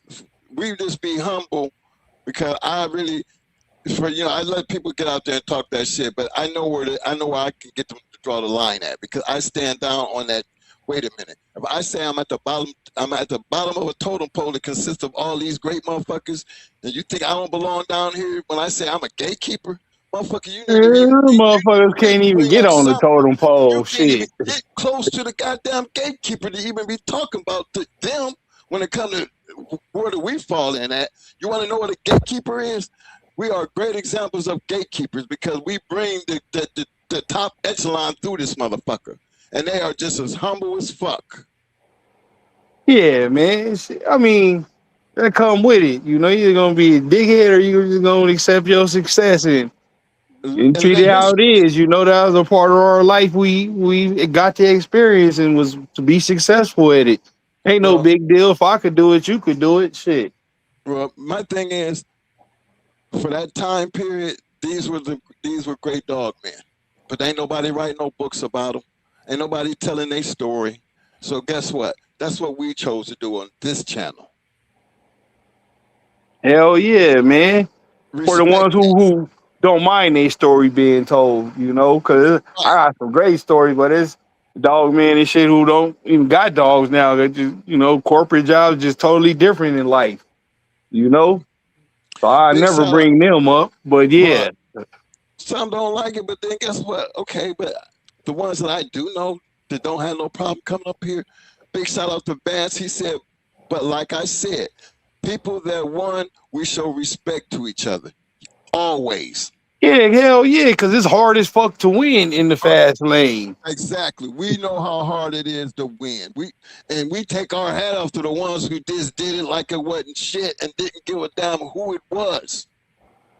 That's the hardest of the That's hard. the hardest of the hard. That's like taking your doctorate after you done graduated. There Damn you right. go for your doctorate. It's fuck a master's. You finna be a doctor. So much respect, much love. Hey fellas, if you enjoyed this show tonight, big shout out to Ryan Jackson. Fam, I'll take care of that hardware, and I want you to know I see you. I want y'all to do me a favor, man. Get them things together, man, and give me some goddamn thumbs up, thumbs up, thumbs up, thumbs up. Muscles, muscles, muscles. Now, give Triple M, Walking Down Ram, our guest tonight. Give them what they need. Give them what they love. And I'm telling you, everybody love them goddamn roses. Roses. We need them damn roses. Show y'all's love. Immediately. Show y'all's love. That's all I'm asking Big for. shout out to Just Super show some Kennels. love. Big shout out to Super Kennels. Big shout out to J-Bo. I see you, J-Bo. Big Another shout one out of the to greats. J-Bo. Still hanging out over here with the fellas. Appreciate the love, fam. But fellas, look, not being disrespectful, let me tell you about this poll. Now, nobody ever got up here and said anything pertaining to this poll about, you know, that main question is them no's. We had 111 voters tonight. Appreciate that to everybody who took the poll. I really appreciate that. The poll question was, in the past, could a dog become a champion if they lost? We had 73% that said yes and 27% that said no. Now, I can't help y'all to understand what those no's came from because we really didn't get, you know, where it came from. But, hey, don't take it like I did try because I really wanted to know. Because that Yeah. question Now, right at there, 27, y'all just tighten up, man. That's right, basic shit you're Up. supposed to know. look, Right. man, that right there, that go to show you why I wanted to talk about that because I seen people ready to go to blows and they typing over this question right here when it should have been hands down, but it's not, and Hands that's down. evident based on this poll.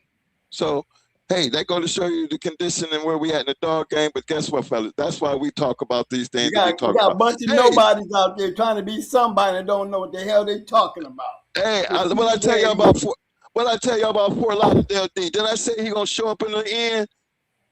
Hell D, yeah. There you D, go. There you go. D. I'm sorry, man. I know you was out there, but just help me out here, fam. Are we ever going to get a book? Just a yes or no? I mean, I just want to know because he did say ask you, and you've been here for a long time. You've been following us for a while. I just don't put that out there, but just for y'all to know, that's another Super Kennels right there. It was a team of them motherfuckers, and they be out here hanging out. And here's the chance. D, if we gonna be able to get a book, man, I'm For a lot telling of you, BLD sound like you know where the gambling at. I'm you gonna have know, them. I'm gonna have 2 books. My second book gonna have all the great kennels: Triple M, Super Kennels, Hardcore Kennels, Stone City Kennels, Missing Link, Abraham's, Deep South. I'm Big having Nasty, you everybody up know, in here. Tennessee Dog street. Pound, Yeah, man. I mean, you so many of them. Strictly Business. I'm having all of them in there. But that first book gonna be an introduction to who the hell we are. Yeah, our first book gonna be Going Hard Shit. That's it. Y'all That's where gonna we see have it. 100 and some dogs out there that was matched. Man, I need to get on that, man. We need that ASAP. No rocking. See, right here, my man Van said him and his brother taught me what a bad dog is. Well, you know, I know about the team, you know, Yeah, but such a great team, it would just be nice to just get his be able to put that book out there. And remember, books is like videos, but to me, they a little bit better because books gather value. You know, they seem to just pick up steam. The older they get, the better they get. You know what I mean? So, D, you don't have to. I mean, I was hoping that you would answer that, but here in the near future, if you could just throw that out there and give, I mean, because I know you don't want to put nothing out there to get people can't wait on it or act like it's coming, but it would be just nice to know that there's a possibility that we're going to be able to get a book of all y'all great work, because we don't even touch it like we're supposed to because it's your story. But man, You don't should just do like the winners, you know. don't From, make me have to go here and do a whole show on Super Kennels, because God damn it, I will fire this bitch that's what up. I'm saying. They first And, books should just be like they 1 and 2 time yeah, winners, here and we they 3 go. ones the champions, and then the third one be like they book a grand champions. Okay, so I got an answer. He said, yeah, they're gonna get a book. So I'm gonna leave that alone because that's their story. But if I once I have that book in hand, it's gonna be some enjoyable reading, and God damn it, we're gonna be dipping and diving because y'all don't see us diving in their pedigrees. Y'all don't see, we talk a whole lot about them, but y'all don't really see us go after their dogs when we can, because they is out there. But it's their story. But we're gonna just keep y'all on the edge of your seats, because these people share their time right here in this chat room amongst all the bullshit, but then they bulldogging with us. And that means that's a high honor for me. So respect that. Respect the game. Okay? Because that's where it's all at. When we be bulldogging, we ain't just bulldogging just to be trying to get no motherfucking pub. Shit, we was doing that when we was back there fighting the motherfuckers. Everything that we talk about now is the past. And they try to share that love. And that they don't share, we share it for them.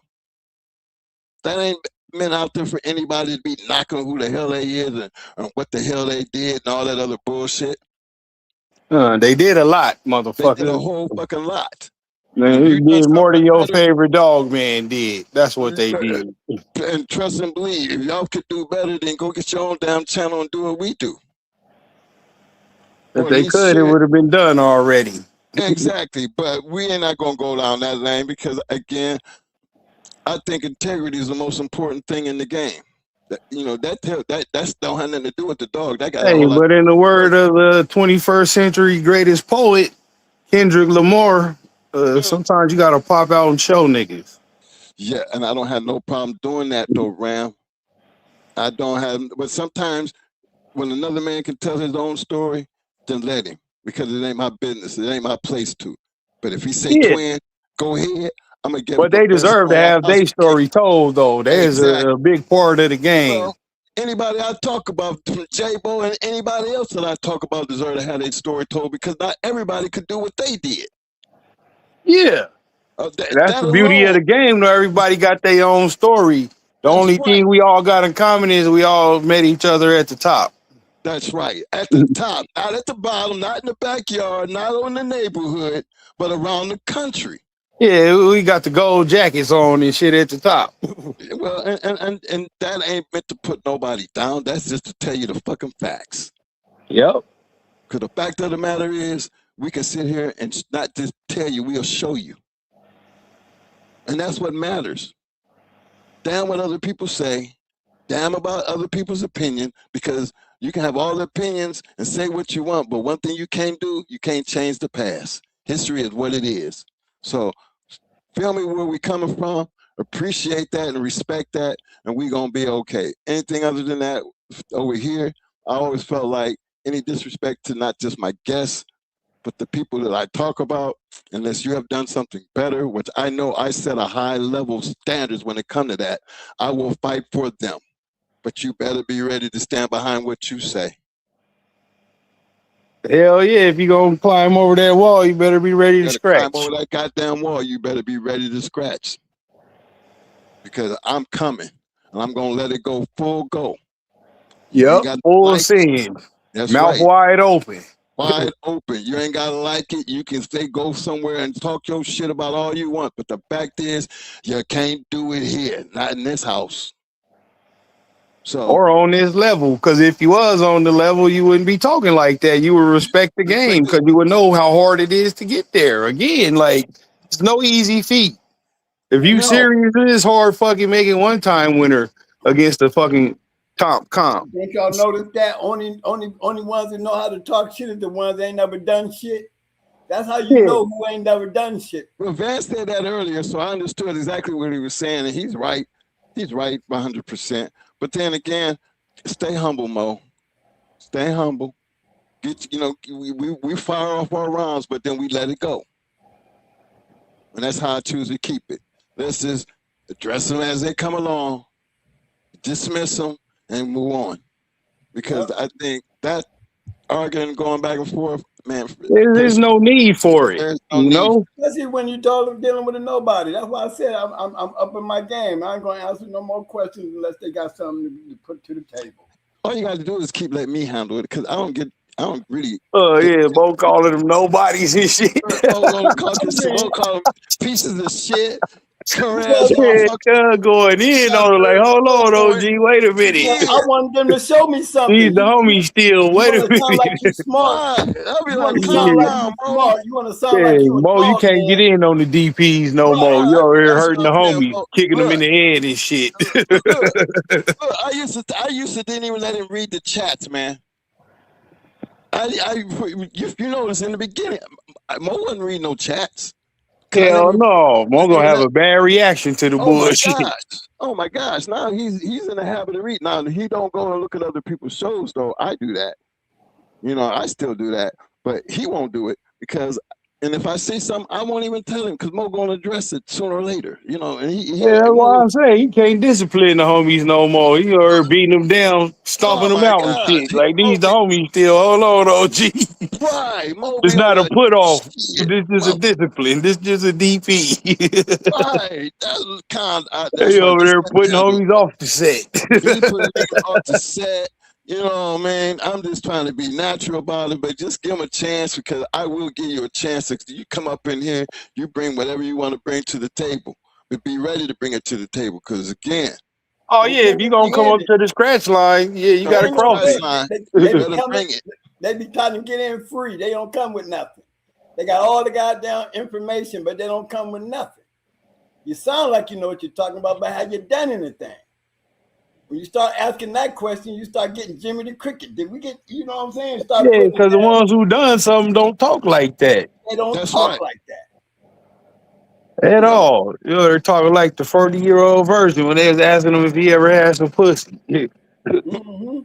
Like I like her hard titties. Like titties ain't supposed to be hard, stupid. You ain't never had no pussy. Shut up. Okay.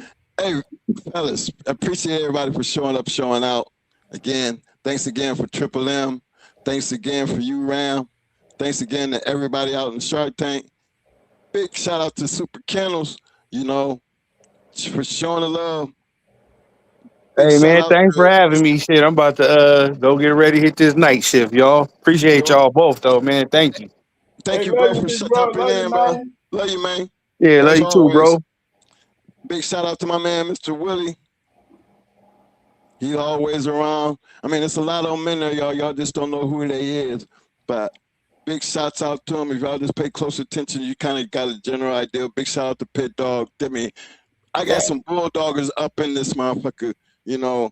And trust and believe, they got their own stories. And the day come, if they ever want to tell their story, they got a platform right here. So, J-Bo, I just wanted to let you know, man, you can sit at the gate with me, man. You can sit right there at the gate with me any day. any day. Any day. Fellas, y'all know we... He be up there, you know, you know, I always felt like just because you're legendary in your area doesn't change the fact that you legendary to me. I'm gonna always respect you as that because you did put the work in. I didn't have to get that information just from you. I got it from several people. Remember, I got a nephew down there where you at, and you know where we at. You know what I'm saying? So, no, man. No, you be, it's a no, different you thing. want to be sitting right here with us with the goddamn gold jacket like everybody else. Don't be selling yourself. You ain't gonna never sell yourself short around me because I ain't gonna let you. Never ever took it no other type of way. And no, he always say he ain't on our level, but that ain't the case. That's not even nothing about none of that shit. It's all about the respect. They're not just based on what we know, but the other people around you. And they might not say this around you, but you held in high regards, and you don't get to be the legend in an area like Louisiana and is not known around the country. Because if they don't know you, they're going to get a chance to know you because we're going to talk about you. That's right. But you do enough of that for yourself because you can tell your own story, and you tell a great story. So I don't want no riff or no rap between, or anybody thinking that we got a problem with J-Bo. He said this is not J-Bo, but it's AKA J-Bo. So I want everybody who think that we got a problem, get that out your head. Because one damn thing for sure, we always going to be bulldogging. Anytime that we talk bulldogs, we're going to be bulldogging. And it's easy to bulldog with a motherfucker who been doing bulldogs. Yeah. I feel better bulldogging with him than to be bulldogging with a motherfucker that ain't never done shit. Because J-Bo can grab his shit. I don't see nobody else in this position to be able to do that, to feel like they want to have a rift over here. So I just tell you, when you come over here, you better have your shit right and ready. Or know Because we're going to give you the platform. We're going to give you the show. Well, again, I'm going to give you the platform to be able to do and say what you need to say, but a bunch of shit talking ain't going to get it. Bring some work. Bring some numbers. And we will definitely have a good conversation because I don't know your story, but I will definitely always give anybody the chance to tell a story. I'm just telling you the story about the people that we know. And they deserve to have their stories told. Okay? And the respect. And the respect, especially the respect. So outside of that, fellas, we're going to be back here Tuesday if God permits and give us the ability to get back here.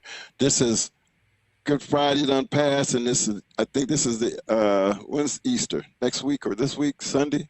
When is it? The first Sunday, right? Yeah. Okay, so everybody enjoy your families. And this is, I guess, it's that special time that we're supposed to show the love for the sacrifice. But for me, you get that love anyway, all times. I don't need a day to do it. I give it to him every day. So for y'all, take advantage of it. And most important, respect the game. You know, in order to respect the game, you got to have some type of integrity to understand what respect the game means. You ain't got to climb on another man's shoulder to make it to the top. You're going to be seen regardless because you put in the work. And we all understand this. The ones who've actually done it, we understand how hard it is to get to where you got to get to. And you ain't got to say much when you can show it in your work. So let's ride that out because I know the one thing that you better have in you, you better have that thing to where it becomes a part of who you are. And that's being able to always. I mean, you better always scratch the win. Scratch the win. Now, that might sound cliche, but you'll understand how much it will have on the success of whatever you do in life if you really, really understand what it means to scratch to win. I want to scratch for my money. I'm going to scratch for my money. Big shout out to everybody, Mo. Victor Will Turner. You know I forget you, Will. You know I forget you. I'm still waiting.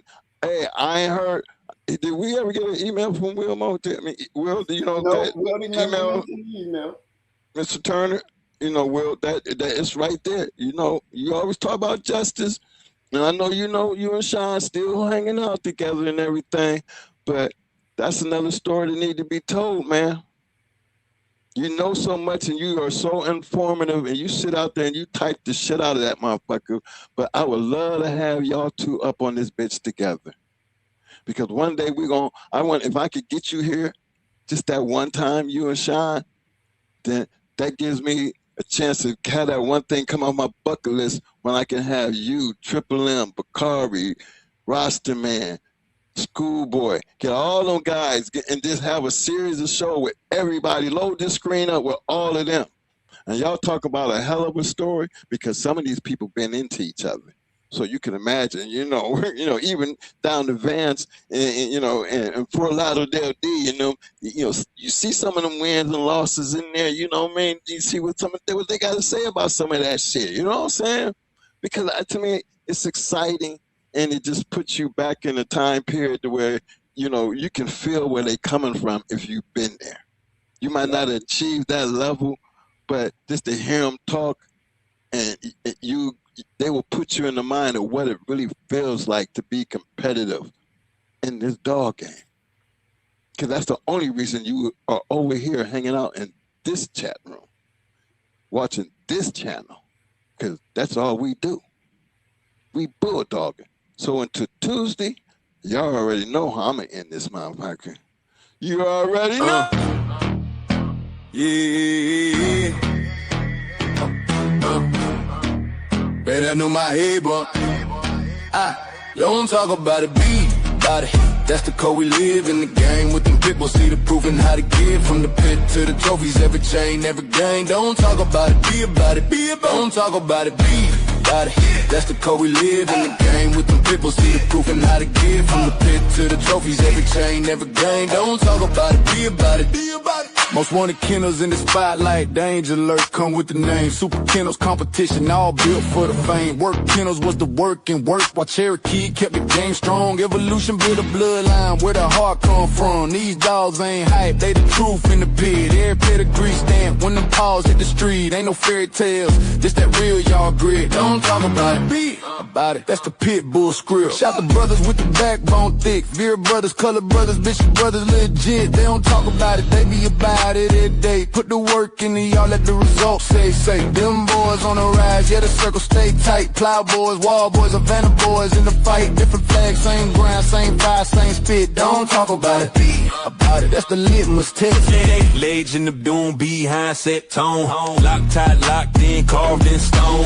Church boys hold it with the pit bull gauge. Fruit colors on man, Sean B in the maze. Arsenal game bill, but your knife stay sharp. Only in America, walk them down, ram in the dark. DSK and Mad Ohio dog, pound by hard. When they hit, praise to the men who rock this shit. Don't talk about it, be about it. Yeah, they live it. Fat boy the legend, Bill Buster, real strong Southern bulldog. Keep the bloodline long. Latin force pressure, sniper don't miss. Shaded day, shaded with a killer instinct. Twist, super night power, unit whole rank. Boot camp, click hitting like a Sherman tank. Little fine with the vision. Tennessee dog pound, got their eyes on the pit. All legendary, really the shit. Don't talk about it, be about it. Yeah, they built it brick by brick. Talk about it. Yeah, they built it brick by brick. Talk about it. Yeah, they built it brick by brick. Talk about it. Don't talk about it, be about it. Don't talk about it. That's the yard law, from the pups to the legends. Everybody stand tall. Every name on this track got a story that's lit. Don't talk about it, be about it.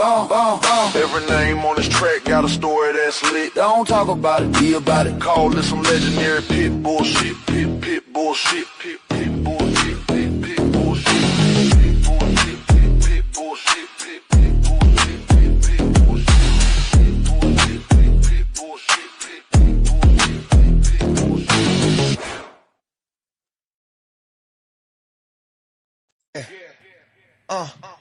It's Mo and Mike in the house.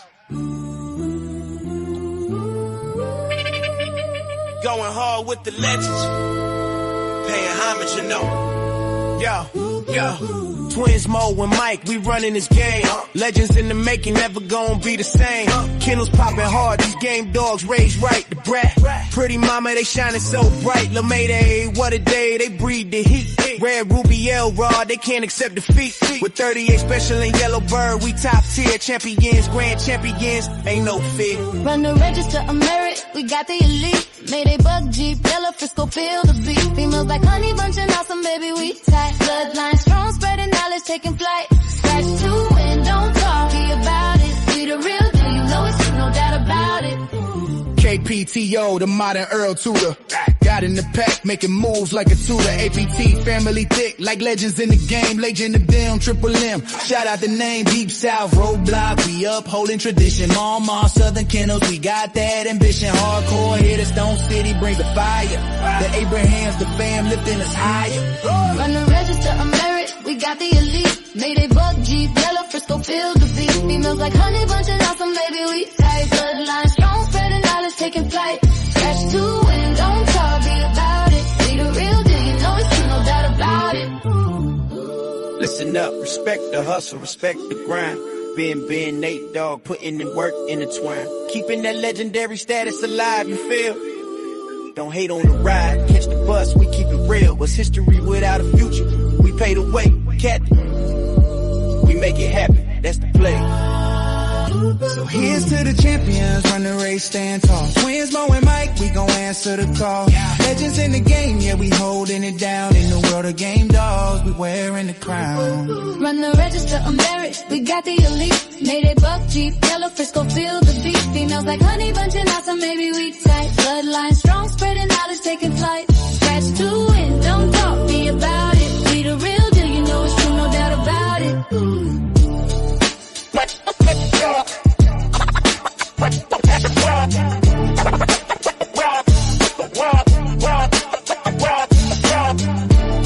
Shout out to Ohio Cash, the man with the plan, Rastaman Boom, Schoolboy, aka the. There's levels to this game. Develop your game. Develop your game. Develop your game. Develop your game. Rob, rob, rob, rob.